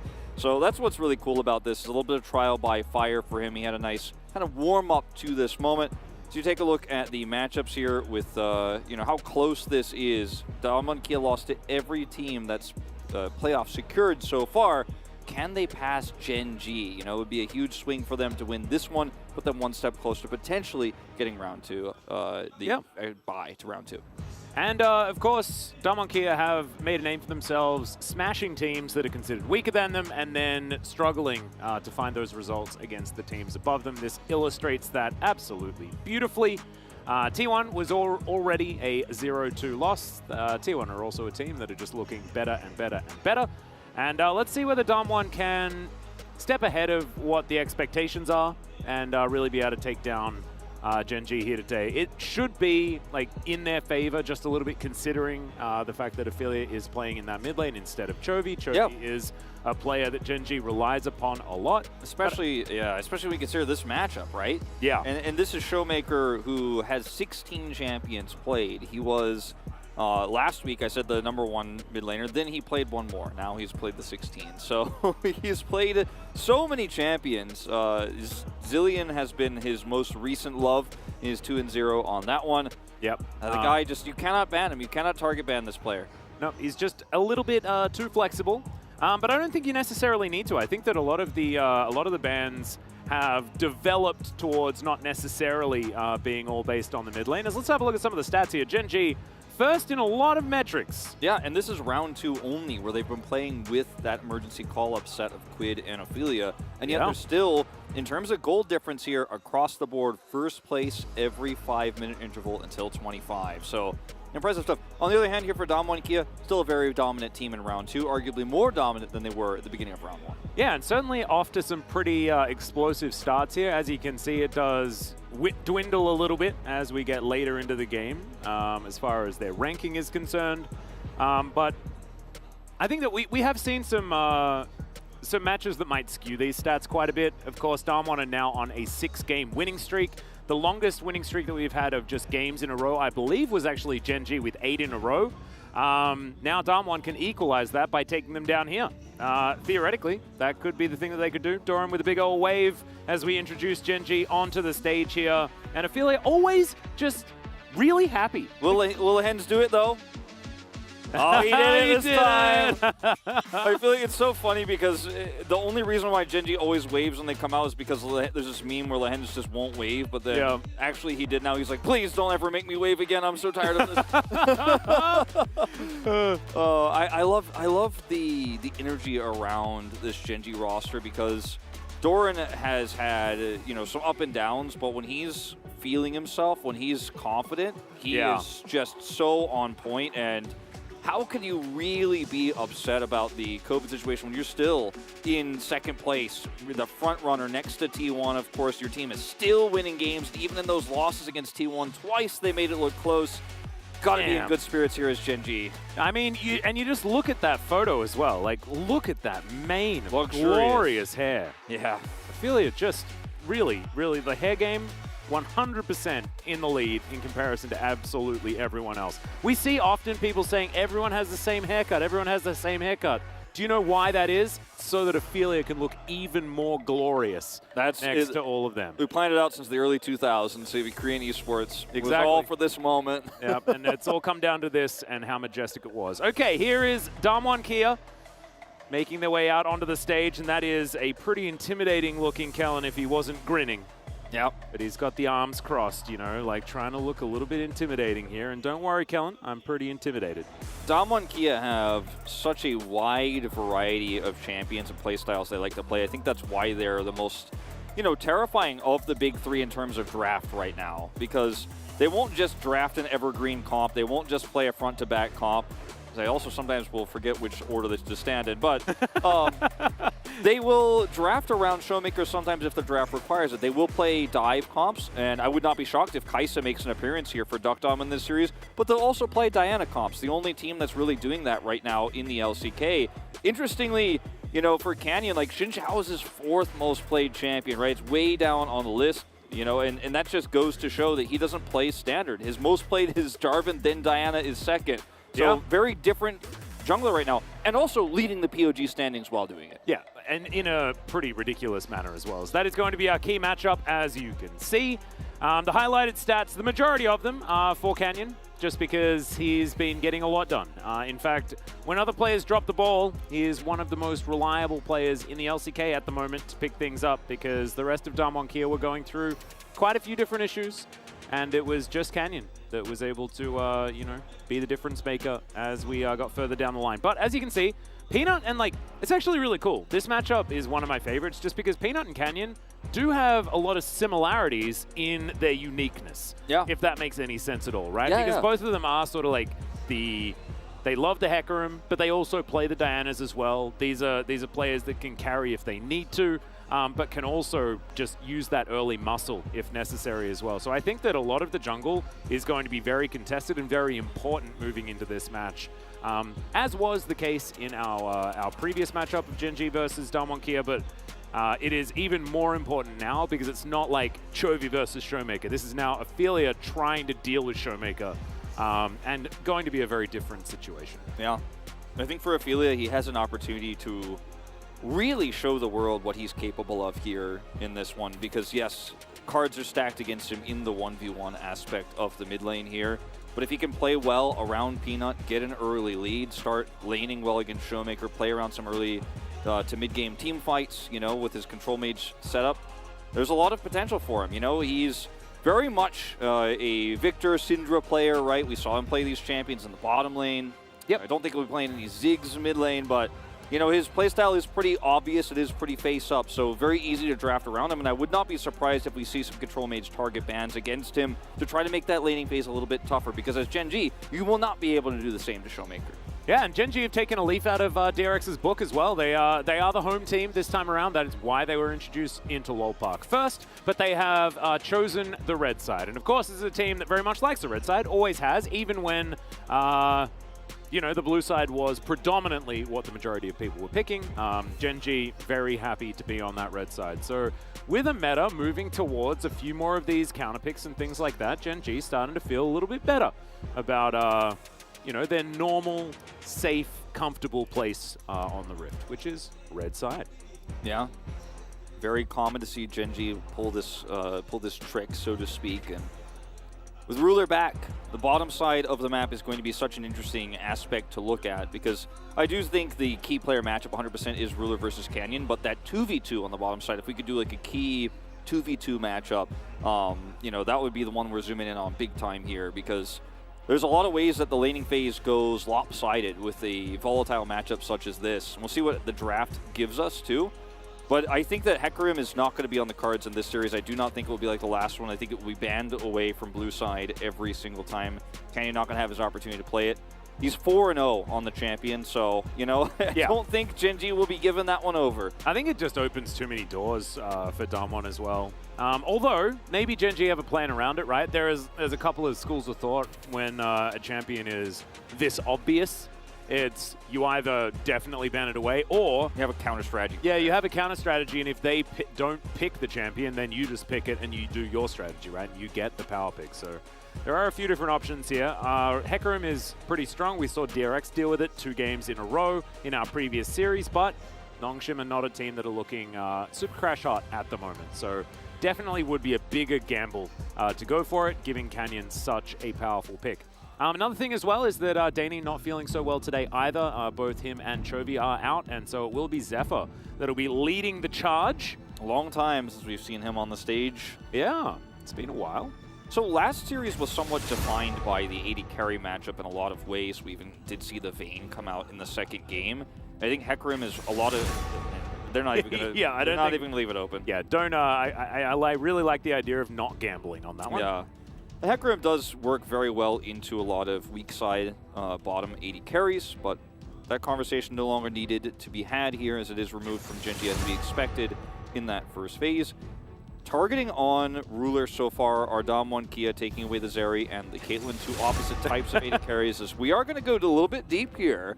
Yeah, I really like the Jinx ban because I feel like Damwon are just like, well, we'll just first pick Jinx and we'll ban away non-Jinx champions and it'll be fine. But that is not going to be the case because Jinx has been banned. Yeah, and with all these AD carry bans and a lack of ability to know how that bottom 2v2 is going, I feel like champions like Ryze and Twisted Fate actually lose priority here, even though they're both open, and Genji, you know, could handshake that one away here if we saw one ban from Damwon Kia. It will be the Ahri ban instead. I don't think you're as scared of Ryze here as Genji at the moment because we just have no idea what any of these bottom matchups are going to look like with all these AD carries removed. So, what was that champion that Showmaker has a skin on again? Just trying to remember what that one was. There we go. That does end up banning it. But this Thank means you for the reminder, Genji. Ryze is going to be highlighted here right away. I mean, again, Ryze has been so successful at making top side and bottom side get ahead, depending on which side you end up being strong side as Damwon Kia. So Genji can now try to draft around that to a certain extent very slowly and safely, and because they are red side and they get to pick those counter matchups in solo lanes, I'd like to see a priority on bottom side here in jungle, and then later on reveal the souls. But nope, just straight into the chase right away, but that's a strong side one, so that's not going to be the issue. Not going to be dealing with too much pressure with the Ryze up there. I actually really like this out of Genji as well, to actually pick the Aphelios when everything else that you're really worried about is kind of taken away. Both of the other longer range options have been removed in the Jinx and the Caitlyn.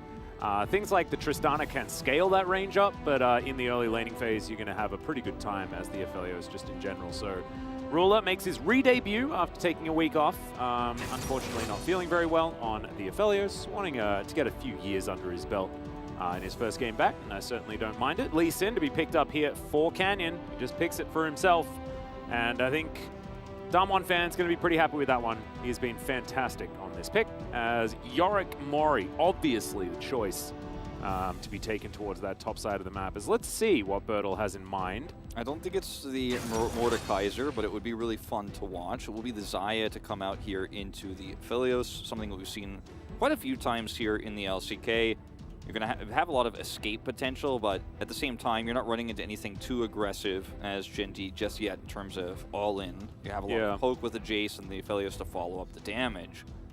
Really curious to see where Genji go here, because support, I think, is the easiest way to go, because you still want to get a little bit more information, hold that mid-counter pick for Ophelia if you can, which is why they took the red side in the first place.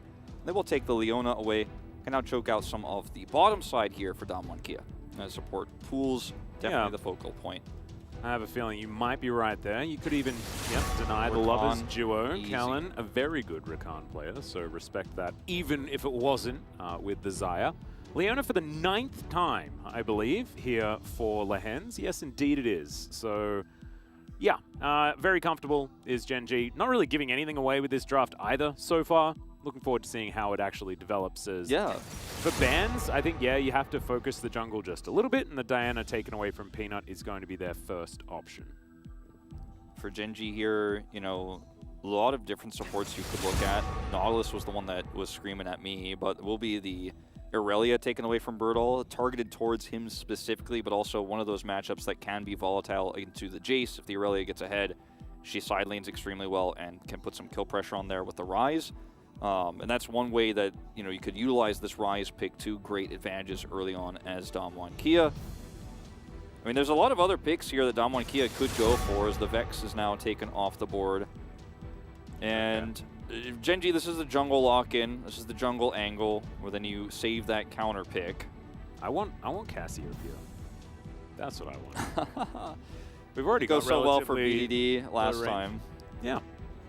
Well, Peanut going to go back to one of the default picks for himself, which is, of course, the Jarvan 4.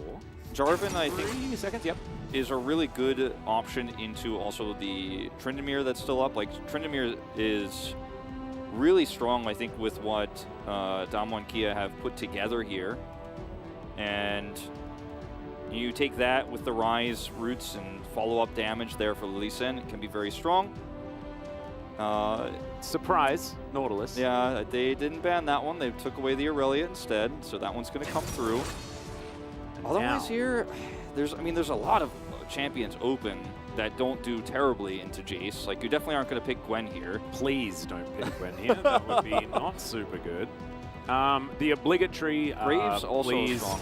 Please pick Malphite and Wukong and blah, blah, blah. You're welcome, Chronicler. I know that you were sitting backstage talking about that. But Graves is going to be locked in. Just, yeah, Bertle. A lot of comfort. Probably going to be pretty happy. This is looking very standard from Damwon Kia. Not a lot of range, but a lot of team fight power. Victor, it's just the standard coming through from Ophelia. His most played champion in Challengers. He's got a good win rate on it as well. As best as he can, considering, unfortunately, Genji's Challenger win rate.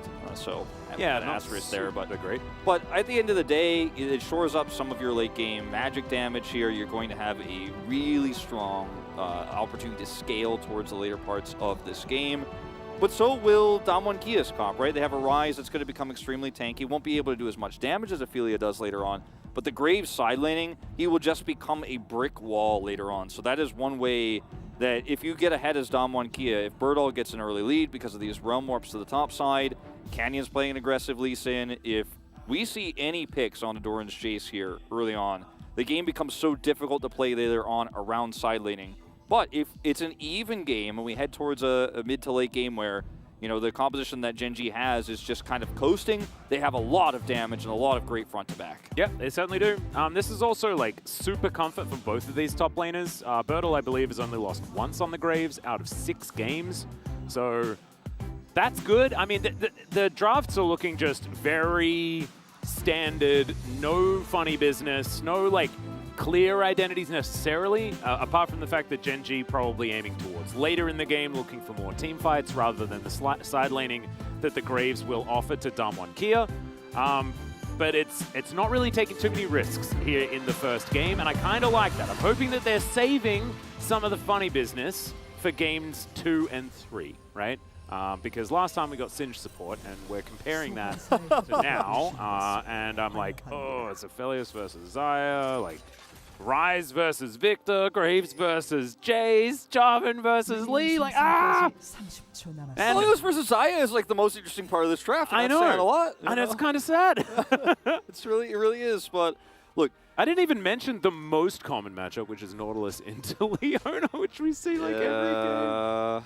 Look at their items, yeah. It's like, look at the items across the board for these two teams, yeah. Exactly the same. Lots of long sword 3-pot starts. No, it's literally, it's actually identical everywhere outside of the fact that Showmaker didn't take Dematerializer. Yeah, he's like, I'm Ryze, I don't need that. Yeah. But otherwise, straight up the same here. Where are the storms? Okay, storms are being gathered. There is one storm gathering on both sides of the rift. I like it. I like it a lot. No one's scorching. Both of those choices, of course, for both of the late game powerhouses for this team in terms of damage, the Xayah and the Victor. Aphelios obviously, you know, could end up being one of those big damage dealers later on, but not as safely, of course. Yep. Dr. Arm, of course, has taken Airy, so it's likely to be the lethality variant that we have seen the majority of our players pick up. I believe it was Henna that debuted it here in the LCK, but quite a few players have picked it up as well. Saw it in our previous series. Is Dredgeling going to connect there? And Kellen is just going to say hi to Lehens. Lehens is going to say hi back, and not really too much more is going to happen. Yep, this is the Leona Nautilus you were talking about. Take a look at these win rates for these two. Kellen 4-1, and Lehens, I believe, was 7-1 on the Leona. It is pretty crazy how great these support players are in a matchup like this. And yep, there's the 7-1 for Lehens. Ophelia, but that was bottom lane. So yeah, that's not. I'm not even including that. As now, Doran gonna have to start eating some of his potions here, as Bertle's having a pretty good time towards that top side. Of course, in teamfights, you'd have a feeling that Doran's going to be a little bit more valuable as we check out the Leona win rates. I feel like it changes every week. It does. It actually just like switches back and forth. It's like, is it an even week or is it an odd week? Because that's like. Either one, it's like Nautilus or Leona each time. It's like Leona's on a 9-game losing streak. Next week, 5-game winning streak. Ooh. What does it mean? Let's take a look at those names before you judge those stats too harshly, Twitch chat. But down here, Peanut's pathing towards a potential gank. Yeah, He's going to be able to steal these, of course, and then if there's an engage from Lehens, he can follow up. Potentially. I mean, it's a very early dive. But level 3 has been hit already for the Jarvan. And there's not a whole lot of safety here towards this bottom lane. Notice the positioning of Lehens. If Kellen goes for a hook, he goes for it. He goes for it regardless. Yeah, looking for this opportunity here as Zenith Blade comes on forward. That's a great knock-up as Severum has been armed here by Ruler. As it is just going to be Lehens falling down first. Peanut trying to get himself out of the way, but it is a trade of supports and Dr. Arm will survive.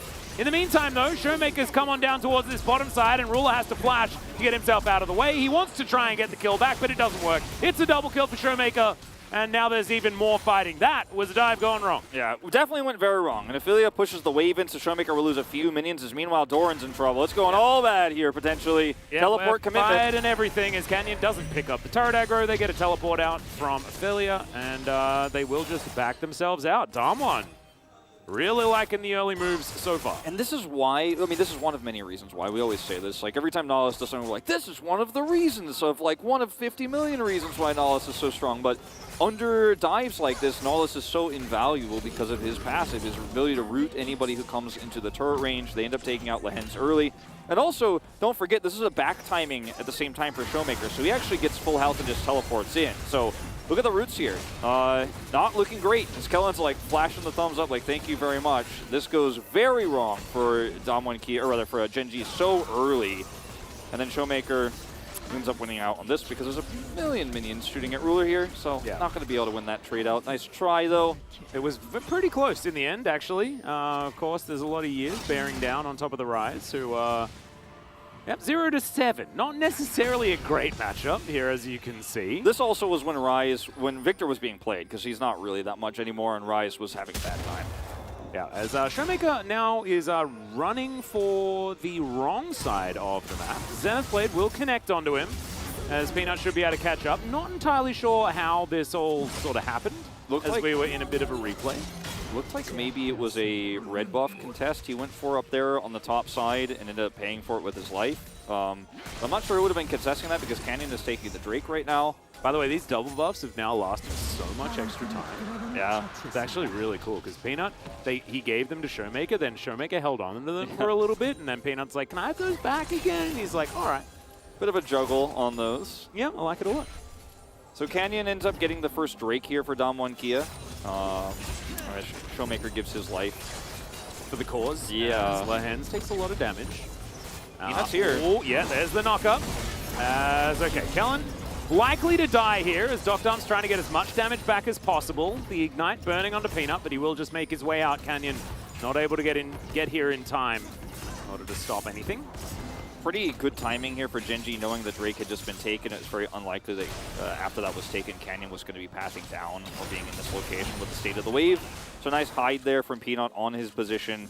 Comes in very late. Look at the vision here, or lack thereof. Kellen has no idea. And then boom, flag drags on top of him. It looked like he saw, but he didn't. Yeah. Really nice chain CC. And end of the day, that's the kind of picks you need here. Kill going over to the Leona is Showmaker, 15-4. He's pretty good at this champion. Also was the first one to really start winning on the tank rise here in the LCK. Stuck with it, much like everybody else did, and really started to find the victories. I don't believe he's actually lost on this pick. Yeah, 100% win rate, 33 KDA, not too bad at all on the rise thus far. It's still, we're not sure what happened on the top side of things earlier where he was just in Genji's base, but yeah, not sure what, yeah, that was I guess we'll find out, or we won't. No, we just okay. won't. It's just going to be a mystery. Maybe we can have a detective carpet space this time around, and they can tell us exactly how he went on walkabout for so long. As Kellen just having fun with his Hex Flash button. Enjoying it. Lehens moves on down towards his bottom side. And we'll see whether Genji can grab even more advantages. It's 6. I mean, there's an opportunity here. He's got a control ward on this. Duck Dom's walking in. Yeah. That comes on over. Does want to have some Shellfish first. Lehens moves back. But it looks like Genji are pretty happy to handshake the situation. Yeah. You can imagine, like, I don't blame them. They've got a lot of late game tools. There's a Realm Warp available too, and they didn't know where Rise was, so if you do commit to this and then suddenly Showmaker shows up, it can get pretty disastrous. I could see the idea, though, behind potentially taking it is Rift Herald here will just be agitated by Canyon, but they don't have enough prio mid to actually look for this one. Jace also holding things down on the top side pretty well. Does end up starting this, but this means that Peanut is going to go for a commit to look for a more successful dive than the last one. Let's just say. Yeah, we're Hex flashing around this bottom lane. But, as you mentioned, Peanut in the area. I think you might just steal away some Krugs, but that does mean they give away the Rift Herald. It could be very valuable here for Damwon, especially with their more early game focused composition.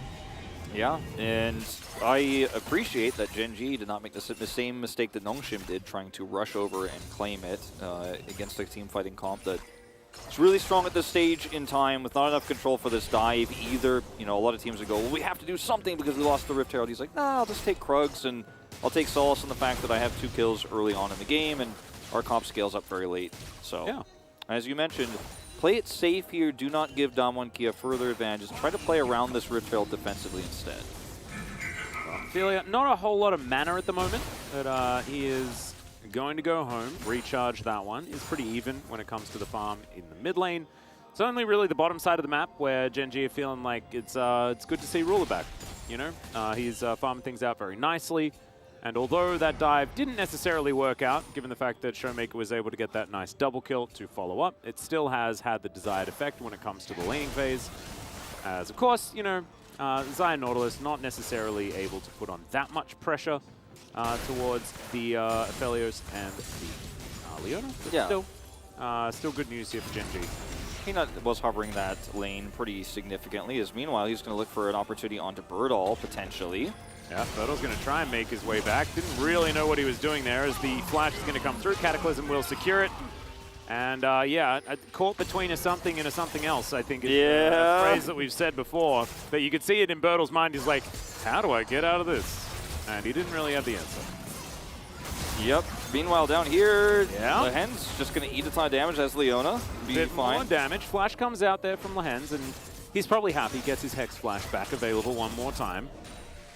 Is going to be just able to go over the wall and be totally fine. They'll lose control of the vision here in the river. They're feeling very good about that pick on the top side of the map. Going to accelerate the Jace's damage early on in this game, which is very important. Then played very close. Yeah, a very scary moment there. So Flash also burned from Birdall in exchange for Peanut's ultimate. Also a really good trade they are able to take, which means that Peanut might actually be able to come up for a second pass there onto the Graves once his ult is back up, because Flashless Birdall is going to struggle to get away from these ganks. Really easy for Doran to set these up. Yeah. And so Birdall is kind of taking a back seat this game a little bit, which is not ideally what you want with a comp like this with the Graves. Needs to have as much gold as possible because he's going to be one of your big win conditions later on in the side lane. I think I'm like kind of okay with it, just with the fact that he will be parking in side lanes for the majority of the time. So like try and get Showmaker ahead and then see what happens after that. Damwon are going to go for this Drake. They will secure it. But yeah, I think that like getting Doran ahead, very important for Genji.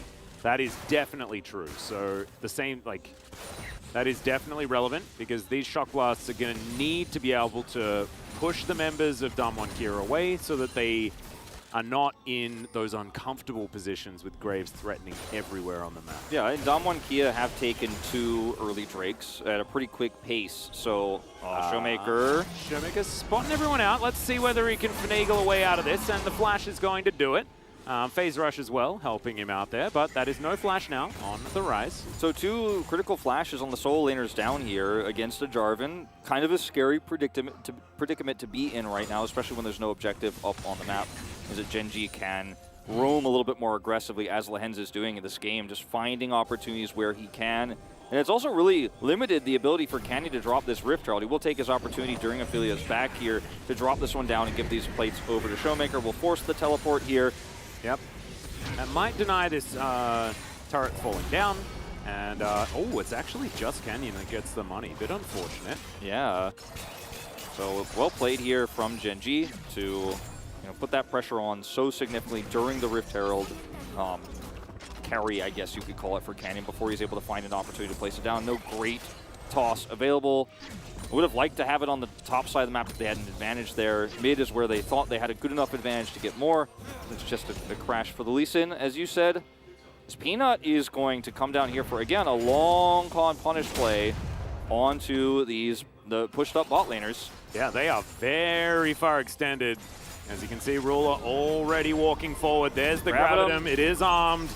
As Peanut just wanting to make sure that he can lock down the position onto Kellen. Doesn't get the knock-up, but Gale Force is going to be used by Ruler. Gets him all the way forward, and Peanut's the one that ends up securing the kill there with either a red buff or a challenging smite or something like that. Locking him down, and Genji grab another one. Ophelia came down here just to make sure he could secure this, and with a push out on the mid wave for just a moment there, he actually is able to come down here without any real huge cost to himself. Showmaker might grab 1 plate for this. Will be able to do so, but he doesn't lose much of those minions. So really nice play here from Genji. Great punish on the bot duo on the bottom side. Yeah, and you're still happy, right? Like, the gold is extraordinarily even. Yes, you're down a couple of Drakes, but, you pick up a few Infernals. You're feeling really good about that as well. As in goes Peanut.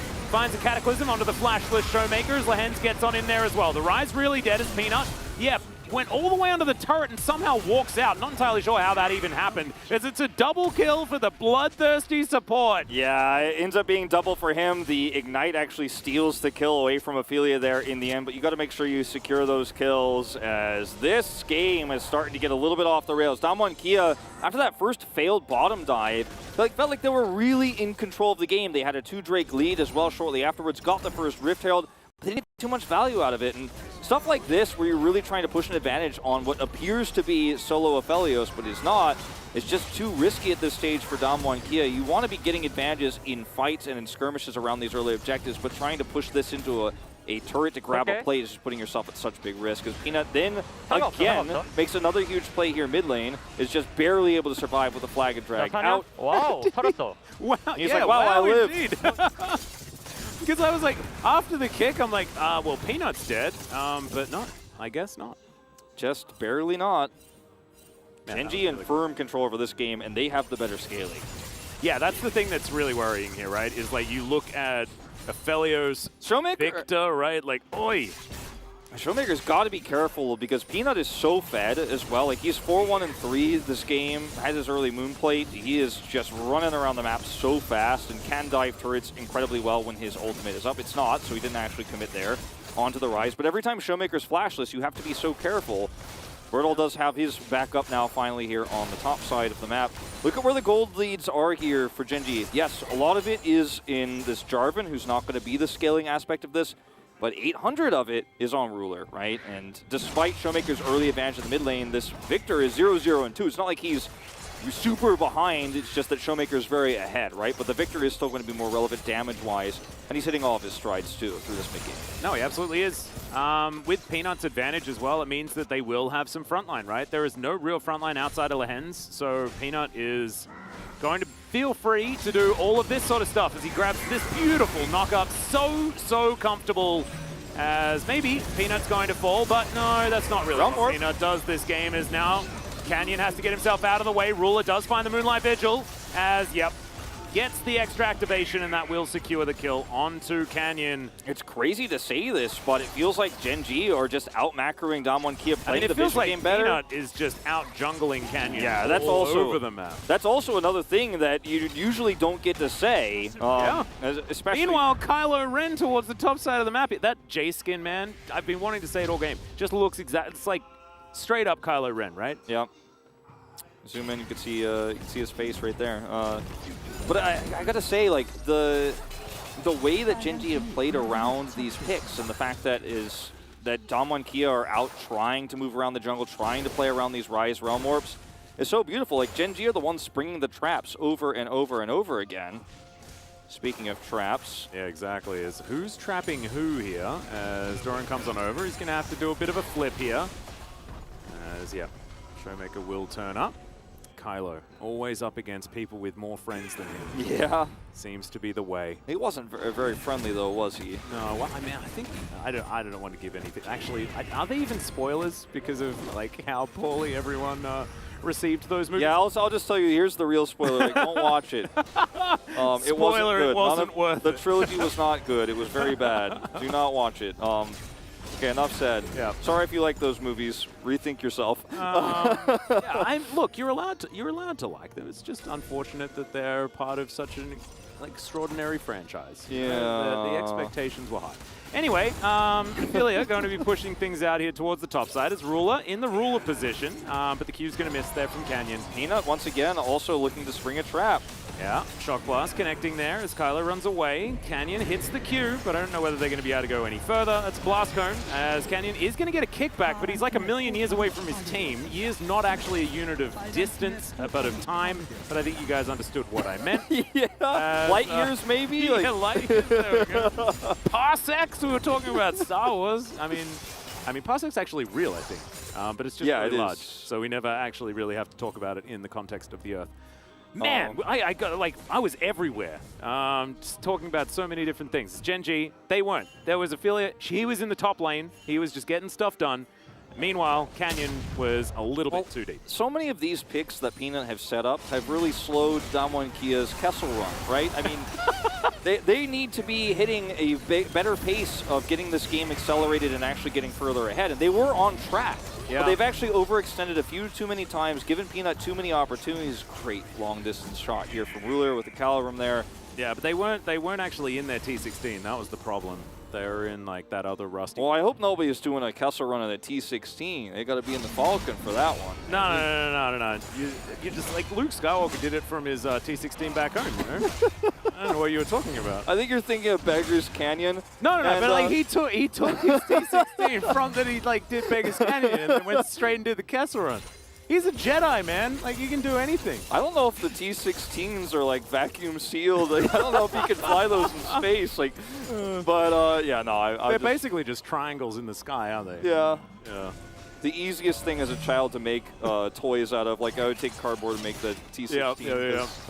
I wonder Anyway. if they got T16 Lego. I haven't seen it before. Anyway, Damwon Kia now looking for an opportunity back into this game, right? And they're in Beggar's Canyon right now. They're begging. Yeah, exactly.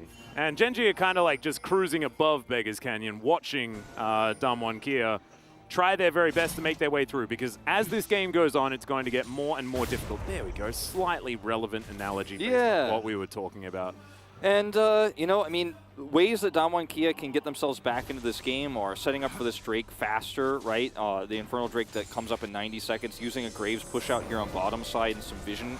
And then trying to set up for a pick onto a rotating Aphelios. Yep. You know, things like that. That's one way you could maybe do it. But if Gen G actually just get the prio they should have here and set up first, like, they're on track to potentially get the second Infernal for them on their way to Infernal Soul, because Damwon Kia's comp, it hasn't the sun hasn't completely set on it. It's not worthless, but it is going to struggle against all of the damage that Gen G could put off this extremely tanky Jarvan. The Shock Blasts are going to start hurting more and more.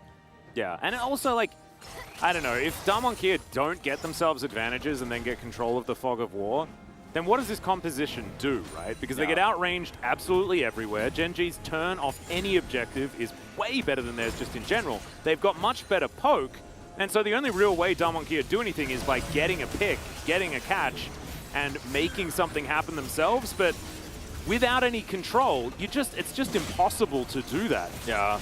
Look at also the, I don't want to go into a point if we're about to have a flag drag in, but the itemization here for Genji is so fantastic as well. I'll talk about it later, because here we go. Oh, there's a bit of a sidestep as the Rune Prison does manage to lock up Peanut. He gets himself out of there, though. Lehen's also trying to do some work here as Doran has to flash. Good kick back there. Does get the summoner spell that Canyon was looking for as they go back in. Dredgeline connects. Peanut goes golden immediately. Ruler's got some good team fighting guns right now as the Dragon has spawned. Showmaker was looking for a flank. Cataclysm gets Peanut in there. It might be the last thing that he does this fight, but no.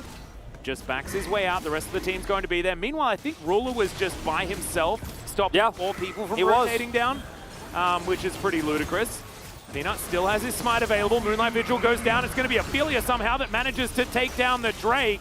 I had to check to see whether he had the spellbook, but he didn't. Nope. It was just doing damage, and that worked out. So Genji, couple of Infernals, no one dead, a lot of buttons, but just Drake going over to Genji. So many ults used at the beginning of that fight for Dam1 Kia, but well, before the last part of it broke out. Canyon finds an angle and goes for a kick, but isn't able to turn it into a pick. So his entire utility is utilized in the first part of this, which is unfortunate because if he had held this longer, if there was an opportunity to instantly blow up Doran, if they had his flash down, this goes a lot better for Dam1 Kia. But unfortunately, Doran just gets out for free, does a ton of damage here during Peanut's stopwatch. And then when the flank happens here with the Rise, they just completely turn. And because Ruler has a massive shield here with the build he's chosen, he's just sitting up at the front line completely uncaring. Because there's like, what are you going to engage with? Kellam's so far away. Canyon already used his kick and doesn't have flash. Like, you're not afraid of anything as Ruler here. Then they just turn on this Drake and look for it. And Ophelia, I think, gets it with a Death Ray. Yeah, it was Death Ray that picked it up. That's not really what you want to see. Look at the damage profile here for Dam1 Kia as well. Because it's Tank Rise, you're basically all AD. So many steel caps on the side of Genji. They're already so tanky. Like, you survive through what little damage there is to speak of on Dam1 Kia, and it's getting worse and worse in terms of how relevant it's going to be later on. Meanwhile, Shadow Flame choice here for Ophelia because you have some Lucidity boots coming through, on the side of Dam1 Kia, not feeling as bad about There's also a lot of physical damage on the side of Genji, so I actually really like going for Shadow Flame here because he is the one magic damage source, and so the likelihood of a large amount of magic resist just completely missing. So strong for Genji, the scenario that they find themselves in. Yeah, and we sort of knew that was going to happen. Like, just means that Dam1 Kia, even though they were able to get that good teleport there towards the bottom side, they were never really able to find enough of a snowball to get them any meaningful control of the map. And Peanut just destroying the bottom side of the map. Yeah. Harassing Birdall. Like, he was everywhere this game. Really showing the power of an early game Jarvan. Yes, he's not going to farm as well as meanwhile. Lehen's, he's going to have to flash, and Canyon just gets a safeguard. He'll move his way back. So that's a really deadly owner going for a little bit of a mission too far. Try and find some vision. Meanwhile, on the bottom side, Birdall should be able to take down this outer turret, even though that Shock Blast tied it up. Most of the minions. So this is the Graves. This is the Graves angle, right? He's 0-1, but as you mentioned, he will just do Graves things. He will just sit in the lane and push. He didn't fall too far behind. He was only able to be ganked successfully once, even though flashes and stuff were taken away later on. He's still going to be very relevant, and when you get a pick on someone like Lehen's here, you do get a little bit of extra freedom while your team is grouped up to push down a turret, and he's honestly right now the most relevant member of Dam1 Kia for setting up objectives because he can, from so far away, really put the pressure on and put the screws towards Dam1 Kia, or towards Genji's defenses. And he took teleport this game. It's not a matchup he needed to take Ghost or anything like that, so he can actually teleport in. So that's extremely relevant as Lehen's just really deep here trying to clear away some vision as Punish. Yeah, and speaking of Punish, we're straight into a team fight as well as Showmaker off to the side, the Chaos Storm, the Cataclysm, and there's a Moonlight Vigil there as well. He was already dead, so technically Ruler didn't miss. His target was just already a corpse. As now Genji move back towards the darkness that they created for themselves and a Baron to pick up. Choke point controlled here by Genji. They have so much damage. Shock Blast is fantastic as well. Lands onto Doctarm. And Peanut looking for his angle to get back in, but it's a great amount of CC to come through from Kellen. Peanut trying to get out. He's still burning, and the Ignite will tick down. Doctarm that collects himself the kill as Doran looking to try and turn this one. Ooh, Canyon actually shows himself for the barest of seconds. not going to be able to find too much more as the kick was still on cooldown. They want to try to take this themselves, but this is not safe. They do have a teleport. Yeah, shock blasts raining through from behind the Baron pit are certainly dangerous. Ruler, no ult here, and not the greatest guns for a team fight, but they've got to look for one. Yeah, well, the smite available for a dead Peanut. So he's not going to be here for this one as Lehens tries to get on forward. Ruler not going to be able to find the damage that he's looking for as the rest of Damwon Kia will just make their way out of the Baron pit. And Damwon, it was just a successful heist, right? They take down the most important member, and I think that Kellen, the amount of CC he was able to get out when that turn came through, just amazing from the Nautilus. Massive depth charge. Doran. They're not going to see it. It's hilarious how the vision works on League of Legends. Yeah. Can't see around corners, you know. It's in the first-person shooter for a second there, and Cannon will get away with it. Now, they did back right away, which means Genji will get now their Infernal Soul point with 3 Infernal Drakes. So definitely could have been a little bit more aggressive, I think, especially considering that Lehens was extremely low, as this is just such a pivotal moment in this game. Peanut makes this, Peanut makes it happen from so far away. Flashless, flag drag into Cataclysm, and they end up getting that pick to turn onto the Baron. Really nice shock blast fall. Like, so much of this was done without the damage dealers of Genji. Now, this is when the Nautilus happens. Look at Kellen come through here. Hex Flash over the wall, dodges Solar Flare, hooks in, bam. Depth charge for the double, and then the follow-up damage is real from Duck Dom. And both of the frontliners from Genji immediately are at critical health, and then they have no ability to turn or really fight in that instance. So really nicely done. Giving away Infernal Soul Point with Quadra Infernal is definitely a negative on the side of Damwon, but still, Genji now have to fight against this Baron. And Damwon do have themselves a gold lead. 2,000 gold Baron power play and still a minute and a half left on the buff. Really giving this composition a lot more longevity. Just notice that Birdall is getting free push in the mid lane, getting tankier and tankier. He's level 16 now. Yeah. And if they collapse onto him, the top side is lost. He can also just rotate bottom. Does not have his teleport, of course, but there's no objective to fight over. They just want to defend. Yeah, they need to try and defend what is a Damwon Kia that's pushing forward with not a lot of range in their composition, right? You see Xayah, yes. Oh, okay, there's a flash forward from Ophelia. Throws down the Chaos Storm, but is going to get the Feather Storm out from Dr. So you're pretty happy with that. The observers wanted everyone to know he definitely did, in fact, flash. He did. He did indeed. But he pushed them back. You know, I wouldn't call it the greatest use of flash of all time, but at least it forces back the 80 carry. The lack of range here means that the siege is not great for Damwon Kia, despite this Baron take. And even with the one team fight around it, they only pick up 1,500. So basically the Baron buff itself is what you're netting here as Damwon Kia. Definitely could have been a lot stronger. But it buys them a lot of time here on the map to be relevant. Got some deep vision up. And so, of course, been cleared on the top side of the map. Yeah. And I'm trying to be an optimist here for Damwon Kia, really, because they won that last fight and were able to wrestle control because of a super play from Kellen.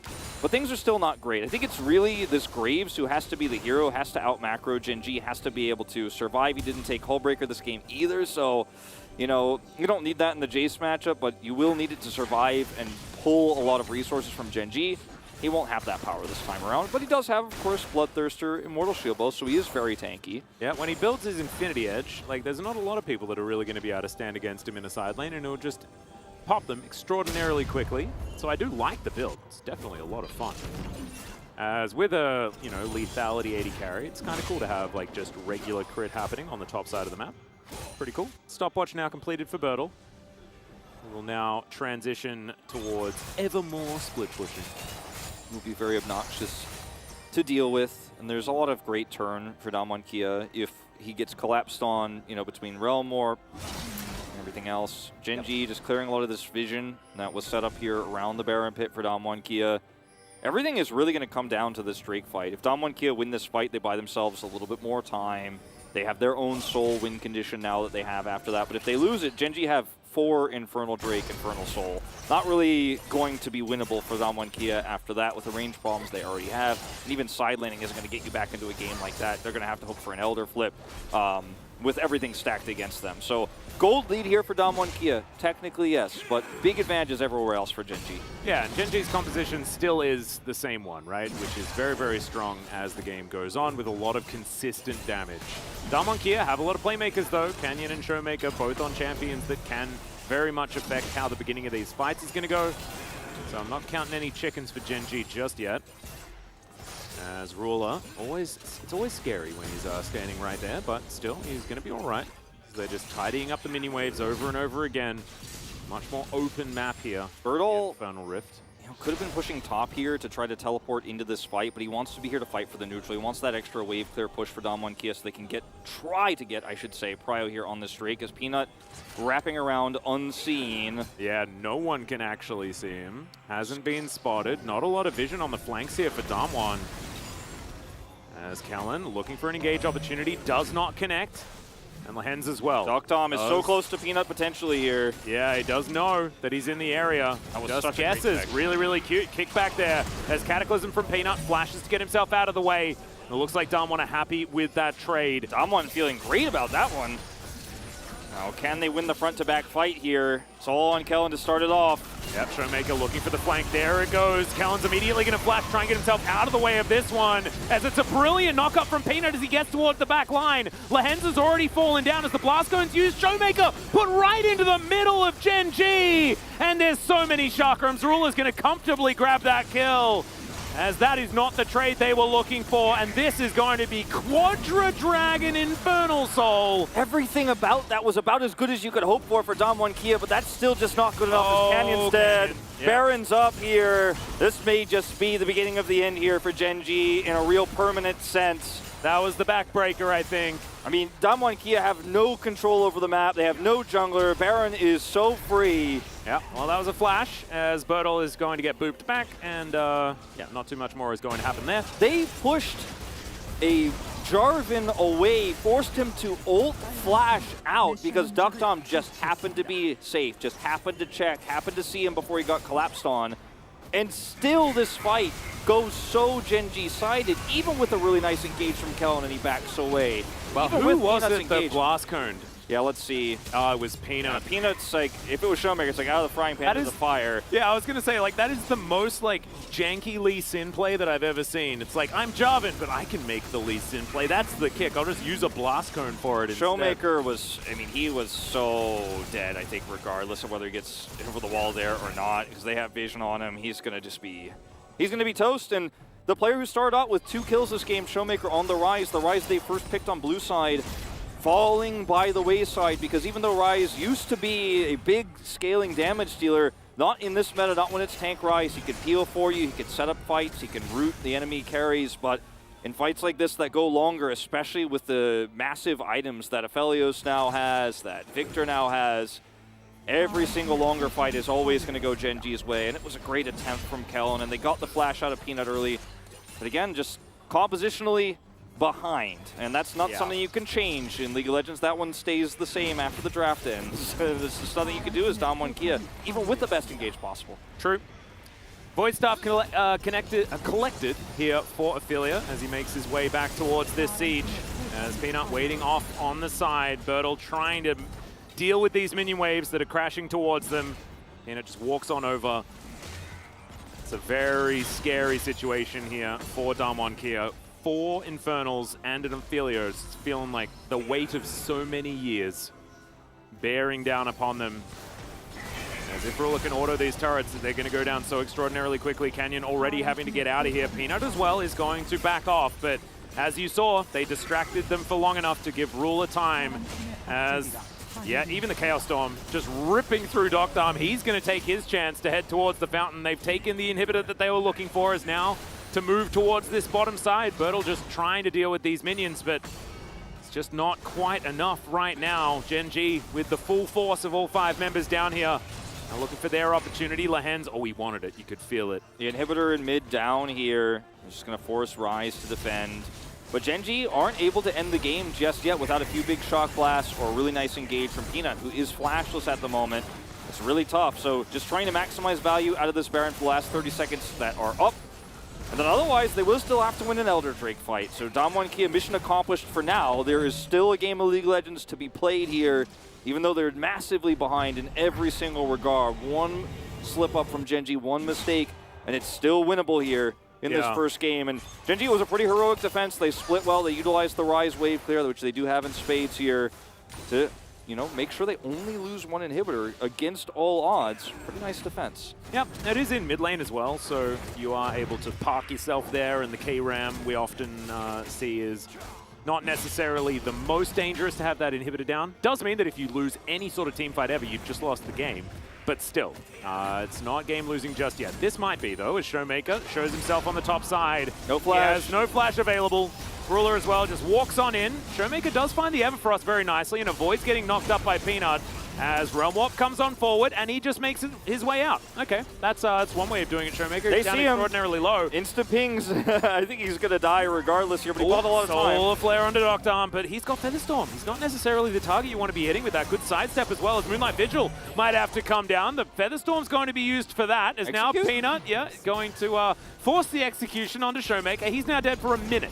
And that means that Gen G, even though the execution came through, this is not like in the early game where you're not giving over money. This is removing one of the biggest pressure points from the map for a minute's time. You really don't care about how he's dead as long as he's off the rift. And in fact, the power of this death timer and the fact that he had to walk so far away to get the execute means that it might have actually been more harm than good to actually lose your Realm Warp and delay your death timer, because he will have teleport though, you know, when he respawns here for this Elder fight, but will you ever have Prio without a Rise here to help push these waves? That's the real issue, is he's not actually here to help get you Prio by pushing mid repeatedly into these super minions. He can't move up there anyway, right? Like, Gen G just have control of the entire map, so if you've got a Rise that's pushed up without flash, like, boy, you're asking and he for was he was pushing top to try to relieve some of that pressure. I mean, you just don't have options here as Gen G. Yeah, and the Goon Squad walks up, you know? It's like Leona and Jarvan walking together and they can just demand an engagement at any opportunity, unless it's onto Doctor, who does have Featherstorm up repeatedly. A lot of extra ability haste in this particular build, so it means that he basically has the ultimate up every single fight. Not basically, actually. Actually every fight. Yep. Aphelia's teleport's coming back up. Doran as well. They have so many tools right now. They can just teleport to end if they win a team fight. Ow. Peanut. Not going to find an engagement just yet. Fishing for it. Look at all the How wards aggressive he's playing. I mean, you could just kite back as Gen G, and every single time they walk towards you, Doran's doing damage. He's shooting shock blasts out. You can't walk towards this Drake. Oh dear, Kellen just going to get booped back. That's going to be the kill going over to Lehens. Not even entirely sure how he managed to get it as well, as I think Doran does a lot more damage. Yeah, might have been that. As Canyon not going to find the Q. Lehens not even going to get rid of that control, or just doesn't feel like he needs to, as Q's going to connect onto the Leona, but he's just so tanky. Lehens just happy to engage when there's no one here. Wants to remove Canyon from the area, and yes, Lehens will go down, but Showmaker has absolutely no health whatsoever.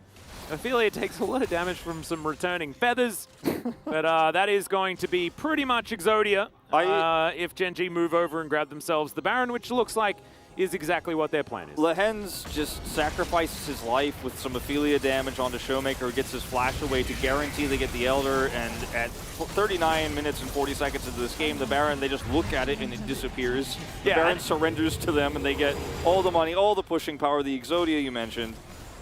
Yeah. And this is just, it's just so compelling to see how Gen G use their Jace composition when they have vision leads like this. And then Ophelia just is like, okay, I'm 2 levels up on Arise, who is very tanky, but I've got a ton of Magic Pen and I don't care about the tankiness. And 2v5, we will guarantee an Elder. Yes, Lehens dies for it, but 100% worth it.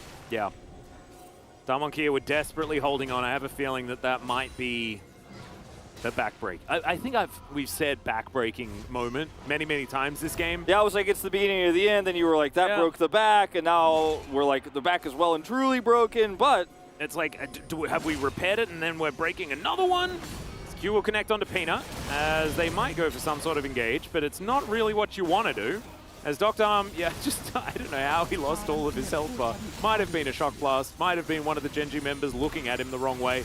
As the inhibitor top lane is going to go down. Mid will follow as well, so we'll see whether Gen G are just going to put an end to this game right here, right now. So the shock blast might need to be changed to nuclear blasts at this point in time, because there's the flash cataclysm. Dr. Arm keeps himself alive though, and Peanut goes all the way down to his Guardian Angel. Same to be said here for Ruler. There's a lot of GAs that have been utilized here, and there is just so much explosive damage. Dr. Arm as well, able to get that Blade Caller to work out here, and Eventually, he will fall. Unfortunately, the wallets are extremely heavy. Yeah, Bertle's going to be eaten by a dragon. Everybody else is dragon food as well. Triple kill for Ruler. Can he find the penta is the question. The answer is no, as Doran's going to steal that one away. And then hopefully he just decided to destroy the Nexus. He's like, I didn't steal the pentakill because we only killed 4 of them. It's fine. There were definitely some disjointed moments here in the final engages for Gen.G, but they were just so far ahead. They just wanted to kill Duck Dom, force out his cleanse, his ultimate, and then seal the deal on the game. And they were able to pull it off here in the end with some just really good coordination around the massive gold lead they had and the fact that they were holding an Elder and a Baron buff. There were so many moments for Damwon Kia that looked great in the early game. The 2 kills for Showmaker, the failed dive bottom, the surviving Graves topside, who became more relevant as the game went on, didn't need to buy a hull breaker, had an extremely tanky build, went for the crit items. But as Gen.G started to get map control, Peanut just got pick after pick after pick, and then no one was safe, and no vision was on the Rift. And, you know, yes, Gen.G are the #2 team right now in the LCK, but with Chovy out and Ophelia in here, it feels like to a certain extent it would be an upset if Gen.G win this one against the full roster Damwon Kia. But Canyon got gapped by Peanut in this first game. Ophelia held his own against Showmaker. This is suddenly a really exciting series, and Gen.G keeping it interesting here with what is a non-standard draft nowadays. The priority on the Jarvan here. We had the early Jace pickup. They've made Ophelios work. And Ophelia just playing the victor. He's like, I'm just going to be the last part of this scaling operation. And he is, as you can see, #1 damage in the game. Everything going according to plan here for Gen.G after Peanut just found these opportunities left and right. Yep, I thought it was absolutely fantastic. I think hats off to Ophelia and the way that he stepped into some very big shoes. Of course, Chovy, a very great player, but Ophelia, super stable, right? And we mentioned the fact that Gen.G, they got a lot of chefs in this kitchen, right? They've got Ruler who wants to carry. They've got Chovy that wants to carry. Peanut wants to carry. He's like one of the last remaining carry junglers in this game. And so you remove one of those definitely like very resource hungry sources and like it's actually kind of fine. You got a Victor sitting back and he scales up to a big late game. But ladies and gentlemen, we are going to go to a short break. When we get back, we get to hear from the analyst Carpet Space.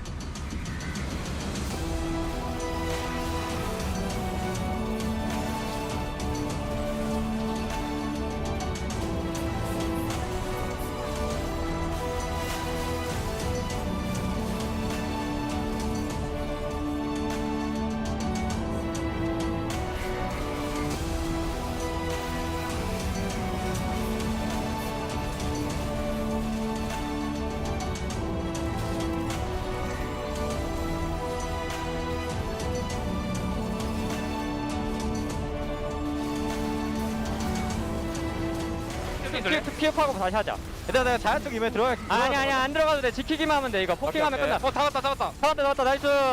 얘들아 3법을 끝나. 삼바. 자 이제 노플. 이쪽 보자. 펜타 각인데? 펜타 먹을래? 펜타 가자. 펜타? 오케이 펜타? 뭐야? 아니 괜찮아. 오케이 나이스. 3판 잘하자. 나이스. 나이스.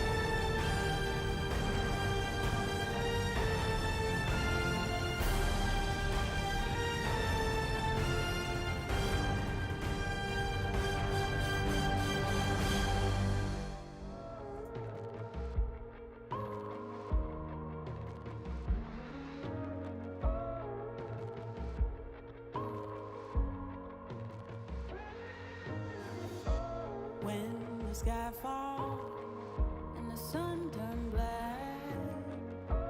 When the earth halts, then don't look back. Hold me closer. Can you feel my heart? We can conquer and win back all. The tide is changing, floods are coming clear to see. The page is turning, can you feel this energy? Light breaks through the darkness, they are fires in the night. Nothing can break us when we rise. We run on the edge and across the flames. The world we knew is not the same. Feel your soul, feel your desire. Walk through the fire. Leave this place and watch it burn. Let the king and queen return. See the sun so bright and high. We walk through the fire.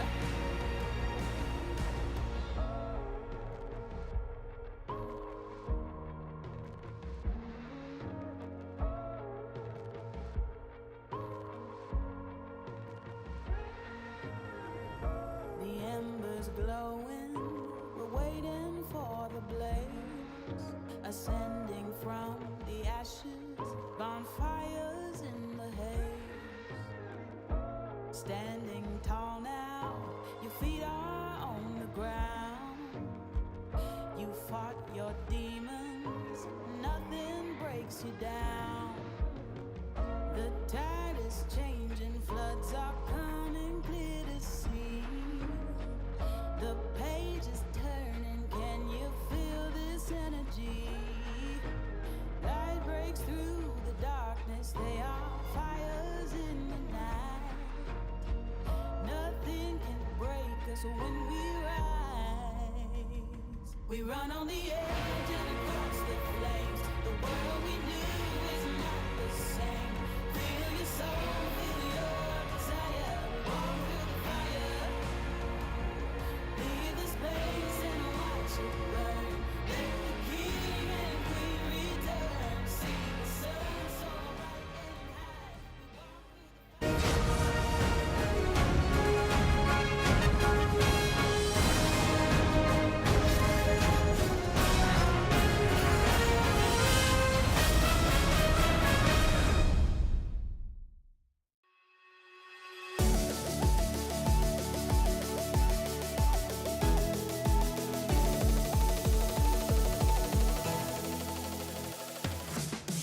Hello and welcome back to the Analyst Carpet Space. It's me, Valdez with Chronicler. Once again, we're going to break down that first game. Actually, a pretty fun one. A lot of back and forth action for this. And Gen G, even without Chovy, able to pick up the win in the end. Ophelia, pure comfort, just sitting in mid lane, farming, you know, he's just sitting, he's clear the wave. Great build as well, I actually really liked it, and we need to talk about Who's that? Because we don't know this, but there is a mountain range somewhere in Runeterra where this guy resides. And imagine if you actually punished a blind Jace and a blind Aphelios. Wouldn't that be great? And the reason why we go over this is because I truly believe that if Dublin had a draft that was more playable, they might have won this game. But what we saw is that they drafted a short-range composition with a singular damage profile into the Gen G comp, and like Peanut played way better, right? Like individually, I think that obviously Gen G was miles ahead, but you also saw that Dublin had a lot of moments. They still are great team fighters. They still are always looking for an angle, but with a draft that has effectively only short-range champions, playing it Aphelios, Jace, and Victor, good luck. Yeah. Good luck. And this guy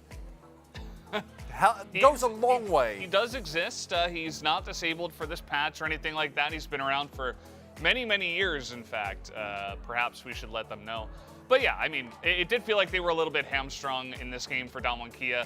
They were trying to find at least some fights, but in the end, Gen G also, it was almost like Peanut took it to the next level. It reminded me of when he was on Nongshim and he was like, no, it was insane. I gotta carry this team, you know? Like, I gotta do something really crazy to get this ahead, and he's looking fantastic, which is really good. I mean, he absolutely bodied Canyon in terms of what he was able to accomplish from the jungle. It was wonderful, and I actually do think, again, that Gen G showcasing that, you know, Ophida ain't quit, don't put him on a melee carry, but if you just put him in Victor, and he will be fine, he'll be adequate. He felt very comfortable in that mid lane, just hanging out, farming, clearing waves, and then he got really fed and did a lot of damage, and never was really under any pressure. We're going to take a look at highlight number 1 and talk a bit about this fight here at the Drake. And the key thing is that at this point already, right, you're in a really rough spot, and the fact that Damwon was able to like almost find these angles regardless is really telling. Again, I think if they have a draft where they don't need to force as hard as they're doing here, you might be in a much better situation. But because they are so short range, because at this point a lot of the tools are already used, Showmaker's flank gets out, but he is not going to be able to actually get anything done, really, even with that nice Everfrost, because Ruler can just zone off 4 people effectively. Kellen also on the backside of that. And if this Drake had gotten to Damwon Kia, we might be looking at a moderately different game. But that's not the case. It actually goes to Athalia again, just hanging out in the backline, stealing Drakes, taking it easy. Easy. Yeah, no problem. He basically just stuck as a unit, and it was like turrets were firing from both sides, including him. Yep. And we do have to speed this up and go to highlight number 2, though. We got to get in on this one and see just what was happening at the second Drake, where another fight was taken here. The Showmaker's angle here I actually really like. Dogdom is able to stay away, and then I don't know. I don't know why Showmaker is positioning. This must have been a miscommunication, right? Him trying to get on top of Ruler. Also a very late stopwatch. But the rest of the team can't follow up, and it's this disjointedness that really play parts. And I think if you have a composition that has more range, that doesn't need to all in like this, at least the game might be playable. Instead, pure dominance from Gen G, exceptional game from Peanut. And if this is not a third, if there was that Ruler or that Lahens vote. Oh. I was joking with you about this. I'm like, media's gonna send one to Lahens, you know. It'll be a Doran vote. Watch yeah, it. because he did a lot of damage on the Jace. Speaking of which, let's see who does pick up the player of the game. I think we all know that Peanut will pick it up here, as he just, I mean, this is one of the best games we've seen in a while from him. Just really taking it to the next level. Amazing, start to finish. Every single gank working out. Ironically, barring the first one, which was the dive, which was actually really well played by Callan, but like multiple gank angles, going for lane ganks, going for punishes, forcing flashes all across the map, getting his top side in a comfortable spot early on. He was everywhere, all of the time, and Canyon was not able to get anything done. And the Jarvan is a pick that has kind of dropped in priority, but in these kind of situations, into 3 characters that can't really get out of Cataclysms, as we see here, it's wonderful. Every time that you find a Cataclysm in Showmaker or on the bot lane, they need to flash. And if they don't, they die. Yeah. Especially with Victor there, right? Like, it was just a really well done composition. Hey man, Ophelia. It's actually, no, it's an Ophelia vote. That's good. That's good. We love that. He stole the Drake, and that's good. It's a good vote. He did some damages. He has great hair. Yeah. He didn't die. He looked very calm on stage, you know. It's good, yeah. Yeah, he's just a great guy here. Like he's got a lot of friends and stuff. I don't know, guys. Did have a good game overall. Gen G did have a great game as well. We're gonna see game number 2 now. Let's throw it back to the casters. Thank you so much, gentlemen. Absolutely fantastic to learn about that new champion, Malphite. Very, very cool. Yeah. Doesn't exist yet. I think he's disabled for this week, but he'll be coming out soon. Very much looking forward to seeing him. As, yeah, that one, I think it was a Kuro vote. I think it's Kuro, yeah. I feel like it was a Kuro vote. Kuro's on the desk with Gorilla today, so. Yeah, the man does enjoy a little bit of mid lane Victor play. Absolutely. So a bit of a shout out to Ophelia there, but otherwise it was all Peanut, right? For the rest of us, we all nut. Yeah, we all nut indeed. Yeah, I mean, I think there was an argument to be had because his take of the Drake was great. He positioned really well, 1v1 Showmaker a few times, didn't fall too far behind. Wave management was good. But yeah, Peanut was just extremely dominant. The whole game was dictated by his aggression early in shoring up some of the gold deficit after his first failed dive. He found so many opportunities, so many summoner spells. Damwon Kia will choose blue side, so Gen G will get red again. We'll see if the priority is different this time around, because the Rise did work out. I mean, they got 2 kills to Showmaker early. He had a pretty nice lead. It was the rest of the comp that we had issue with, not the Rise per se. Yeah, not necessarily. And if you're going to draft it, draft something else elsewhere. Get that damage profile and just some range, man. Be able to actually fight back when you're jostling for position around these objectives, or get yourself a better pick composition, right? Like, there are a few different options here, a few different ways that you can go. As Damwon will jump onto the blue side yet again. Gen G probably pretty happy with this. Of course, they elected to go onto the red side the first time around. Damwon wanting to try and leverage this first pick a little bit better this time. Last time was the first pick Rise, and then they drafted a very short-range comp into Jace, and, you know, shenanigans ensued. A lot of respect to the Leona here this time around as well. Taking that one away straight off the bat here. Yeah, it was Caitlyn, Zeri, and Ahri that were banned on the blue side by Damwon last time. Interesting. Looks like we've got a different idea. As Canyon will definitely not get to play the Hecarim this best of 3. We knew that was going to be true. Yep. It's interesting to see Ahri banned against Ophelia, because he's not a player who's proven himself on the champion just yet. In fact, only played it once in Challengers and lost. So even though Ahri is very strong right now and has a lot of pick potential, and with a jungler like Peanut, you can make that sort of stuff happen, I do think that priority should be elsewhere. I like the Jace ban, actually, because Doran's been playing it so much. He played it so well last game, so much more than the isolated Ahri. Yeah. There are no counter picks as well to the Jace. They don't exist. It's impossible to counter pick. Yeah, no, it's actually impossible. It just wins every lane no matter what. As Caitlyn going to be the second ban here on Gen G's side. Not wanting to let that one go through. I mean, yeah, jokes aside, if nobody ever does counterpick you, like, why wouldn't anybody just first pick Jace every game? Because you just win the lane and you get a lot of value. As this time it's gone. Caitlyn's removed here too. As we'll see the Aphelios taken away from Ruler. So going down a little bit deeper into this pool with the Hecarim banned. If they ban Rise here, Gen G, then I wouldn't be surprised if we see like Duck Dom Jinx early on in this game. But the Rise is once again left open. You mentioned the Twisted Fate skin in Game 1. They will once again put the focus on that instead. Yep. Damwon can take either the Jinx or the Rise. Those are their two choices, and it looks like the Rise will be the option here. Don't know how much I agree with it, but now with the predominance of this Kai'Sa pick, it might be that the Jinx is a little bit less safe, because we've seen it picked into these Jinx compositions so many times. Yeah, I mean, allowing you to just jump into that backline and destroy her. Not necessarily if she's being piloted by Gumayusi, but yeah, Gumayusi showed us some really cool stuff, though. I mean, that was such a fantastic game with that AP build from aiming.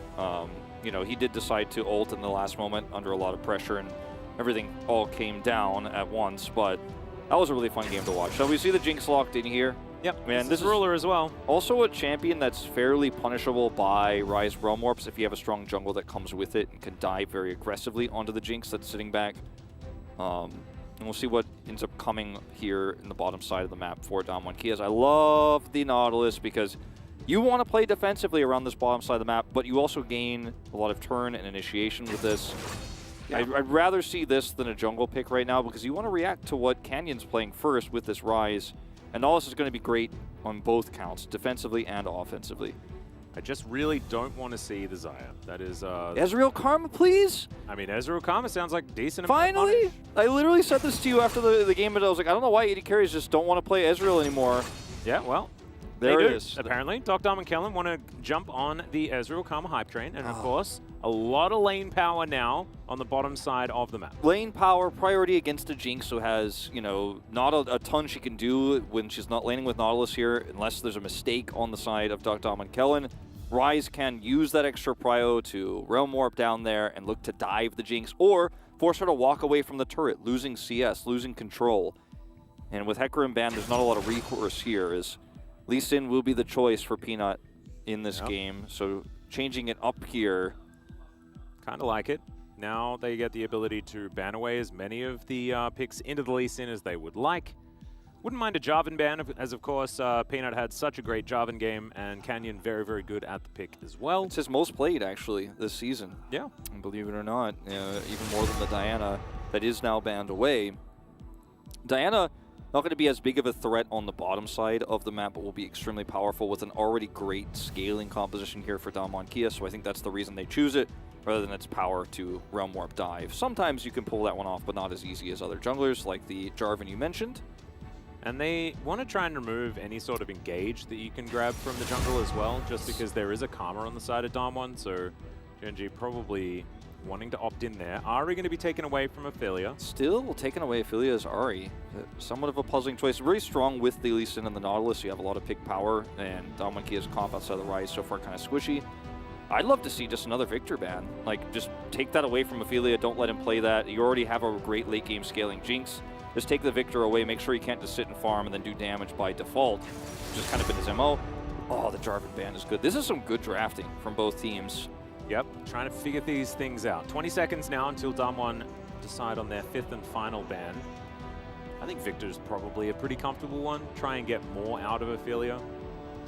Because, of course, Victor is definitely as much comfort as possible. Another one could be the Zillion here, I suppose, if you really are worried about Jinx popping off in those later fights. But they actually end up taking away the Graves.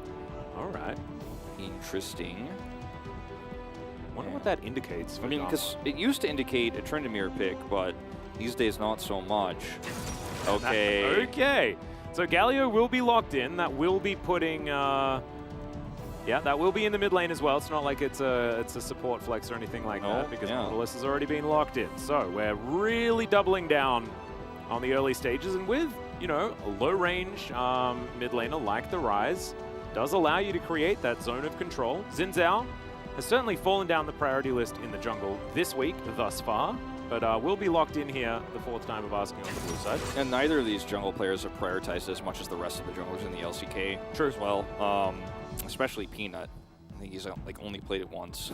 Is it blind Gwen time? Well, I like the Gwen here more than the Tryndamere because you have a lot of range damage with the Ezreal. Rise has a good front line. Gwen's going to love the CC he provides. I like this. Gragas so is a great much call. Yeah, it's a lot of magic damage. They deny the Camille instead, because this was the other thing they could have done, which is just take the Camille away from the Galio. Because otherwise, you have a huge problem keeping your Ezreal and or Karma alive in these subsequent team fights, because Galio dives in, then Camille ults, then you have the follow-up depth charge. Jinx gets 1 kill in any of that. Doesn't matter who dies. She gets a kill, she gets excited, you win the front to back. Are we Jax or Fiora? Yeah, and it's the Fiora that comes out from Doran. I love this. Oh, this is the hype game, too. Like, Game 1's draft was pretty vanilla, pretty boring. Yeah. This is the hype draft. This is the one where we get to see Birdall clash against Doran in the top side of the map with a really exciting matchup with the Camille. We get to see Ophelia pull out this Galio. You know, not a champion he's known for, and he hasn't played it at all this year. He's playing a matchup into one of the best Rises in the world, the best Rise statistically here in the LCK early on when it first started getting more popular. And it's not going to be an easy matchup with the wave clear problems that Galio will face. But the late game the Jinx has, the long range engage and support they have, plus Fiora's ultimate actually adding a lot to this comp too if they get a single pick. This is going to be a spicy one. That's really, really cool. I like what they've done. I like the denial from Damwon Kia, but when you're drafting for denial, then you're not necessarily crafting exactly the composition that you want. However, this time around, they've got Camille. She's going to be splitting on the side of the map instead of the Graves that we saw from Birdall, and Birdall is very comfortable on this Camille as well. So I think it will be a decent test for Doran there towards the top side. We'll see whether those riposts are going to be on point. I feel like if we want to be really nitpick, they could have done this the opposite order and picked the Camille first if they really wanted to play the Camille Galio, that is Genji, and then play the Galio later on. It would have been impossible to deny that pick. But, you know, we'll see how they play this one out at the end of the day. Maybe they didn't want the yeah, I don't think you necessarily need the Camille. I don't think she's the massive, you know, point of power in that particular combination. And Ophelia just wanting to clear waves. And as the game goes on, I mean, the Rise is going to threaten the Galio less and less and less. As Birdall has taken the Ignite in this lane as well, wants to give himself as much power as possible. Also Predator for the Galio, which we see all the time. Yep. Very strong choice here. Oh, this is going to be a slapper of a game. I tell you what. You told me. I'm excited about it. And we'll see how lucky Doran gets with the weak spot. Trolling has been a thing that's happened to him a lot. Yep, basically what we like to say is the first 3 weak spots determine whether or not the Fiora is going to win the lane, because if they're always facing away from her, then the powers that be have determined that Fiora is not supposed to win in this instance. Yeah, it's RNG is just kind of deciding the way of things. It's a very volatile matchup, one that we see actually kind of rarely, as the Jax is the more common counter pick here in the LCK. Eventually, it was more common in the LEC and in China. Yep. Taking off recently. As you can see, hasn't worked out so well for the Fiora because her utility isn't as great for team fights later on. However, his split pushing can be just as strong as Camille's. Yep, ward goes over. Showmaker spotting out exactly where Peanut is starting. Yeah, well, I'm very interested. As you can see, the first one pointed right towards Doran, so things looking good for the Fiora lane right now. Everything looking bad for the Genji bottom lane, but that is a dredge line that will connect. Kellen taking a lot of damage here as Docdarm doesn't find that Mystic Shot, and Damwon Kia are going to lose out on this trade for now. Q also going to go wide there as Genji able to fight back, but... Get the control of the bush, though, which is always where you want to be with the Ezreal Camille, or sorry, not Camille. Karma? Yeah, a lot of K sounds. It does have a K at the beginning. Yeah, so Kellen, who also has a K, yeah, K. is going to sit in this brush and we'll just take pot shots and will be very obnoxious to deal with. And that's the power that you get with Ezreal Karma. Going to be able to shore up your own amount of range damage later on in the game. And we'll see if Peanut can punish this, because he was extremely successful last game at punishing some overextensions with Docdarm and Kellen. Ooh, look at that. That is a great win rate. That is total, not just this season. Yeah. I don't think we've seen 6 Gallios this season, but what I'm trying to say is it's not a product of Rise's bad start this year. And that wasn't even the matchup when Chovy had his super play on the Galio.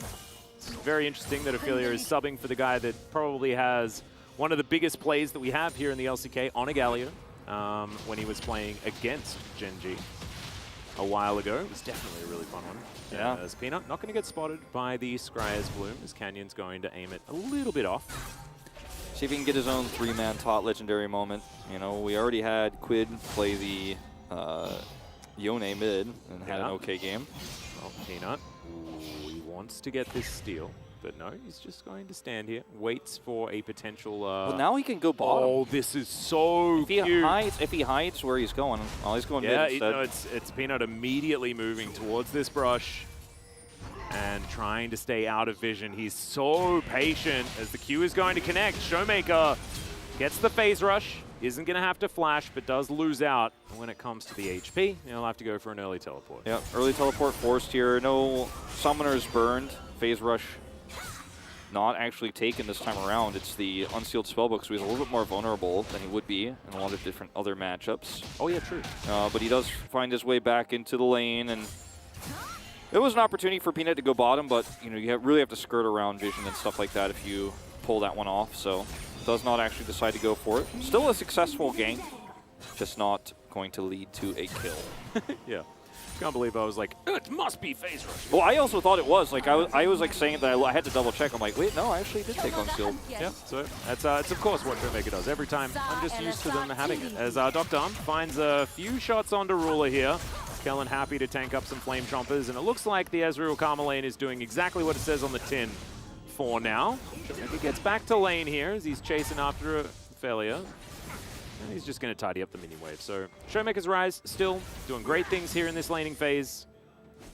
You know, post 6 is when things are going to get really interesting, because I feel that we'll be able to match some of those Realm Warp rotations with the Galio, which is part of the reason why we see this so often into the Rise, and why we've talked about it a lot during different Rise metas over the years when Realm Warp is a thing.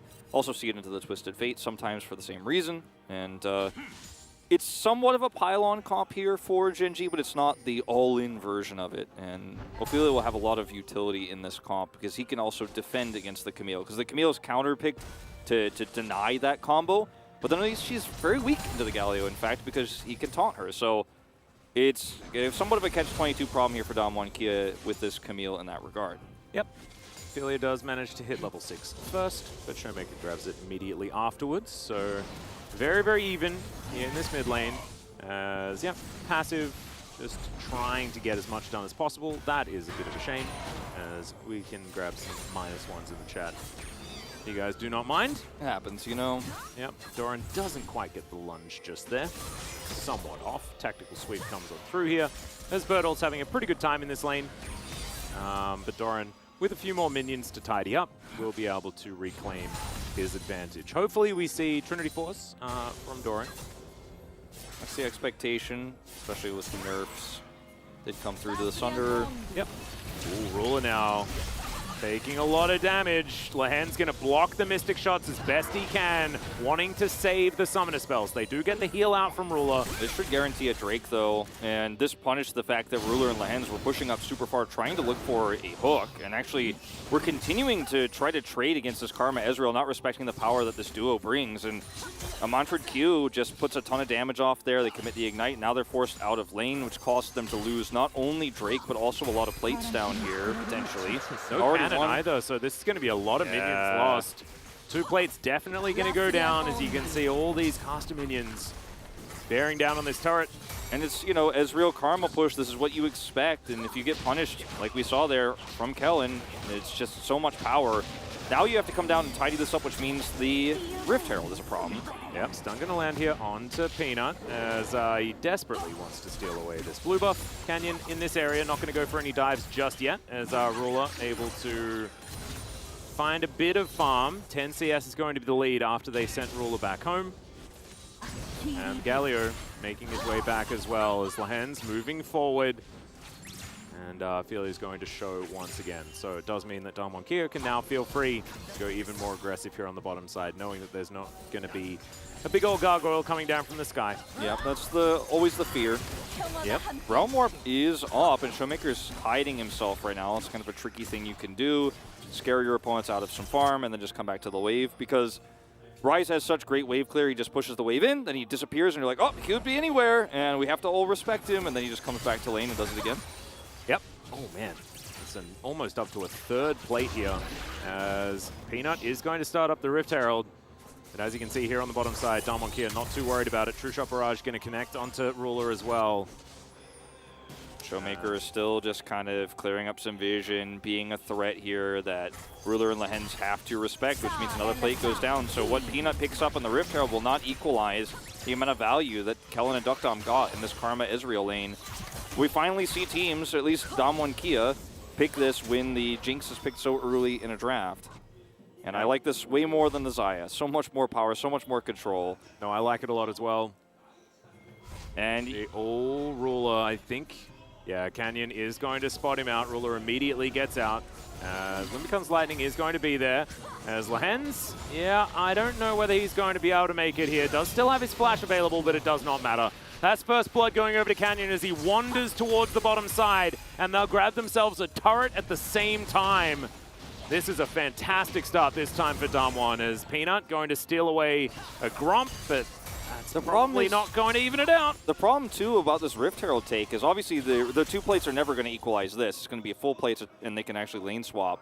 Even if Fiora picks up these plates here, you don't feel like you've gained the same amount of value, because Camille can default just do very well later on. You know, if you're going to be accelerated, hold that thought. If you can make this dive work, it's worth. Yeah, that's a Justice Punch as Ophelia going to try and run his way out. They do manage to get a whole bunch of plates. They're not going to be able to equalize the first turret going down at sub 10 minutes, but still, getting money onto Fiora is very, very important for this Gen G composition. They denied some CS, but the Ezreal gold is way more valuable than the Fiora gold isolated in a team composition like what Damwon Kia are running into what Gen G have, because also they denied Ruler some farm, so he fell further behind, slowed down the Jinx at the same time. He's got an early Essence Reaver now, and he's going to continue to push the top side of the map. Whereas, you know, Fiora picking up those plates isn't going to make her suddenly have kill pressure in the bottom lane here against the Camille. Isn't going to be able to do anything just yet. Speeds her up, and it is valuable.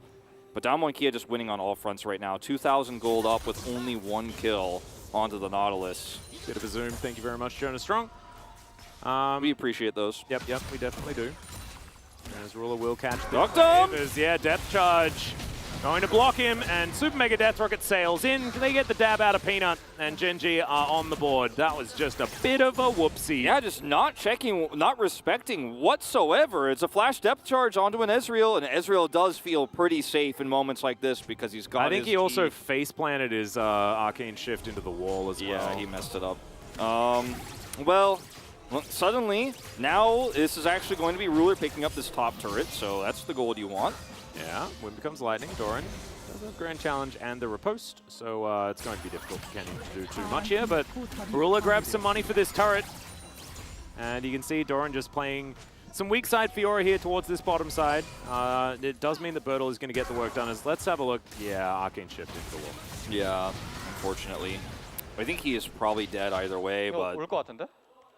Seal ends his first review. He's like, I think he's going to come. And he just ults him. Gets the follow-up route.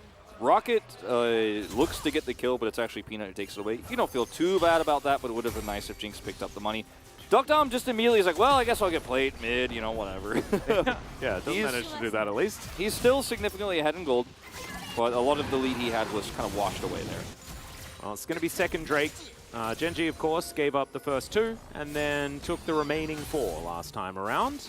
We'll see whether that is something they're going to be able to do, because once again, very happy to scale with this composition. They've got Jinx, they've got like so much peel for Ruler, and at the same time they have the Fiora win condition, who by herself is always a win condition no matter what, because in the late game you put 6 items on Fiora, it's very difficult for anyone in the known universe to 1v1 her. Yep, and she will push very, very hard and very fast down these lanes and will threaten inhibitors later on. Peanut. He's going to be all right.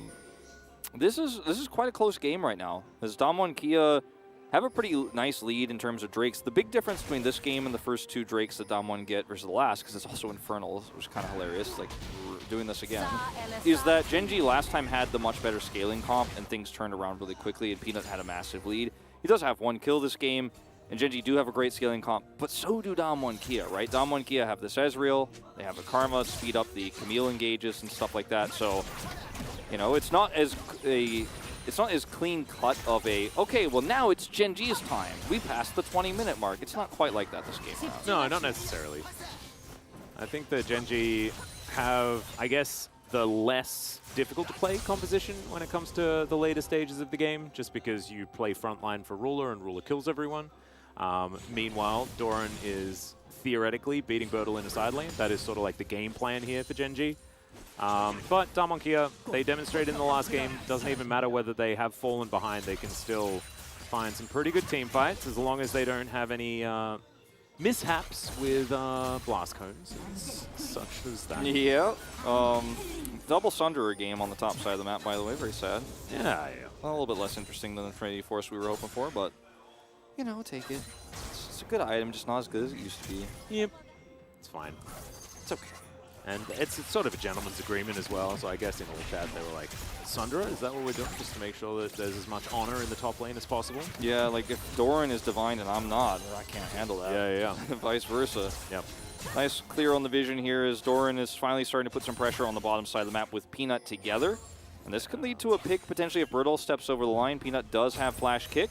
Hextech Ultimatum is available, going to be very important to use that effectively as the Realm Warp is going to come through. It does mean Showmaker turns up. It's a great 2-man taunt though as the Grand Challenge goes down. Everyone's getting healed, and once again, Showmaker teleports to the bottom lane, but this time there's no double kill for him. It's a double kill for Genji. Damwon Kia though will push here in this mid lane. They'll be able to get this out of turret. I just don't know whether it was worth it. Yeah, in a lot of these moments, like we saw this from Showmaker, right? The last time the dive went down on the bottom side, he teleported to the turret before he had unleashed and was able to turn that one around. This is not that scenario, because this time you'll be matched by a Galio who will taunt you. And when you put that Realm Warp down, if you actually take it, you are telling Genji, like, I'm going to give you a kill because you know exactly how to set up this taunt. It's free. It's not even a skill moment. It's just like Ophelia presses his button and they make it happen. Well, Zap going to connect there onto Dr. as there's a max range dredge line. Depth charge comes through. Yet another taunt comes down for Ophelia. Oh no, he hadn't even finished taking the Rift Herald as now Canyon has to ult himself, but 1 versus 4. Yes, Crescent Guard is a pretty good ability, but it ain't that good. Ruler's going to Gale Force, gets on top of the Xin Zhao. and he picks up the eye, so there's that for Canyon, but this game's starting to fall apart for Damwon Kia. Oh man, the deep teleport here from Doran as well. If they actually overextend here, there's a flank angle. Okay, they find the Hextech ultimatum onto Ruler. He's really dead. Now Peanut trying to escape from the area. You can see the Fiora rotating around. This is kind of an awkward moment where a set play from Gen.G just backfires completely. Like, they didn't know he was flanking as Showmaker. Yep, just wanders to the left, and that is going to be his way of countering the taunt. I like it. It's crazy how that last play happened because the positional error, quote-unquote, for Ruler is in part due to... Well, hold on, let's go back to this first. As the teleport comes through from the Galio. Okay. And he's like, I'm going. Taunts him. Nice. And Showmaker just walked into this one, unfortunately. As this is funny because Ruler's positioning is an error because he's trying to set up a play with Doran. Or no, we're not there yet. We're going back to this one as well. Yeah, we're in this one now as Flame Chompers were good. And then they get the kill onto Canyon. Yeah. Meanwhile, in live, I don't know if we'll ever get to that replay I was talking about before. Looks like we do have a setup here on the Drake. Okay, this is when Ruler and Peanut are trying to make that play with Doran, and actually just an insta-punish from Duckdom without even knowing where Doran is. He's like, why are you up here? The hunter became the hunted very swiftly there in that moment. Definitely a good clapback from Damwon Kia. Gen.G retain 1,000 gold lead. Birdall has teleport. He's not here yet. Duckdom doesn't have a mythic yet. Here in the LCK, we really like crowns, but I know there's a lot of people that have been calling for some Prowler's Claws. And maybe, just maybe, Duckdom is going to do it. We'll have to see. Doran getting himself around here as this is the first Infernal of the game. Zap not going to connect there as in goes Lahens, finds the Hex Flash immediately. Canyon is going to ult to try and get himself as safe as possible. The Drake is going to lose interest in this fight completely, as Damwon Kia starting to get some control here of the river, but they do not have the ulti from Canyon. It's very important Birdall has for these team fights. Birdall waiting for that Hextech ultimatum opportunity as Lahens finds himself into the backline. The riposte is fantastic as Doran gets himself over the wall, then back again. All of Damwon vacate the area, and Peanut just secures the Drake. All right, I guess that's a way to get it. Realm Warp now to try and get Showmaker in here as Lahens, I think he'll be going down first. Yes, Showmaker collects that one. Now Ophelia in a lot of trouble. Justice Punch will be blocked by Duckdom. Somehow Ophelia walks out. I have no idea how. Safeguard makes sure that he's going to be all right, and True Shot Barrage very close to coming up. I don't think he can hit this one. He has no idea. He has to guess. Let's see. Jonas Strong, show it to us. Not gonna happen. He was looking for the back timing. Well played. Ophelia waited. He's like frying chicken right now. Oh man, that was scary for a second. But this is a win in the team fight for Damwon Kia. They take back the gold lead, and this is something that their 2 Drake lead allows them to afford. Is a lost Drake, but a 1 team fight. As that was Shirley just I don't know. She was like, remember me, guys? Yeah. But this is the more important pressing issue here is Doran's angle here on the left side of the fight really shuts down a lot of the damage from Duckdom because he's struggling to get in. Then they push this away, and then the re-engage is actually really nice here from Gen.G. Lahens also on the backside of this fight. Is an absolute and he Hex Flashes it. Doran's on the left side here. Birdall has to go over the wall. And with the Hextech ultimatum, he does, and they do end up killing Doran, but they lose control of the Drake. But this is by no means a one fight for Gen.G. They're like, okay, we got the Drake, time to evacuate. And it's an insane chase comp because they have Realm Warp, they have Ezreal. And the fact that some of these Gen.G players actually get out of here is kind of miraculous, to be honest. I mean, Ophelia getting out of here is definitely miraculous. It's absolutely true. Gets the Fat Flash over the wall. After his punch was blocked as well. And the True Shot Barrage does not connect. But Damwon Kia are not feeling like they've lost the momentum this game around because they still win the fight. They still have an Ezreal who's ahead. It's the next one and the next few. If you start losing some of those Drakes or Gen.G start winning fights, that's when the composition of Gen.G could start to win. And if Doran starts to get some side laning for free, is escorted by Peanut in moments like this, if you turn this into a kill with the ult that Ophelia has coming up soon, like there are ways for this game to get out of control once again for Gen.G. We're having a look at the Damwon Kia vision as Birdall catches this wave. Doran gets himself around, and with the Demolish, this is what Fiora does best. Ophelia has teleport. She loves killing turrets. As Peanut moves in here, is spotted by Birdall, is now Showmaker over to the side, does have Realm Warp, was looking for a way in potentially, but they see that they're backing away. Canyon's going to stop moving down. I love this duo of Peanut and Doran pushing when Ophelia has teleport, because as we saw last time, if he just teleports in and sets up for a taunt when Showmaker comes on top to Realm Warp in, or anyone else who joins that Realm Warp, can definitely turn that in an instant. And as a result, you have this immense amount of pressure against the Camille in this 2v2, which is like pseudo a 3v3. And it makes Damwon Kia think twice about using this Ryze pick aggressively after what happened to Showmaker last time. So you're getting a small edge here, a little bit of vision control on the bottom side of the map that comes with it. Yep, 2 minutes on this Drake. The Baron hasn't really been looked at, has been alive for a minute thus far. As Doran's going to find a bit of a lunge here onto Bertle. Peanut going to move on over as well. Big win thus far as they get the hook shot out of Bertle. And now Doran, I mean, if he gets any sort of amount of free time with this inner turret, it's really rough. And he's going to force down a lot of resources, right? He gets the True Shot Barrage, he gets the Xin Zhao rotation, and they just walk away. They have deep wards here, and if anyone comes up here, they could get picked. Looking for the red buff as well. I don't think they'll be so lucky on that one. That's a difficult one. As if the engage does come through, remember, heroic entrance is a thing. You can see Ophelia towards the north as Flash has to come out.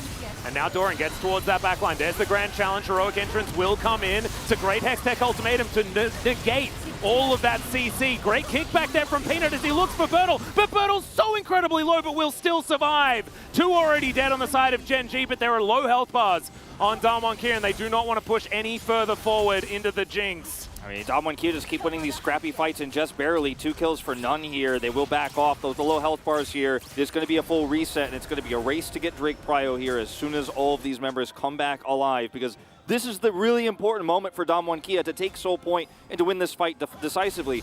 Now, Gen G, they stayed a little bit late here, and they had enough deep vision to where they could have tried to turn a lot of picks. But when Showmaker is also here, this is a bridge too far from Doran. He gets on top of Duckdom, yes, but it's an Ezreal, and there's a lot of lockdown here for Damwon Kia's composition. So definitely a big overextension and an attempted turn that, quite frankly, Gen G's comp is not online enough. Their AD carry is not strong enough just yet to where this is a turn you want to make. In 5-10 minutes time, 100% you get on top of Duckdom like that, you blow him up early, it works out for you. Damwon Kia have the Drake Prio, and Gen G are going to try to trade it for a Baron. Yeah, they're going to just walk over here. Of course, it's Soul Point, not Soul, right, that they're fighting for. And Gen G just popped themselves over the wall. You can see Damwon, no idea of what's going on here. Good riposte, but it's not going to be enough. Doran not able to get out. And now Lehens is backing away. And they Peanut and Ruler are still here, still trying to take this Baron, as it is going to be Damwon that do take the Drake. So they ping it, they know, but they just don't. They have no way of stopping this, unfortunately. So they're like, okay, can we catch them here? They're going to look for a catch with the Realm Warp. They might be able to get some of these players. All right, so the heist is completed, and Gen G, they just sacrificed their Fiora to make sure that you know, they don't give anything away. I liked it from Doran. I assume it was all planned. It's insanely crazy to make a play like that against a Ryze team, because they can actually kind of double objective and come over and punish you. And I think the realization was so late that they did not actually commit to the Realm Warp there, and they knew that the rest of Gen G was going to get out. This is Doran getting picked on the sell, right, where they're trying to sell, oh, we're just trying to get Drake Prio. We want to go for this. Not so quite as good. Yeah, not quite as good as when T1 did it, because I don't think they lost anyone, but still pretty good on the side of Gen G. As Canyon looks for a bit of engage. Does get zapped, as now Lehens trying to get himself out of here. It's not going to work. Duckdom secures that kill, and now Doran looking for Bertle here on the bottom side. Peanut trying to work out exactly which is the best way to go. So the lunge is going to come through. Bertle holding onto the ult, but Doran does get his. Now, Bertle's going to try and use Peanut as a taxi. This is played so beautifully, though. Super Mega Death Rocket comes on down, as now Ruler going to have to deal with Canyon moving in. Good kickback, though, from Peanut. We'll make sure that they can't chase. Flame Choppers don't arm in time, but Showmaker's not going to be able to do it. And meanwhile, yeah, BBQ Chicken going to be taking down this inner turret as best he can. Teleport going to come forward. Can they turn this into a kill? Oh, no, doesn't get the taunt quite. And they will be able to take the turret. Still successful in that regard. Yeah. But Gen G need to be so careful about just walking out and overextending, trying to get picks in these side lanes, because yes, you have a Fiora, and that is one of your win conditions, is to try to set up, have Peanut's help or have Felia's help to actually grab kills. But if Damwon Kia have this much control over the map, and you take this long to kill a Camille who can ult to buy so much time, you're going to end up trading down in these fights where Damwon Kia are just getting more and more gold, more and more control over the map. It will at least take that one turret off, and Gen G are not that far behind in gold. But they need to make sure that they don't make this mistake before this next Drake fight, because they cannot afford to give over this Infernal Soul to Damwon Kia. It's one of their biggest win conditions right now. The Ezreal did go for the crown, as you were mentioning, and he is well and truly online in this game, and they have such a tanky front line for him. I think, do you know why Doran got caught? I think he misunderstood when the coach said, let's play 1-3-1. Because yes, that is 1-3-1. However, it's not the way we want to do it. Yeah, just a bit of an overextension. Once again, trying for this again, but you've got to be so careful about this into a Rise. Got to be so careful about this into Damwon Kia's comp that's super online, very mobile, with a Karma to chase. You know, if it was a different comp or a slower support, then you can get away with this and then escape, but Damwon Kia keep trading up in these. Gold lead gets bigger and bigger. Again, still very small at the moment. The key is going to be this upcoming fight. Yep. Not to mention the fact that if Ruler gets caught, it is very, very difficult for Gen G to find any sort of teamfight win after that. And Dokdam is going to be able to self-peel so effectively. So really, really cool. I really like how this game is sort of developing. Yes, I still feel like Gen G has an edge when it comes to late in the game. But Damwon Kia, they're a team that has been able to, you know, make magic happen. They certainly have, and if they get a Drake here, this fourth Drake, get the soul, like that's going to be a lot of magic dust they could sprinkle over Gen G in these upcoming team fights. It's going to give their comp so much extra power later on, and the ability for Dokdam to just absolutely pop off and carry every single team fight is what they're looking for. By the way, Gen G had Baron. What did it do? They got about 1,000 to 1,200 gold off of it. Didn't use it very well because of those picks, and the fact that they died before they took it, like they ended up losing Doran. They didn't have a ton of Baron buffs to use there. It was kind of an awkward situation because they traded a Drake for a Baron but also lost players. So it keeps them somewhat even in terms of the gold. It definitely helped in that regard, but was not a significant one by any means. To answer your question. Yep. I know you had asked it kind of facetiously, but yeah. I did want to explain that it didn't go so well. It did not. It certainly did not. As now we're setting up for a Drake. This is still soul point for Damwon Kia. If they get themselves an Infernal Drake, it's going to be very, very difficult for Gen G to find their way back. Yep, this is the big fight. This is probably the game decider. It's going to push one of these two teams into a massive advantage one way or the other. Give Gen G enough map control to finally use this comp to its fullest potential, or give Damwon Kia that Infernal Soul.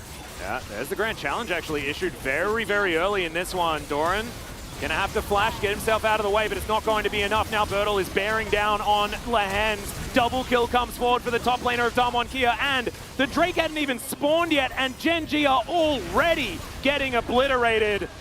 Heroic entrance, not so heroic from the Death Chamber, unfortunately, as Canyon gonna try and get out of there, and he is going to succeed. Look at Dokdam's damage in this fight. Over 3,500, I think he did it in the end in total. And now that he's got an Infernal Soul, that number is just going to get higher and higher. Yeah. And for Doran, he saw blood in the water. He saw an opportunity to try to get on top of a carry here, but it's not. Rise is not a carry in this meta. He's actually a tank, and trying to go over the wall and kill this extremely tanky Rise just leads to disaster. And he's clearing a ward, but Birdall's nearby. He's Rise. Like, look at Doran's health bar. Like, if Birdall's not here, he still probably has to flash the wall, but there's so much damage fall-up. Dokdam snipes him on his way back in. And the fight is lost at this moment because you are now down a player. They have the choke point controlled. It's just like a Doran overextension. Yeah, it felt like it was lost when Peanut missed the Q, because I think that there might have been like a potential kick play or something like that that would have made Doran look less silly, but instead we got what we got. As Canyon, Wind Becomes Lightning, going to slow down Lehens as he tries to get away, but now Damwon Kia moving towards some pretty real advantages. Infernal Soul, absolutely massive, 2,000 gold. Not huge here at 30 minutes into the game, but Damwon Kia are able to walk into the enemy jungle, steal away camps. They should be able to grab themselves a Baron as well. As Peanut looking to try and safeguard his way out of this one, is going to be able to do so successfully for now. And Gen G, I mean, I guess now what you're looking for is an Elder Flip or something like that. Yeah, I mean, you certainly are, but it's going to be so hard. And you're never going to have another opportunity to try to get a pick like that unless you have Drake Prio. And this was not the right call to go onto Showmaker. The Q didn't connect from Peanut, as you mentioned, but This is kind of like one of those, you know that old ad that's like, you wouldn't download a car, right? It's like, you wouldn't go over the wall onto an Orn, right? Well, this is Tank Rise, so you certainly wouldn't do that either, right? You wouldn't actually go onto this Rise, right? Yeah. You get what you paid for, phone. I know exactly the one you're talking about. As in goes Canyon, looks for Ophelia, will find him. Realm Warp to come forward as well, and that's going to deliver both of the solo laners right on top of the chicken. And yep, fortunately, there is nowhere that Ophelia is going to go here. Yep, and this is just too much of a lead here for Damwon Kia now. Not in the gold, but in the Infernal Drake, the mobility, and this Ezreal who will just carry this game on his own. And there's just not much you can do about this as Gen G. Your comp relies on you to run at people. This is still feeling a little bit 50-50-ish. It's a little bit frightening. We do have Crescent Guard available here, so Canyon can get rid of Peanut theoretically. As now Bertle over the wall, tactical sweep's going to come through. He does have his stopwatch and is going to use it. Flash out of the way from Showmaker to try and avoid the zap. As now Bertle getting kited here. He will go down, but the Baron is focused from Damwon Kia, and they will just make their escape. And Ezreal is at nearly full health, and so as a result, Gen G cannot come in here to look for anything, cannot try to punish. As we're going to go back to this pick here onto Ophelia. Ruler super low. Realm Warp also committed to, so you're stuck here. Ruler paths correctly upwards. Ophelia isn't so lucky. It's just going to get blown up. Not as mobile. And this fight, you know, it's a lot of heroics. Like I said, it was fairly risky because Peanut has a free angle to try to jump in there, but they block him. The Bertle comes over here and commits. Nice stopwatch, and everybody on Gen G is just completely pushed away as Dukdom continues to Q over the wall. And when he doesn't have his Q, he's just autoing the Baron. So yes, you do end up getting the Camille. Well, there's nothing you can do after that. And now Baron buff attached to this Gen G roster that already have so much pushing power. Going to be something that basically guarantees them prior for this Elder. I mean, the timing of this couldn't be basically more perfect. 2 minutes on the Baron buff, 2:15 on the Elder. Yeah, can use the Baron to get all of their waves in order, and then Damwon Kia just march their way towards the river. That's the script. We'll find out if Damwon Kia go off script or if Gen G rip the pages out, but in the next episode. Right now it's looking like this game is pretty much locked up, unless we see some crazy heroics. Well, it is going to be a little bit of comeback gold there from Ruler, who's pushing very far forward. The flash forward from Lehen's not quite going to work out, though, as Damwon Kia are going for a bit of a base race. It is going to be the top side of the map that they're focused on. And with a Baron, as well as this Ezreal that has so much damage, they will be able to win out. Yeah, they're going to get this inhibitor, and this is the opposite inhibitor to the Elder. So someone will have to clean this up. Someone is going to have to They don't get the inhibitor. Don't commit to it. All right. Curiously, with all the damage there, I think if they stayed for like 2 more seconds, they get it 100%. But they didn't have vision of the backs on Gen G, at least not all of them, so decided it was the safer call to back away. If they had gotten that inhibitor, it would have forced somebody to clean it up, probably Doran, who would then have to teleport into the fight late. But they don't actually commit all the way. Playing it safer, want to instead just try to push out bottom and mid. But like, get as that you prio. can see, like, Wolf, the Baron power plate's 32 gold. This is what happens when you manage to get 2 turrets and you have those bounty rewards, right? It's like, Damwon Kia are like, yes, we can go for a base race, but like, what do you get? Well, also, they're if you don't giving commit, money. If It's you don't donation. commit to getting the inhibitor, you get 1 turret on the top side, but that is all you get. Yeah, there's like no inherent pressure, actually. It's Yeah. like, yes, they have an avenue if they want to just win the game after a team fight. I thought it was a great call if you get the inhibitor, but they were a little bit too afraid. They got cold feet at the last possible second. Now, they are going to get prio here in the mid lane. And they're going to get some deep vision, and Ezreal is just going to be taking pot shots. It's fish in a barrel. Anyone on Gen G who tries to walk towards this Drake, they'll actually grab this turret as well. So they'll at least end Baron buff with positive. Well, actually, not quite. We'll get this after the Baron buff expires. 13 seconds. This is the game-winning fight for either of these teams, basically, but the prio still goes to Damwon Kia, despite the living inhibitor on the top side of the map. They still get the prio. Indeed. Well, and that's a dredge line that you didn't really want to take, as it was slightly missed there for Lehen's. Ruler. Rush just does so much damage. Showmaker trying to get this work done as well. Heroic entrance from Ophelia, but oh, it's a heroic sacrifice by the looks of things to me. As Gen G, they lose their Galio, and it just feels like Damwon Kia are way too far ahead. Dukdom, Arcane shifting forward, Ruler having to walk his way back, and this Elder should just belong to Damwon. And Dukdom, I mean, all it takes is 1 True Shot barrage like that, and Ruler can't be anywhere near the fight. They get the pick onto the Galio, and Doran What are you going to try for here? All right, Lehens, can you find any heroics? The answer is absolutely not, as there is the Realm Warp. Ruler is going to flash to get himself into this brush. Oh my god, it's cute. But the dragon will end up taking him down as, Bertle with a big old dragon off his shoulder as well. And now Damwon Kia with, I guess, the top lane that they have opened earlier. Could wander their way through, but they are hungry for some kills first. Doran's is buying time. He's going to use his riposte here to get like 2 more seconds onto the board for some respawns. Ophelia is going to be up here, no ultimate. Try for the heroic taunt, you know, but this one's well and truly locked up now. Genji just not able to win any team fights with a pylon composition. Won a lot of skirmishes with the mid game as down he goes after his stopwatch. Down he goes. Oh, poor Ophelia. Oh, it is going to be Damwon Kia now just getting rid of these Nexus turrets, and this time around the composition absolutely worked out. Loved the counter pick towards that bottom side of the map. Dr. Kellen playing this one out very, very well. But Damwon Kia, they will bring us to a game number 3, exactly what we all wanted, with a much better draft this time. I think Genji had a few things to look at, but we've got the carpet space for that, thankfully. I think that the choice of picking the Ezreal Karma into the Jinx was brilliant, and it's something that, even though it seems super obvious, is something that most LCK teams are not opting into right now, and they were willing to do it here after what they learned in Game 1, after the Xayah failed, and it gave them so much longevity around these objective fights. Dukdom absolutely carried this game. Really nice true shot barrages throughout it. His positioning was great, and with Genji's comp, they were kind of just running at them and hoping. And yes, they punished some of the Realm Warps and teleports from Showmaker, and the Galio could be great for this. But I don't know if they got the comp they exactly wanted, because the Camille was picked away, and then some of those fights looked a little bit half-hearted there at the end for Genji, because they just could not get Ruler into position to get a reset. So close many times, but not able to get the excitement that the Jinx was looking for. Yeah, weren't quite able to get anything sort of rolling, and it felt like in the end, they were going for some sort of like Galio Camille composition, and not getting the Camille, I think, actually bothered them. When I saw the draft, I wasn't too worried about it. But the Fiora comes in again, Doran goes for the skill matchup, and doesn't really do anything. Yeah. And this is where I was going back to in the draft. If they had picked the Camille first and then ended with the Galio, you're not going to play Galio top. They picked the Karma earlier. So I think if you really wanted the Galio Camille, you needed to pick the Camille first, because you gave them the opportunity to counterpick, because you went into it face up on red side here in that R4 slot. A mistake that Genji will not make again, but again, there's a chance they didn't want to play the Camille. They wanted to play the Galio into the Camille. Didn't feel like it, though, with the game that we watched, and I think that some drafting changes will be needed going into Game 3. Yep, and they will definitely change, as, ladies and gentlemen, we are going to go to a short break. When we get back, it is the Analyst Carpet Space. We'll see you there.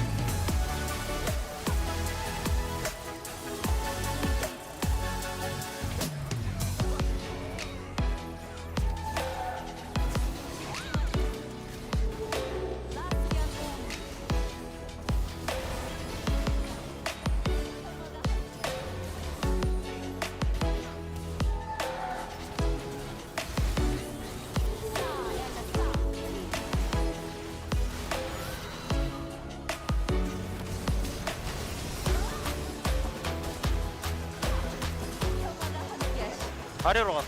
슬래시인가? 네, 잡아. 미드 탑. 미드 이거 라인 데려가면 안 끝나나? 이거 끝나. 라인 데려가자. 얘 웨이브 끊으려 한다. 실드. 할만해? 할만해 요꼴이다.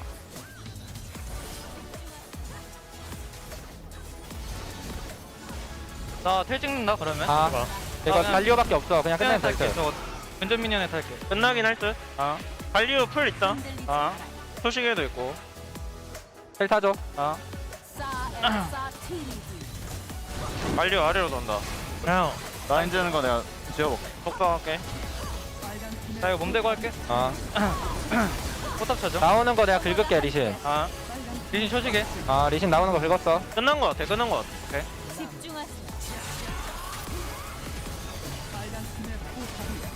마우스 쓰니까 진짜 너무 답답하긴 하다. 리신 노플. 어이구.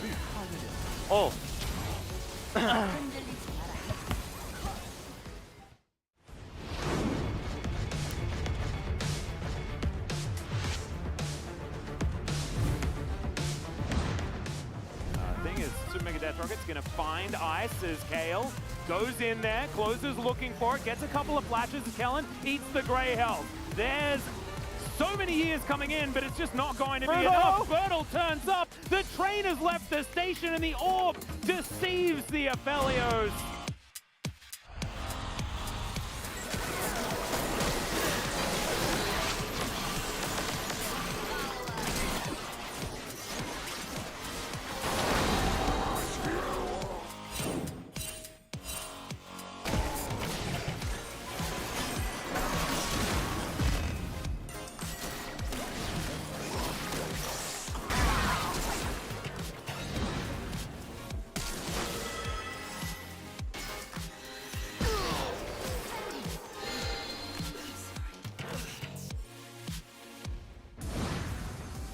He's often turned it around in the mid game, so we'll see if that happens once again here.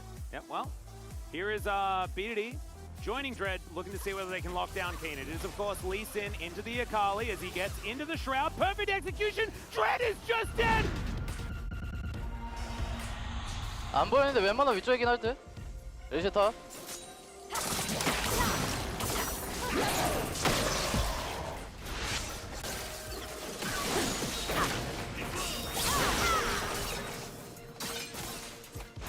리신 잡은 거 같아?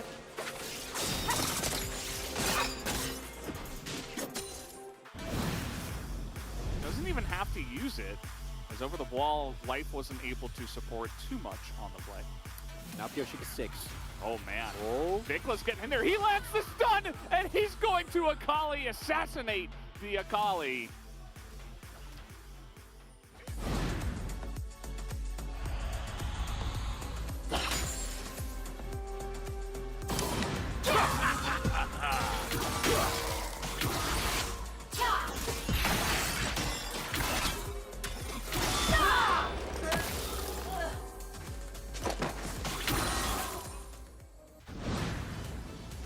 Rough for a lot of the KT laners, as we do have Zeka in no man's land, as he will try to ult and Akali his way out, but Cuz just flashes and lands the Sonic Wave.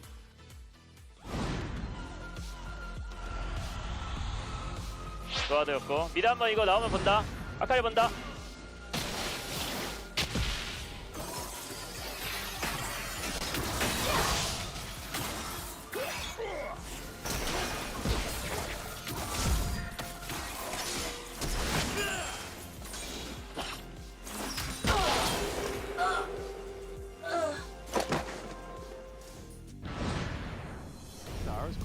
Sped up. And now Pioshik looking for a bit of a fight here. The ulti's not really going to be the highest value, but the Shadow Surge absolutely is. And there's the Magnet Storm as well. All of these circular ultimates working absolutely beautifully. And then Death comes through for the cleanup. Chrono Shift just means you have to die. 이번에 미드 나오는데 저희가 살짝 봐도 되나 이거? 오케이 나 볼게.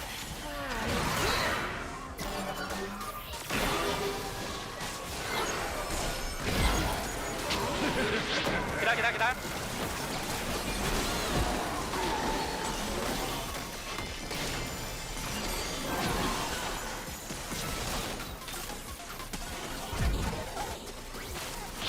나이스. 나이스. 끝났다. 잘했다 우리 형.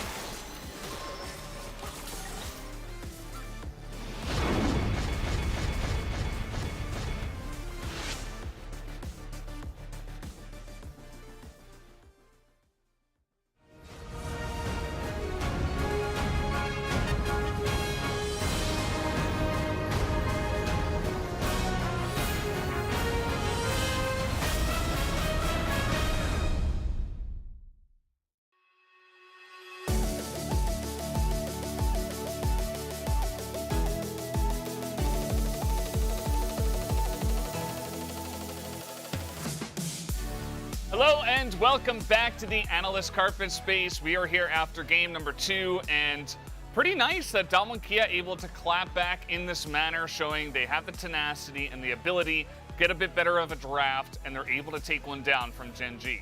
A lot of elements coming together here. I think that the Rise priority again worked okay, but the main difference here, of course, is that Ezreal, bot lane actually worked out extremely well for Damwon Kia, who were able to get themselves in a great position of getting Dogdom early leads.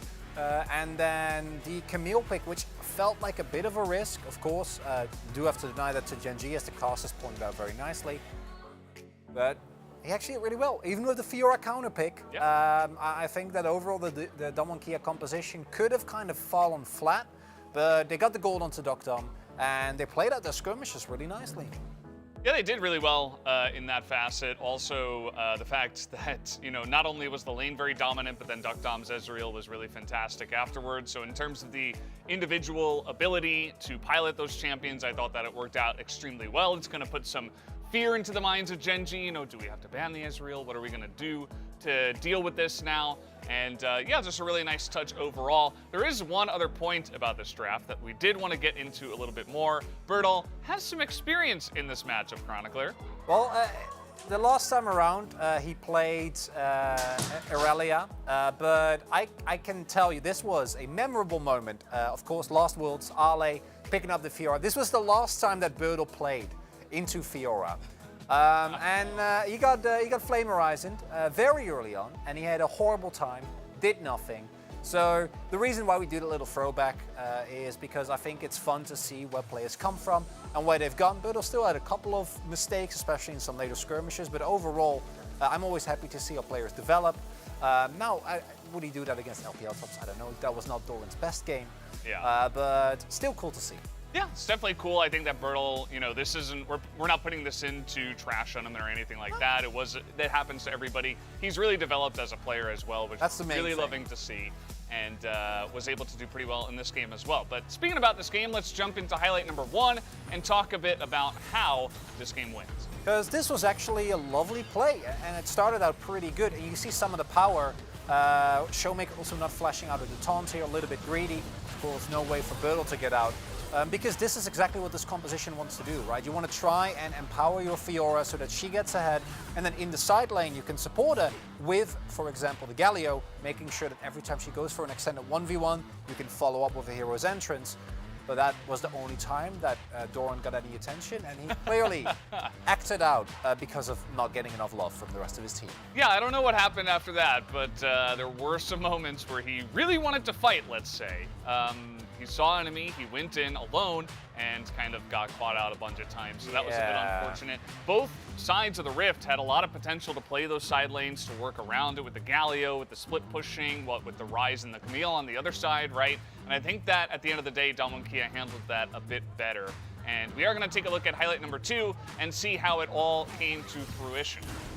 Because this is one of the most important fights, I think, even though it was relatively early on. A lot of the advantages that were built for Damwon Kia were found in the early game mostly.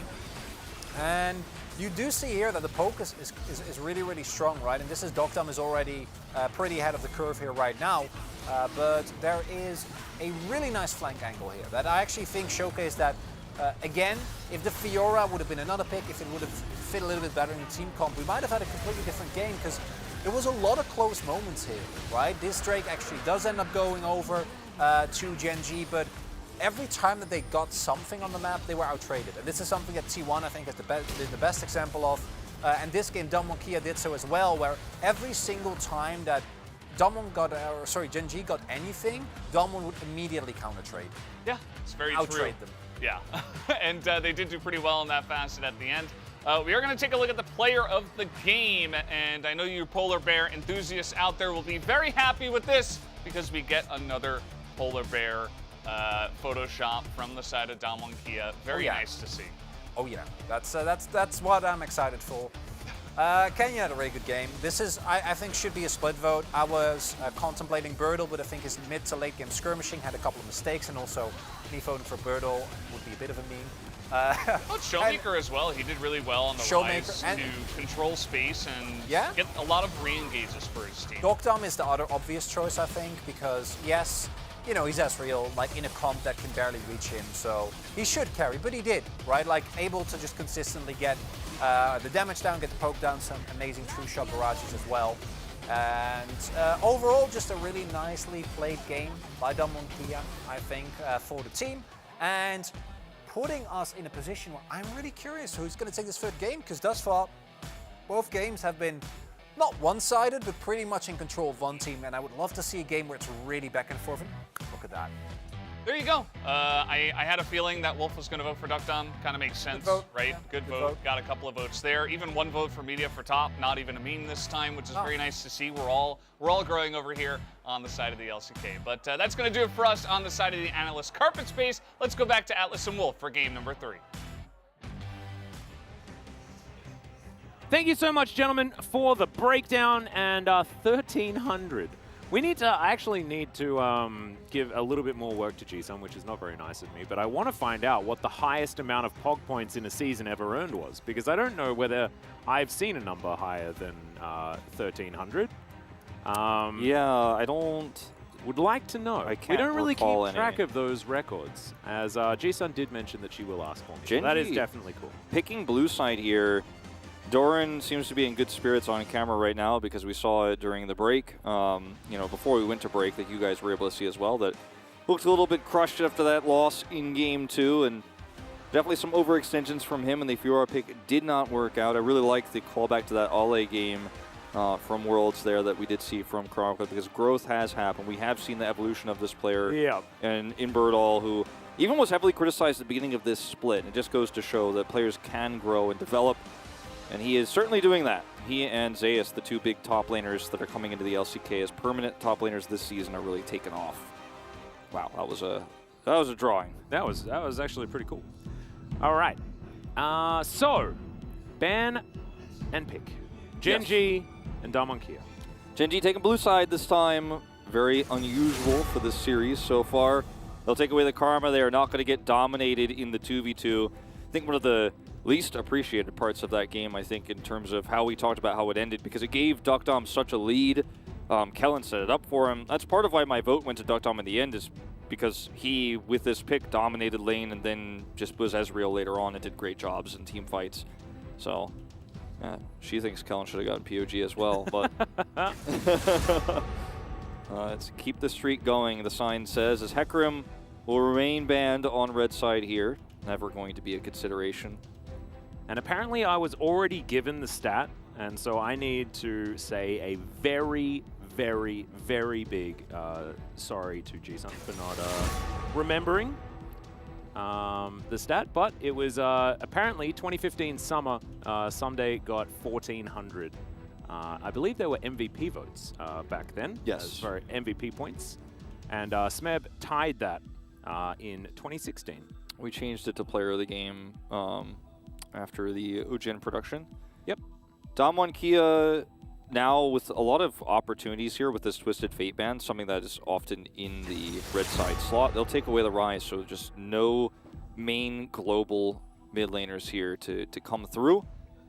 And the Jinx, I think, something to be looked at here. Karma is banned already, so you don't have any Karma lane to push into the Jinx, and with the Hecarim gone, it's definitely a big potential problem. Gen.G could pick that one up first, so I think Damwon Kia will definitely take that one away. The Caitlyn to match. Caitlyn will be the ban here. So final ban, Zeri still available. Kind of standing out like a sore thumb right now. Hey, this is kind of a frustrating position to be in for Damwon Kia, because I think you ban the Zeri, expect a Jinx, and then pick accordingly.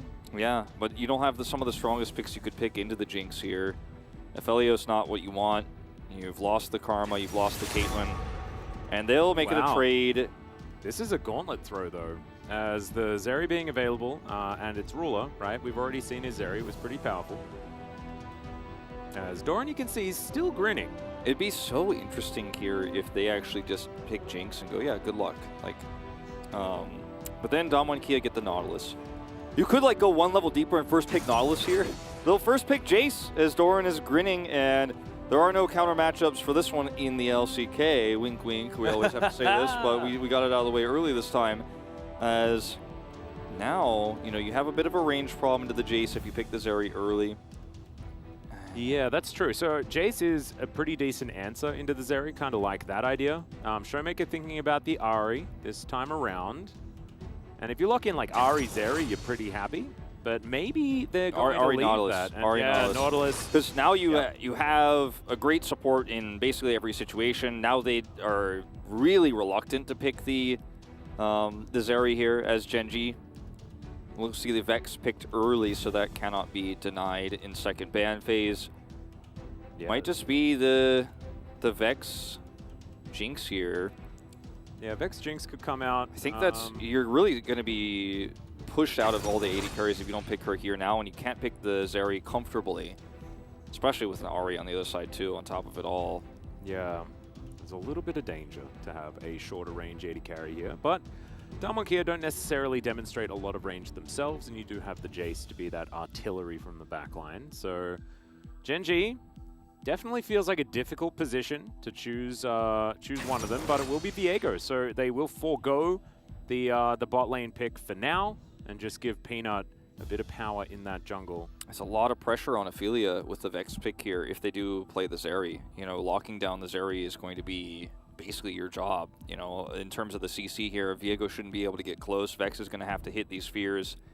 They will pivot though. Okay, so the Jinx will come through for Damwon to try and answer some of the range. Dokdam's Jinx has been fantastic. And now you can tick all the way down. Yeah, well, let's wait until it locks in. There it is. Now you can deny 80 carry picks from Ruler. Yeah. Pretty comfortably, which is why I was saying, you know, maybe he should have picked the Jinx here in that slot so that they wouldn't find themselves in this position. Yeah, I don't know whether the Viego would have necessarily been a priority ban either, so very interesting, but probably just wanting to counterpick bottom lane with whatever Damwon wanted to lock in, and as you can see, it is the Nautilus Jinx in the end. I wonder if there's the Kai'Sa, so this has been one of the problems. That was the first thing I was going to say, but I also wonder if something like a Ziggs would be considered here for Ruler. Not a champion he likes to play, but he has played it once this season, and it is something Genji have been practicing a lot because Ophelia was playing the bottom lane. So something that you could play into the Jinx, get a little bit of control, get a lead. You have a lot of poke with the Ziggs, you have a lot of poke with the Jace. Yeah. Wouldn't hate it. I feel like that's one of the options that screams at us right now with the Kai'Sa banned away. I wonder whether it's like I mean, obviously Jhin is another option here, but it's really tough to play with the comp they have with the Jace. I wonder whether it's like a Xayah Rakan angle that they're looking at, but then you don't have very much range, right? Like, it is really hard because they want to try and get some engage on the Hens, I would assume. Leona is going to be banned to try and deny a bit of that. And so now the Rakan stock goes up even further. Yeah. I would like to see something like an Ezreal Yuumi, right? Yeah, that also from works. Genji to empower Peanut ever further. I like that. I had kind of forgotten about Yuumi in this scenario. I don't think we'll see Zeri into Jinx and not into the Ahri and Nautilus. It's just impossible. This is an obvious Jarvan ban, regardless of what you're going to pick in that 80 carry spot. All the ones we're talking about here are going to be fairly vulnerable to this. Yep. You don't want that Jinx to get ahead early from some rapid-fire ganks that we'll be seeing. Let's see what comes here on the top side of the map. Yeah, I was going to say, it's not going to be a Malphite, it's going to be a tank. It's going to be a tank of any kind. It could be the Ornn as well. But with the Ahri here, I think the Sion makes a lot more sense. You can link the CCs together, and you're not looking to get tons of value out of the ornaments later on. With an Ahri, she's not going to get as much power out of it as a DPS mage would. Well, Sion, very, very teamfight orientated here for Damwon Kia. Was picked in a different draft last time around, but certainly this looks pretty good. And This is kind of what I was expecting, the Zyra Khan angle. I think it's so weak into this comp, though. Like, she has to build crit into this Scion, or good luck. Or you have to win super early. Excuse me, notice that win rate. Yeah. Not looking so great. By the way, Birdal is the Scion player of the LCKs. 2-0 on it. This is the third time Damwon Kia are running a draft like this. And this comp is so fragile. Okay, so Renata Glask will be locked in yet again, second time today. And we'll see whether she continues winning. She did win the first game, although it was an odd draft from DRX that they made work. Now, Damwon Kia, what are you going to do in response? Literally perfect pick. Like, no joke. It was the first thing that came to mind because you need magic damage, I think, to shore up the tankiness. The Scion's not going to bring any damage into these fights. Now you got poke. You got follow-up pick, right? When Ahri hits a charm, Nidalee hits a spear, then you have a Jinx, Zap, and a rocket. Somebody's dead, Jinx is excited. Scion is going to absorb so much of Jace's damage. And if you try to engage as Xayah here, you're so low range. You're putting yourself at risk of getting charmed. You're putting yourself at risk of getting charged into by Scion, excuse me. Nautilus. Like, I think this is a huge draft gap. Personally, I think Damwon Kia win this one. They crush it. So much pressure again on Ophelia on this Vex. He's the best opportunity you're going to have to actually get somebody feared, lock down this backline, and play this one well. If the Shock Blast hit, if you can avoid hitting the Scion every time, if you actually make that work, if you can get a lead on the Jace, there are ways to make this happen, but Damwon Kia have already shown comfort with this exact style of drafting, too. Seems like Gen.G tried to make this one more complicated than it really needed to be, and when the Jinx got taken away from them, they ran out of options very quickly. Yeah. The Zyra is where I'm a bit perplexed, but it has been a pick that has found some success here in the LCK, but Ruler will have to make up for the lower range with, you know, some better play around this map. Renata Glask as well is a very interesting champion. We'll see how many handshakes are actually going to come through, whether we're going to be booping people in the head and things like that. It's like Zac, but requires a little bit better aim. I do very much like that ability. But Gen.G, this is the creative draft, and Damwon Kia back to a keep it simple, stupid style of composition. And you might be looking at Nidalee and you're like, oh, isn't that champion that Owner always hovers when he's trolling? No. This is a champion that Canyon has a world skin on. So he's pretty good at this particular champion. As you can Notice see the right blue there. hair. Notice the blue hair, yep. There you go. Glowing hair, looking absolutely fantastic. Any champion on Gen.G's roster that gets hit by a charm, with the exception of Viego, I suppose, if he gets ahead and is really fed, will die basically instantly to the follow-up damage that Damwon Kia have. You know, again, assuming that nobody's far behind. So that's my biggest fear for Gen.G. The term I use a lot for a comp like this is it's fragile, right? It is very easy to pick. And in front-to-back team fights, too, Damwon Kia have so much peel and spades. Yeah. I think we'll see the Night Harvester build for Canyon this game. He'll pick up a Dark Seal early on, too, and has so much power. I am very worried for Gen.G with this draft because I think it has some anti-synergies, right? You have a lot of poke with the Vex and Jace, and then you can follow up with Viego. But to get into range to actually all in as the Ophelia or as the Viego, you're putting yourself at range of Kellen, you're putting yourself at range of Showmaker, Birdal, etc. That's why this Scion pick is so beautiful here. Yeah, I feel like Damwon do have a lot of tools at their disposal as Showmaker and Ophelia just trading electrocution here in this mid lane, which is technically untrue. It's trading electric shock because electrocute is to die by electricity. And as you can see, they're being electrocuted technically and not dying, so therefore it's not actually a thing. Yeah, I never really it's thought irked about me that a little way. bit. Yeah, that's irked true. Me a little that's bit. actually true. I never really thought about it that way. We should actually propose a name change to Electric Shock. Yeah, or just Shock in general. Yeah. As Ophelia is trying to get an electrocute. Doing a fair bit of damage there, as Orb of Deception is going to go wide. The other weird part about it is neither of these champions are using electricity at any time. You know, it's kind of arcane, magic-y stuff going around here. Yeah. But maybe when you actually get the proc, it is actually electricity. So it's like a bunch of magic, and then it's a bit different. As okay, we are going to find a hook there as the boot back. And Kellen's just going to be moved, but it is still a decent trade. Yep, definitely true. You know, it's not a Karma lane down there on the bottom side into this Jinx, but it is a lot of power because Renata Glass is ranged and her passive is going to allow you to do more damage. As the Xayah in this case, the more she stacks up, the more you get to push and harass those enemy champions. A lot of extra prio here for Ruler. Going to get a deep ward down, make sure there's no early gank. And we'll also be able to see when Canyon finishes his side of the jungle when he wants to come down. And we might even see a double scuttle attempt here from Peanut with that extra information.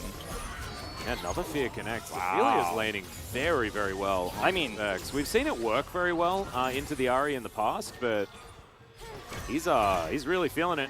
He really is. Like, Ophelia has quietly been, I think, our best emergency call-up, like, across the LCK, with the exception of the Challengers players on DRX. Yeah, apart from DRX, yeah. Like, if you subtract, like, Peach, Clear, and Satab, then I'd agree, yeah. He just has not choked. He has not made huge errors. He's done his job correctly in every game he's played, and he clearly has no nerves problems. Like, pick this guy up for LCK, somebody. Or maybe Genji just want to hold on to him for situations like this. As Canyon will rotate up. Yeah, he is going to be spotted on that ward. Doran does get the early vision and therefore is able to make his way out. No red buff or anything like that for Canyon to try and set up for any spears.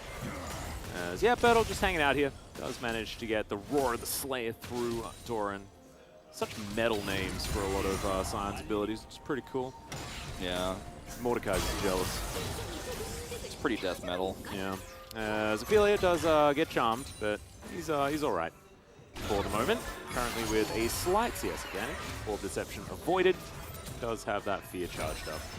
So the Vex pretty happy right now. Yeah, very happy. As you're not going to pay a visit up here. Canyon's still in the vicinity. And it is a Sion on the top side of the map with Flash available. Yeah, Peanut comes in. Nice avoidance there of the stun for Bertle. And he's going to walk it out. Peanut not going to be able to find the kill there after not being able to connect that one. That was just so well handled by Bertle. Yeah. Showmaker going to get sped up from the Foxfire here, and we'll be able to avoid that follow-up damage. So everybody's just dodging everything. Everybody's playing at their peak level here. This is the kind of series we were looking for. You can see Lehen's just walked in. He's like, no, don't go for a trade. I'm just getting some vision down, you know, just having a walk. As Ruler's going to move back. And everybody dodges. It's just the sidesteps. Sidesteps seem to be the most powerful thing in League of Legends right now. As Ruler gets a nice bit of damage through here. He's gone for the Ahri build as well, so it's not looking like crit is going to be coming in for this particular Xayah either. It's going to be so hard to break through that Sion. But I suppose if you can get past the Sion, or if you can avoid the initiation that Bertle puts in and get on top of the carries, like maybe it's still the correct move, but eventually you will want to front to back in the late game. And you're going to have such a hard time doing so. Great vision here for Genji, spotting out the fact that Canyon did pay a visit towards the bottom side. But Damwon probably happy to play the long game this time around. They're the ones with the straight up front to back style of composition. It's very happy to get the Sion extremely tanky. Yeah, I mean with star fights when they want to. With two lethality champions on the other side, like as Sion, you are extremely high value just by existing. You're like, wow, they will never kill me ever. Well, Lehen's moving forward here. Do manage to get the slow down. There's the pullback, and Dr. has to flash. Ruler immediately flashes after him, and that is going to be first blood going over to Genji. Now Doran trying to get some side steps in as well. Decent shock blast as Bertle lumbering down, trying to chase the Jace, and that spear is going to connect. Doran has to flash to get himself out of the way, and a spear is going to come through as well. It's a great shadow surge, but immediately Canyon is going to flash, get himself out of the way. Showmaker dashing forward, finds the charm as well, and Ophelia is trying to run this one out. That is going to be the double kill, and the Ahri gets her revenge. That entire exchange was just so high level on both sides, but it's Showmaker who just goes forward here to grab the kill at the end. Punishment here at the highest level from Damwon Kia, knowing the play bottom side was happening. They had free reign of the top side, and Canyon, even though the first spear didn't connect, he trusted in Bertle. They pull it off. Super well coordinated here. Showmaker hitting the charm at almost max range, predicting where Ophelia would try to dodge as he has to rotate back into lane between, an angry Nidalee and a very aggressive Ahri there. He goes down, and that's going to be 2 kills going over to Showmaker in this early game. Yeah, and it's actually really sad, right? Because we saw Ophelia was laning in the early game really well. And now he's up against a double kill Ahri. So let's have a look at this. Lehen's finds the handshakes and just gets the work done. There's a lot of power in pushing lanes with the Renata pick, because if you end up having the ability to just one time get a nice handshake, you can push that so far forward. As Doran here, it looks like, okay, he might be able to get out of here. He's going to be able to flash over the wall. Ophelia's here, and he's got the follow-up Fear. And when he ults in, with the Shadow Surge, it looks like, okay, they did it. But no, Showmaker comes over here, and then as Ophelia flashes forward, he catches him with the charm. So well played. 2 well-deserved kills to the Ahri in the early game. That's a lot of money. It is. Peanut is going to be able to start this Rift Herald, though. Looks like he will be able to collect that also. Does have control vision near where Canyon is. And so Peanut will be able to grab it. Just sort of stealing it out from under the noses of Damwon Kia. Didn't quite have control of their waves, I guess. As you can see, the bottom lane will rotating up from Gen G. Damwon Kia left theirs on the bot side of the map, wanting to try and get themselves some plates of their own. And this is pretty huge for Gen G because they have a Drake advantage. They will have the extra plate gold that's going to come through with the Rift Herald, which will shore up some of the gold deficit they're living in right now. And it's tough to call where you want this to be, because I think ideally you'd like to accelerate one of your lethality champions so you can get them ahead to get their first lethality item online, the Eclipse here for both players, you have to imagine, so that they can then get value out of this before we get the late game and Sion is just going to really shut them down and the front to backing for Damwon Kia becomes really strong. I think you really just don't want it to be in the mid lane, even though that's where a lot of your prio is going to be.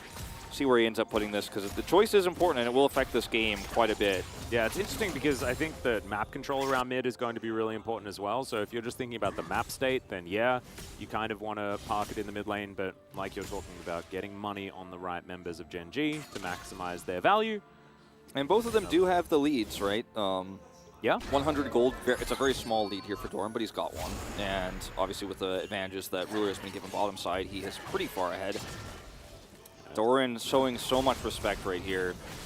Yeah, he can't actually walk up. He's going to try and shock blast from range. Canyon going to deal with this Gromp first, and then think about a dive attempt. But no, just decides not to. I think this means that, you know, we're going to see this Herald drop bottom side for the Xayah. Peanut waiting for an opportunity. If they walk up, he has a kill opportunity, but he's just going to wait for the wave, crash this one through, try to zone Duck Dom out. Yeah, that is going to be a bit of a stun up there. The ulti comes through as well, and now Peanut is looking for the resets. The Renata is going to fall down as Duck Dom is gifted a kill, but the Feather Storm will help Peanut pick up the double. I really just didn't think with the Nautilus there that they were going to commit that hard, but the ultimate there from Lehens is massive. He trades his life, but you end up getting an extra kill onto the Xayah, who picks up more plate gold and is now going to take out the enemy 80 carry. 30 CS up is this lethality Xayah. Meanwhile, over here, oh, the train misses the station there just a little bit as Doran's trying to turn this one around. He avoids the Q, and now underneath the turret, Doran is going to be able to pick up the 1-for-1, and he's real happy about that. He's not going to look towards the bottom lane, though, because that's where Gen G are really starting to put the screws in. Managed to grab the entire outer turret down there and get some damage onto the inner as well. So, at the end of the day, once again, this continues to be bottom side dominance here for Gen G, but at the top side, things are changing rapidly. The dive could have been a little bit cleaner. If the charge hits there, then Birdall might walk away with his life. But he's a Scion who is going to become tanky later on in the game regardless, but at least it means that both lethality players now have their Eclipses online. Doran and Ruler hit the spike pretty early. The extra kill that gets traded back here to Doran is going to be very happy to have it. Now they both have Eclipses for this next Drake fight, which is where they're going to look to try to further their lead before Damwon and Kia start to get crazy and become online. So like the position here for Gen G quite a bit if they can win this fight, and they're already setting up for it. They're clearing vision, they're grouped up.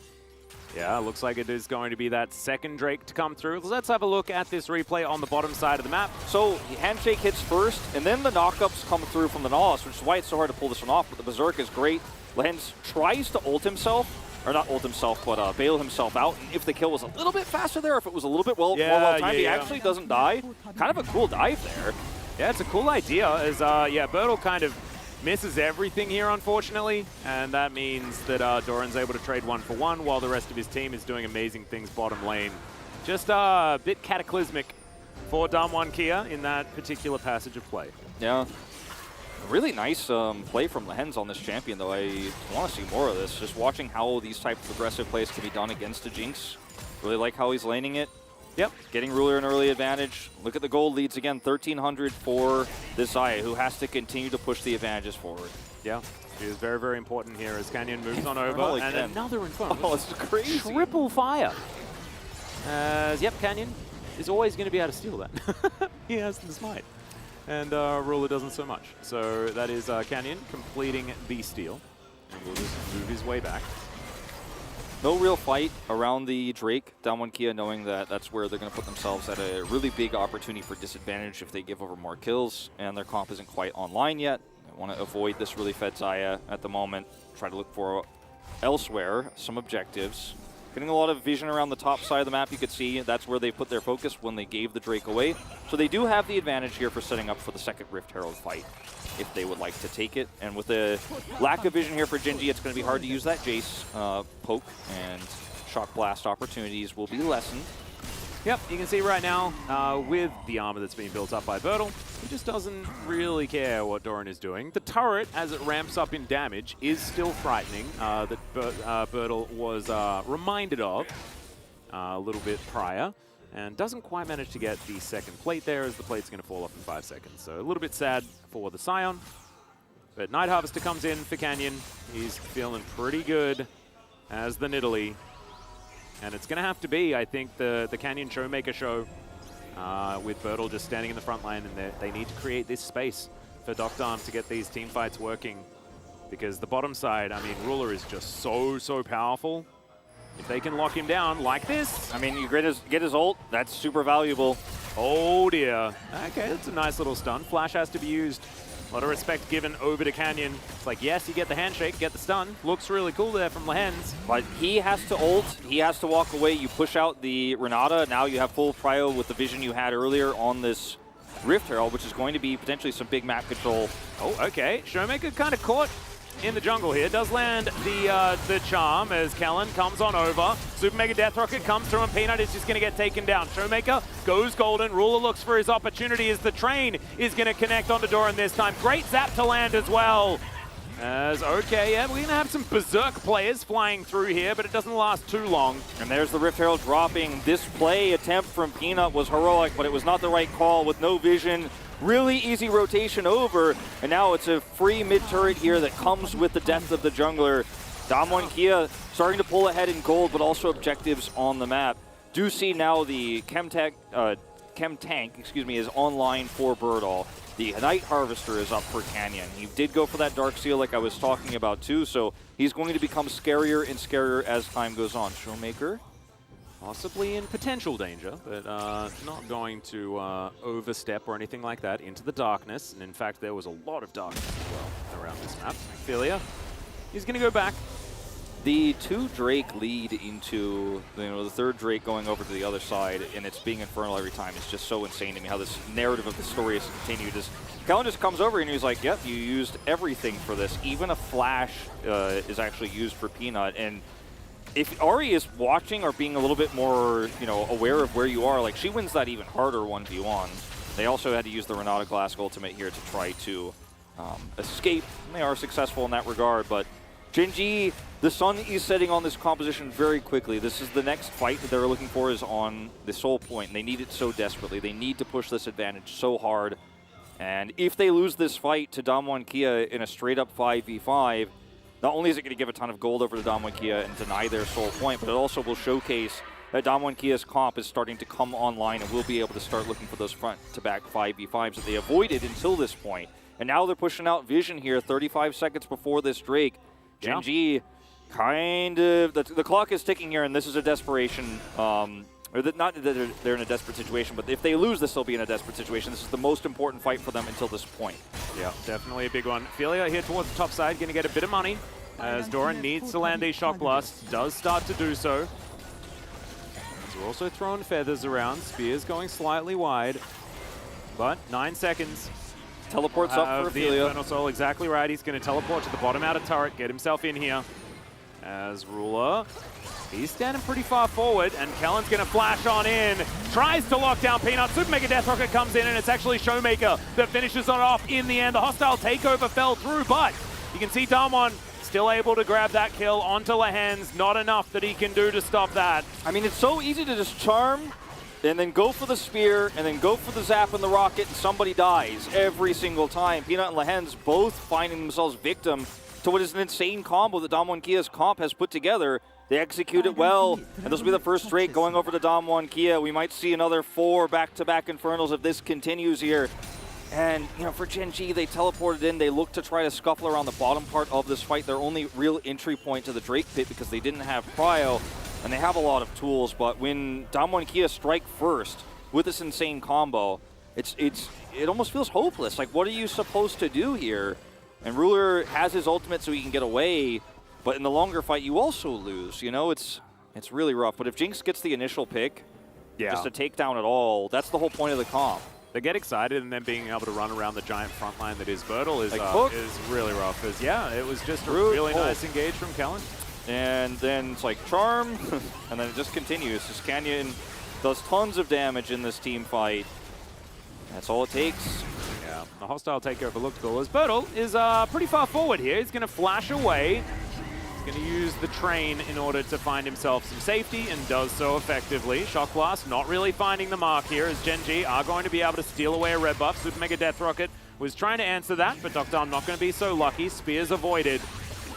Gen G, you know, there's still some fight left in him. Shock Blast's going to go wide, though, and Doran needs to start hitting a few more of these, as he's going to have to flash to get out of the way of Showmaker, starting to bully the rest of Gen G right now, as Foxfire comes through, and Ruler is now in a lot of trouble. He does have Featherstorm, does have Flash and Heal, but not a lot of health bar, which and there's is no, partially the problem. There's no Death Rocket here for Duckdom anymore. I used it just a second ago, so won't be able to try to pick him off. But still, trades like these, opportunities like these that the Ahri gives you is why Ahri is so strong right now in this meta. But when you pair her with Jinx, when you pair her with an Italy, it's like, wait a minute, why haven't we seen this yet? Like, Damwon Kia had to wait until this series to pull it out, but the more you watch this combo work out with Bertle Scion, you're like, oh, it's all coming together. Like, this comp is pretty insane. You turn every pick into like a wombo combo of CC, as Bertle is going to just be extremely tanky. Like, you could see that, yes, he is overextended here and he's out in the middle of nowhere, but it's so hard to make picks happen onto a Scion with these lethality champions when he's starting to get tanky himself. Even without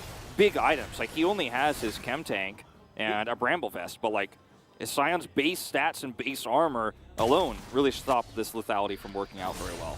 Yep, certainly is paying off here. And Bertle is able to overextend slightly as well and be A-okay, which is definitely good news for him, because coming into that that play from a replay, I was like, well, Bertle's dead. But he was not. He is a very tanky boy and had the rest of his team coming up to back him up. But still, it was Gen G being able to wrestle away some control of that red side jungle.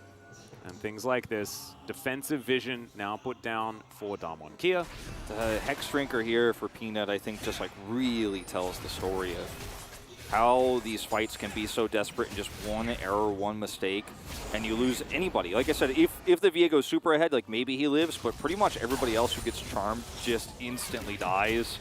And he's building a Hex Drinker for that reason. He's like, well, I hope I don't instantly die. Maybe the rest of the team will do the damage while I'm charmed, and then I can Heartbreaker in and get some resets and win the subsequent fights. It's a good itemization from him, but you really just feel the tone of this game as Gen G still have opportunities if they can find a pick, if they could subvert this sign, if they can get behind him, if they can, turn on him if he engages too early alone. Like, he's not immortal, but ease of execution definitely favoring Damwon here.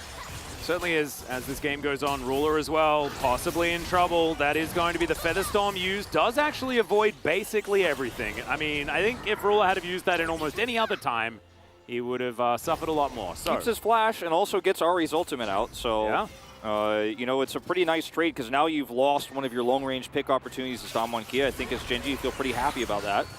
Yeah, Gen G now sitting in Fog of War is now Canyon looking for a spear opportunity. Doesn't find it there onto Ruler, as there's the depth charge that is going to come through. They know exactly what target they're looking for, but they haven't found him just yet. Hostile takeover is going to deny Damwon Kia their entry, but Bertle still has his ultimate up, and Damwon Kia, they can go for this one more time. Yeah, and Peanut lost his Heartbreaker to get out, still has Flash, but it's going to be so difficult for him to get that execution on a single target with these lethality champions, bringing them low. Canyon has his Zonia's finished now, 6 stacks on that Dark Seal. Every spear that hits counts, man. It's so important. He's a little bit low on mana. Yeah, you can see Peanut looking for an angle. Spear once again narrowly going to be avoided by Gen G. Bertle finding some roars of Slayers and things like this to get himself what he's looking for. Control wards everywhere, spotting Peanut out. Ophelia with a nice angle here. They do not know where he is standing, so if he could find that follow-up damage on his Shock Blast, there's it's a a really chance. cool Shadow Surge angle as Showmaker moves into vision. Starts to clear things out. They just kill Showmaker. This would be massive. It would. He has his ultimate available, does have flash. This is so rough. Okay, They bait he's him gonna in. get feared. So Showmaker has to go golden immediately. Canyon dives on top of Peanut, who's gonna flash to get himself out of the way. Does have his ultimate pretty soon as Featherstorm was back up again. That's going to be used to avoid Bertle's onslaught. And the Shadow Surge goes wide, but the Drake is now just going to get completely forgotten, and instead it's ㅅ2022 that has to try and save himself. A lot of low health bars, but they still manage to get the pick. Genji trying to burst down this dragon as Ophelia takes a spear to the face. That's so massive. If he's full health, he feels a lot safer here. Now he has to kind of scuttle around the edge of this pit. Damwon has full control right now on what will be the second Infernal Drake. Bertle gets all of his health back, and he will be able to teleport into the pit and guarantee this dragon. So the second Infernal this time goes over to Damwon. And they played it, Genji played it so well. I mean, they had the flank angle set up. They were able to catch Showmaker, right? Showmaker's trying to trade against Ophelia, look for a pick. Then, bam, out pops Doran, Peanuts nearby, but Showmaker has his stopwatch, gets away with his ultimate, and then when the turn happens, yes, Ruler avoids Bertle. It's like, okay, did they actually overextend? Is this the miracle fight that Genji were looking for? Shadow Surge goes wide here, though, and then ㅅ2022 steps over. There's a disconnect between Genji's front line and their back line here. Are we killing the Drake, or are we chasing these low health bars? And with the split there, ㅅ2022 is picked, and from that moment on, it's just spear chucking for Canyon as he just wants to push them away, and Genji just do not have the health bars anymore. Yeah. They played the early part of this so well, but again, their comp does not have the same staying power that Damwon does. Well, Bertle might be... is he caught out of position? They are going to be able to stop his ultimate, but he doesn't take very much damage here. The rest of Damwon are going to move up, and they're like, are you okay? And Bertle's like, yeah, I'm fine. And he's just going to walk away. Showmaker here, splitting in the mid lane. We'll be able to shove this wave out. A lot of now pressure on Genji to look for a Baron fight. There's Damwon have Prio. They have the vision removed now. They're going to push in. I mean, not all of it. You can see there's a few wards here still around the perimeter. Smattering, yes. Yeah. But if Genji just let this one go through, then that's enough pushing power for Damwon to permanently gain Prio around every other objective for the rest of the game as we hit the 25-minute mark. It feels like we're so much later in this game because we've seen so much action, we've seen so many picks, and the damage is really starting to come online. But we're still only 25 minutes in. Damwon playing it slow. They could have started the Rift Herald, but they don't feel like they have the damage just yet. Yep, and by Rift Herald... sorry, I meant Baron. Yes. Yeah. We're at 26 minutes, so it's still dangerous. But it does feel like Damwon are probably happy to put Sion in there to tank up the Baron and then turn on whatever they would like. He now has his Thornmail completed, and with the fact that Ophelia is basically the only magic damage, theoretically the hands is there as well, but it's not too much to worry about. He's probably going to go for Putrefier as his second item. The a little bit Soreldas more tanky this time. Soreldas we don't see always with Xayah, but I think in this situation it absolutely calls for it, and he picks it. I mean, believe it or not, we have seen players pick the Collector in moments like this into a Sion. Yes, it has been. Yes, mistakes have been made. They certainly have. So I'm glad that Ruler didn't make that one this time. Yeah, Doran's probably looking for one also. And so that will help as far as damage onto Bertle. I don't know whether it's necessarily going to be enough as the game goes on, especially with the fact that they'll have a lot more to worry about as well with Dr. Arm and Showmaker being so scary, but Poke flying through and Genji actually finding it this time. We can kind of see the value. Look at Ophelia. Of this Jace is, Ophelia looking for those angles. And if he hits Dr. Arm, I mean, there's a pick right there. Ruler's got ult. Yeah. Got to be so careful. They have no idea where he is. Ruler baiting them as best he can as well. I really like it as Bertle trying to get into position. It's a great zap to come down as now Showmaker looking for his angle. Immediately, Ruler just executes Kellen. He's not doing anything. Finds the double kill now as they're turning it on to Damwon. And what happened to Showmaker? His health bar just disappeared. He's not building armor really in this game, and the lethality items coming through here for Doran, for Ruler, really hitting him hard when he goes forward and overextends here without the peel. They didn't know where Ophelia was. Well, Ophelia's going to catch that spear, catch that one as well. He's got teleport, needs to get out of here. Ooh, he could have walked back into that one also, but does decide not to. As Spear is... Oh man, it's getting a bit frightening as the Baron is going down very, very low. The Spear will connect eventually Ophelia grabs that one, and it's just a shooting range here for Canyon. Dives in a little bit late. He's not going to be able to steal the Baron, but he goes golden. Bertle trying to stay alive, but he's not going to be able to. And despite these snipes looking good, Damwon Kia are going to lose the majority of their members in this fight.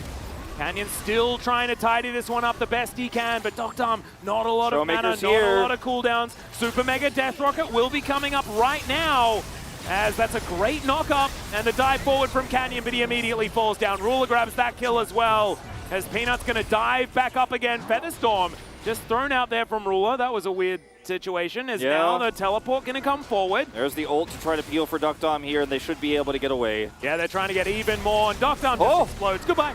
Doran with a nice angle here, teleports back into this on the other side, backed after bailing out, then comes in and makes the big play. And with Baron buff here and all of these dead players on Damwon Kia, Gen G may very well have just done it, Atlas, with this insanely extended fight. Now, it's not over yet, but they have so much pushing power here. They've got Ophelia on the top side, the mid lane push, they take out that inner turret, so much gold going over to Gen G. This is so much money. As Ophelia, I mean, he could be in trouble. He's going to flash to get out of the way of the decimating smash. But he got the like, turret. wait, how come you still had flash?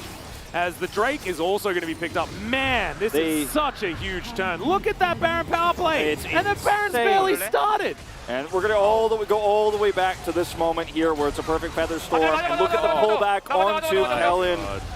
And that's a double, right? Showmaker's out of the way, and this is just so much damage for Ruler.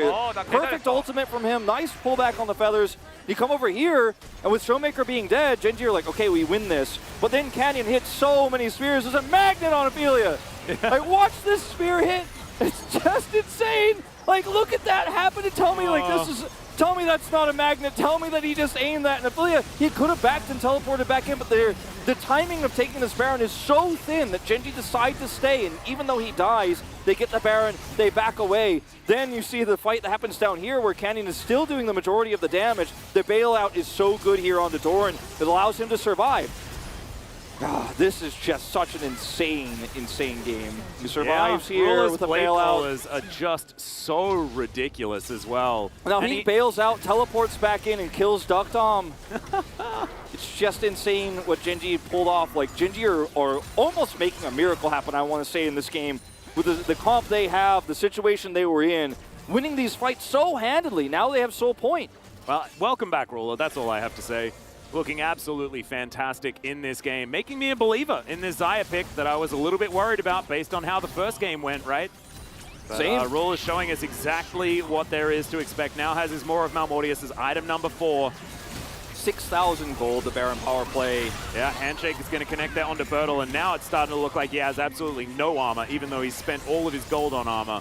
It just doesn't seem to matter. Double Serylda's done for both of these physical damage dealers. Double Serylda's here, and no Void Staff even for Ophelia because he doesn't need it. No, it's not a lot of armor resistance. Yeah, it's just pure armor. And it looks like he's going to go for the Shadow Flame next. And that's going to give him so much power to actually help burst Bertle down. Oh, that Shock Blast. I mean, these are big. These are huge. You cannot be getting hit by these. I mean, it's also all of Gen G's siege, right? Because Xayah doesn't siege very well at all. And so therefore, Doran needs to be hitting these to try and deter them from standing underneath their turret to try and get them anywhere near there. Doran is, I mean, he's hitting it big time. His Jace has been very up and down this season, especially with these emergency call-ups. He's been very, you know, I'd say momentum-based in his play. But even when against all odds this game, look at his gold. 3,800 here, the advantage over Bertle. He got an early lead, but he has really pushed it forward. His damage in this game has got to be the highest across the server as well.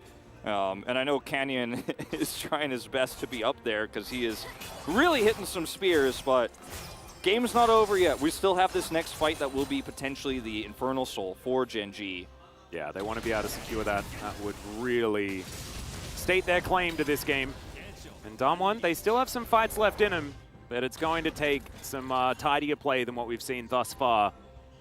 They need to get these engages actually working out. Gen G's fan out and the way that Doran's been able to hit his Shock Blasts when needed onto priority targets really does change how things go, because Damwon found a lot of fights in the early stages, and that was when some of these Shock Blasts were going wide and stuff like this, right? Ophelia getting caught out by a bunch of these spears and things like this. Lehen's overextending. Yeah, Showmaker's got his death cap picked up here, was zoomed in on by the observers. made that choice here. He's going to have a ton of extra AP, can push in side lanes a lot better as a result, but I don't know if this game is really going to be decided about that. It's going to be decided with him getting a charm, him getting a pick here, or Duck Dom getting excited, one way or the other. Yeah. Ruler tagged by a spear. Canyon looking for the side, looking for some options. Just trying to outpoke the Jace, and so far having a good opportunity. Yeah, getting himself in here. Peanut just wanting to push Canyon out of the area as best he can. When the spears go wide, very important. These moments really big for Gen G, keeping these health bars high. As it's a bit of a stalemate right now. 45 seconds on the Drake and 20 seconds on the Baron. Gen G with control of both sides right now. Damwon with not a lot of vision, but the flash has to be used there from Doran. Gets himself out of the way of Showmaker, whose Foxfire is now, his Spirit Rush is now on cooldown. And Peanut floating with death here towards the side as Bertle may have overextended. Ruler offering a lot of damage back. Man, the bailout giving him so much attack speed as well with this lethality build. As in goes Ophelia, finds the Shadow Surge, looks for Bertle, but Kellen, he's going to be the target that falls down first. There is so much damage on Gen G. Look at the Spear damage. will connect, but it's a little too late. 4,500 damage on this lethality Xayah, and Bertle is eating the majority of it here. But the way that Gen G are playing this slow, the way that they're trying to split Damwon Kia up and punish every single time Bertle walks forward, and the amount of follow-up damage they have is eventually this Scion does get chipped down. Eventually he has to push away. And when Damwon Kia don't have Showmaker's ultimate available, they look so weak in these moments because they're so unable to actually get Duck Dom excited unless they can get a pick or unless Cannon hits his spears. And Ruler's not afraid. When Ruler has these opportunities, he will just go in on Bertle. Like, watch this happen. Ruler is in no real danger here when And the Showmaker doesn't have it. the movement speed from Lehens that he's been able to give him in those moments, it's really, really important. Look at the damage follow-up here from Ophelia as well. They get the pick onto Kellen. And Gen G, man, they look really confident with this style of play. They have such a massive gold lead right now. The way they're playing this out is so near perfect. Infernal Soul on top of all of this is just such a disaster for Damwon Kia right now. So much extra damage. Ooh, spear connects, but Ruler with his more Malmortius is able to shrug off a fair bit of that magic damage. Can't take too many more of these as Peanut wants to try and get that smite fight to work out. Canyon not often beaten when it comes to smites. Canyon has 2 stasises available because he has a stopwatch and Zhonya's. Yep. If he can get on top of Ruler and force out his Blade Surge, or his ultimate, what's it? Featherstorm? Featherstorm, thank that you. one? I don't know why I said Blade Surge there. I'm like, what? My blade's not working. If he can force out the Featherstorm. I mean, he does have an ability called Blade Caller as the handshake. Yes. Bertle is going to agree to whatever it was Lehens is talking about. If you can force Ruler to use that early and then fight for the objective and then once again collapse on top of him, I think that's the name of the game here. You're going to have to dive deep. You're going to have to look for that kill. And a double stasis for Cannon here is going to be really helpful at allowing him to close that gap and look for that execution. Collector's online now and you just don't hate it anymore. Like now you're like, oh, this is actually like really strong in this moment. 6th item Collector going to get all of that money, right? As now Ophelia is going to flash out of the way of Showmaker. This time the ulti is going to be valuable, but they do manage to just get a flash for it. And now for the next little while, Showmaker is going to be waiting. But now level 16, right? He's going to have that all back up pretty damn soon. So we need Death Rocket to do a bit more damage towards Ophelia, who's getting bullied right now. Not any effective damage. This is the effective damage right here. Yeah, his name's Ruler. And Dora. Massive. I mean, Gen G really outdoing what this comp was supposed to, like, with the end of this comp should have been earlier, but with how well they fought, those mid to late game team fights here, I mean, now we're starting to go towards Supreme late game. They got such a lead. And with how strong Ruler is, Bertle can't just press the train button, because Ruler then presses Featherstorm, and Bertle is by himself, right? He's basically dead, all on his own. So their ability to force has really been hindered by just how many of these kills Ruler has got. Yeah, the Shock Blast also really, really hurt. 30,000 nearly on the board as Damwon Kia are just zoned away by what is such an interesting composition. It has poke, but it's also very low range. They're respecting Ruler so much. And where's the angle for Showmaker here? He needs to find a flank. He needs to get on top of the backline, but Gen G have been such a phalanx around the map. Yeah, Duck Dom having to run away from Peanut. That does mean that they have inside track. They can conga line this minion wave.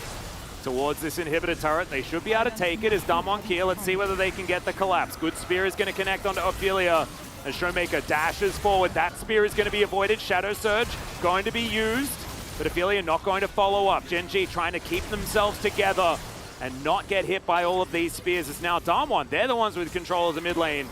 They are going to be able to get that one shoved up. The Baron is alive. And Damwon Kia, they've got enough time to do this. Elder's not up. They have the vision removed now. And now, how do you walk into Damwon Kia's comp? It's going to be very complicated, right? You're going to need a really nice angle, I think, for Ophelia, who's flashless and ultless in this moment. Such a weird position game as over the wall, Peanut has to flash to get himself out of the way. It's not the Heartbreaker. He doesn't have that one available just yet. As Damwon, they keep getting these cooldowns. Ophelia's not back up again, and Peanut, he's so valuable, right? I think that if they just clear this wave and rush over the Baron, they're in such a good spot, Damwon Kia, are to start it up and look for a turn. Decimating smash from over the wall, but Birtle's not going to be able to find it. Canyon's just not connecting with these spears right now. Ophelia's going to have the shield. Yeah, loyalty program, not finding too much, but is going to be able to give some shields here. Damwon Kia, if they can get this choke point, they could look to commit, but they don't have Birdall here just yet. He has teleport. Damwon playing so timid. Like, they're so scared of losing this game and losing control over a Baron fight, but I think with Gen G pushed away and the vision control you had, you probably could have played around this a little bit more aggressively, but they just simply did not. Well, I think getting some vision, then getting back, getting your reset where you need to, I kind of like it. They've got the jinx. They want to use like the slow and steady wins the race mantra. But now while they reset and come back, like, we're no longer the timing where Damwon Kia could try to push this one down before Elder, because Elder's up. And that's going to be the more valuable objective, especially with the composition for Gen G. That is definitely what they're going to be putting their eyes towards. They already have a lot of structural damage. They don't need the Baron buff. If they get that Drake to execute these already low health members every time they're setting it up for it. And Showmaker has actually sold his Magi Soul Stealer. He's now building towards his Void stuff. I love it. Number 4, but it just shows the state of this game, right? Yeah. He has been caught out a couple of times, and therefore all of those stacks sort of got wiped out. And Damwon Kia fast track now on this Elder Drake. They were able to push this wave through with somewhat lackluster outside of the Jace here. Wave clear for Gen G. High value Scry's Bloom. Showmaker. Can he hit a big charm is the real question. Like, that's the whole point of this, is remove the vision. Visible decimating smash from over the wall. Kind of like it, as now Birtle looking for an opportunity. Showmaker doesn't land. That's going to be a pick onto the Renata. She immediately goes down. Ruler was their target of choice, but they'll take it as Lehens is so incredibly squishy. It may not be enough to guarantee this, especially with the advantage that Gen G have, but still, it's great news. Just in the front line here, trying to get Ruler closer and closer to this Elder Drake, because as you said, even with a dead support, it's not enough. Look at the Shock Blast damage. Yeah, that's going to be actually a turret falling down elsewhere as well, as Showmaker is on the flank. Canyon takes a lot of damage. Peanut is looking for him. The charm comes through as Peanut sidesteps to get out of the way of the Orb of Deception. This, man, Damwon Kia not wanting to keep holding on to that Drake. As you can see, Birtle down below half health. And it's just navigation of poke, backwards and forwards, trying to work out who has the advantage. Doran slowed down by the zap. And Ruler is their target, right? Damwon Kia, all they want is to be able to kill this Xayah. He's got his ult still. Yeah, Shock Blast connects onto Showmaker as well, as now the Elder Drake down to 3,000 health. Peanut goes golden. Ruler's going to be able to take him down. Ophelia finds the backline. Top, tries to get out. The Elder Drake is still alive, but pardon me, Showmaker is not. It's a double kill for Ruler, and the Elder is taken by Gen G. They were so patient. They were and in the end, patient. they managed to make it work. They play it so slow. They wait for Lehens to come in, and it's the perfect time for Ophelia to hit a big game-winning ultimate. Duck Dom pushed out of the fight on the wrong side of things. That's the wipe, and Gen G will pull this comp off. 6-0-6 on this Xayah. Compositions look tough for them to win the late game. Look tough for them past the mid game, but they got Sorelda's grudge early, and they pulled through. Patience perseveres. What is it with Lehens dying in like the last team fight and then them still winning? Oh, just beautiful from Gen G. It was 3 games yet again. Ophelia filling in for Chovy, and in that last team fight, finds the right Shadow Surge. The one before that, he was catching as many spears as possible, but afterwards it worked out. You can see big grin on his face there as well. He knows. Yeah, Peanut slapping his back. Everybody gave him props. Even Lehens came over to say what a great job he did. And was he the full hero of this game? No, that goes to Doran. And, of course, to Ruler on the bottom side, who would definitely pick up the POG this game because his lethality Xayah and his mid to late game team fights were so beautiful. But Doran and Ruler set up each and every fight. But in that one moment, he hits the clutch ultimate in the moment that matters most. As Lehens is joining in, helps secure that kill there onto Duckdom. But Ophelia, man, this guy had so much pressure to live through in all of these emergency call-ups, because this will likely be the last one. You know, hopefully Chovy will return later in the week. But I just want to give this guy props for what he did in 2 different positions, in 2 roles. The AD carry role, where he was playing mages, and then in the mid lane. And he showed up every single night. Not once did he choke, not once did he step on the stage and panic or make big errors. He did his job every time. And Gen.G pick up a huge win here over Damwon Kia as a result. You know, everyone was thinking, okay, well, Chovy's gone. Like, can they pull this off? And Ophelia, was he a Chovy level substitute? Maybe not. But he did his job well enough for the rest of Gen.G to pop off and carry.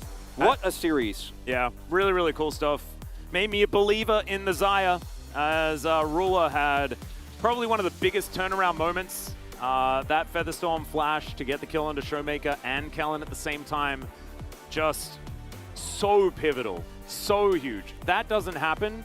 I think we see a very different game, and we see Damwon Kia as the victors here. And this almost guarantees that Gen.G will get second place and take that bye to round 2. DRX also moved to 3rd, confirmed, right? Yes. They were 3rd because they won the first match, but if Damwon Kia had won in any fashion here tonight, then they would have equalized with the match score, and their game score is much better than what DRX have put together. So this means that DRX are officially in 3rd place. Love to see Mafa here on stage with Ophelia as well. You know, a big veteran of the LCK himself. You know, and Ophelia being a player who has literally done trial by fire, and suddenly, you know, he was on a weak team in Challengers, right, and wasn't even always starting. And we had Quid come in a few times, but now I think he's going to be one of the hottest free agents, maybe even going into the summer season with the performances he showed consistently. He showed he's got so much promise, and it's like Chronicle has said many times, like the COVID situation has given us... What's that slow bro Doran doing? That was very cute. But as Chronicle has mentioned several times, this has given us an opportunity to showcase so many of the challenges. Who are these players? Yeah. You know, like, who is Pyoshik? I don't know. I watch Chronicle's stream to find out. Dude, it was so crazy, too, in this moment with the bailout. I think if that's timed a little bit better, he actually lives. Yeah, he almost does, right? It's so cool to see how this Renata Xayah comp works out with dives like that on the bottom side. I had, as you know, and I'll be the first to apologize, I had no faith in this draft for Gen.G. I just really thought Damwon Kia are going to be able to pilot this better. I think their late game comp is better. They've got a sign, they've got the tankiness. Showmaker on the Ahri, like, it just felt inevitable. It felt like there's no way. Like, I saw that draft and I thought, well, they tried their best. This will be an interesting game at least. It's the power of the Jace. And the Jace, the Xayah. It might be a bit of a split vote between Ruler and Doran, but for me, I thought Ruler's positioning was so good. He took so many great I think, risks. like, see this moment right here? This wins you POG. Oh, yeah. This it's called this. Bye. Like, so perfect. Oh, man, just amazing. We just have to, like take a moment to take it all in this series. Both this series and the last time these two met in the first round robin. Both series were fantastic. I think this one lacked some of the flair and some of the craziness because games 1 and 2 were so one-sided. But this third game just really felt like such a turnaround and such a beautiful execution of a comp that's so difficult to pull off. Yeah. The other thing as well that's it's a little bit sad, a little bit bittersweet is the fact that Canyon did have a really good game, landed a lot of these key spears and things like this. And if they had won, I think he would have equalized with Someday and record, but just wasn't to be here. Gen.G once again going to be able to be the victors in this particular matchup in the regular season. This last team fight, man. So perfect. And then already calling out let's end. And everybody's so hyped. So loud. So coordinated as well, even with their cheering. 이 사람 아픈데 왜 이렇게 잘해? 근데 저가 너 너무 잘해. 근데 자야 주인이라서 Talking about Ruler, why are you so good, man? And Ruler still actually, he's got some residual sickness they're mentioning as well from the COVID stuff, and they're like, man, you're sick, you're still playing like so sick. I took some liberties with the translation. Yep. And Ruler's like, man, my throat hurts so bad. I thought that he was watching real class so that he learned how to use sick effectively. That would have been really cool, but I like the arms. I really like the arms from Lehens, as Ruler was like, yeah, my throat is really hurting, but still, they're able to do amazing work, and maybe that was a buff for Ruler, because that last game was absolutely fantastic from him. You mentioned Doran's damage throughout the game. He certainly did a lot. This is definitely a matchup we could see in the semifinals of playoffs again for a third time in a best of 5. And I'm all for that, man. That's what I want. It does seem likely that, you know, we're on a trajectory for the big 3 to be in top 4. You know, maybe with DRX, who knows? Anything can happen between now and playoffs. But watching series like this one and then hoping for that rematch of Gen G and T1 and all the things we have coming forward to look forward to, it's going to be a great end of this season, Atlas. That series got me hyped. I just really like the fact that, yes, T1 is extraordinarily out in front, but the rest of the teams in our sort of playoffs contention are looking really good. And thankfully, we've got some gentlemen on a carpet space to have a chat about it. Take it away, boys. Thanks, guys, for that wonderful cast. At the end of the day, what a series between these two, as Gen G pull the rabbit out of the hat with a bit of a magic trick there named Ruler and his sidekicks. Really, really good stuff from Gen G to get the win at the end of the day. What was your final take? Well, obviously, watch challengers, because Ophelia's the best, but the main story of the game was Ruler, right? I saw the build, I saw the Xayah, and I was like, that's not going to work, right? Like, you're not going crit Xayah, you're going lethality Xayah into a front-to-back Sion composition. Good luck. Turns out if you're good enough, you don't need luck. Because if I look at this draft, I honestly think that if Gen G would not have gotten that one fight that Ruler 1v9, they would have lost the game. You don't get as far ahead, you're not able to actually get through the Sion, there's not enough damage. Ophelia, jokes aside, didn't have the greatest game, had like the one great fight at the end of the game, which that was great, right? Like good tilt proof, but like outside of that, he was not an impact. It was all about that Xayah. And I am really happy to see Gen G take this one. I think that the loss of Chovy was felt, especially in that third game, but a very deserved win. And Ruler, we keep talking about depth, we keep talking about Guma, and Ruler's like, no, what about me? I was amazing. That always happens. I was amazing. He actually said that, I think G-Sun told us after the play he made. Yeah, I mean, he was pretty amazing. He was. Especially today. And this always happens, right? Where we always talk about all these guys, but then there's all reliable. Ruler never goes away. And yeah, I mean, there's not too much else to say about the draft. You know, we saw Renata Glassic again. Yeah, it was okay. Canyon had a really good game on the Nidalee. Makes you wonder, maybe we'll see a little bit more. But we do have some replays for you guys, as that was an insane game. And naturally, the first fight is like 23 minutes in. And this is, for Damwon, from this position, you are having the best of time, right? Because what you're seeing here is that Gen G is already having a tough time actually getting through Birdle. And these extended fights are being played out very nicely by Damwon. And if you are in this position, I think as Damwon, you're feeling great, right? You're outscaling in theory. If Jinx can just get to the late game, was put behind fairly aggressively early on, which I don't think was the best of trades. But in the end, like, you get the Drake, and you're having a great time, right? Like, it's all looking really good until something else happens. We can jump straight into the second highlight. I believe this one a bit of a long one, and it was just... This is the game-winning moment. This right here. This reposition, this kill, like the flash, like that's what wins the game. Like, this is the play. Because the influx of gold that Gen G got of this single play added to the fact that, Damwon Kia, why are you overextending into the full health Xayah? Like, what's going on? 2 times in a row? It's Ruler, right? You gotta respect him. The man has a world skin on Xayah. Like, He knows how to play the champion. And then that allows them to get the Baron, and they mostly get out of here. And then Damon's like, well, we got to get something out of the trade. The only thing they got was more losses. And this, from this point onwards, Ruler is so fed that like the build doesn't matter. I firmly hold that I think Crit Xayah would have been better into the front line, and had Damwon Kia not given up, I think it was like a 6k gold swing, 4 or 5k, in that single instance right here, they would have won the game. And that is honestly, against any other team, the Xayah dies there, and that's the end of the game. Genji can't disrespect him like that. Yeah. Ruler's too good. It's wonderful. Yeah, and at the end of the day, the lethality, you know, if you're running straight into her ults, it doesn't matter if you've got like 600 armor, right? Somebody's gonna die, and eventually, eventually that's going to happen. We're gonna take a look at the last highlight that we do have set up here. This one on the Elder Drake. It's the one Ophelia play. the one Vex play that could, because yeah, he's own stock down. Canyon is first forced to stopwatch.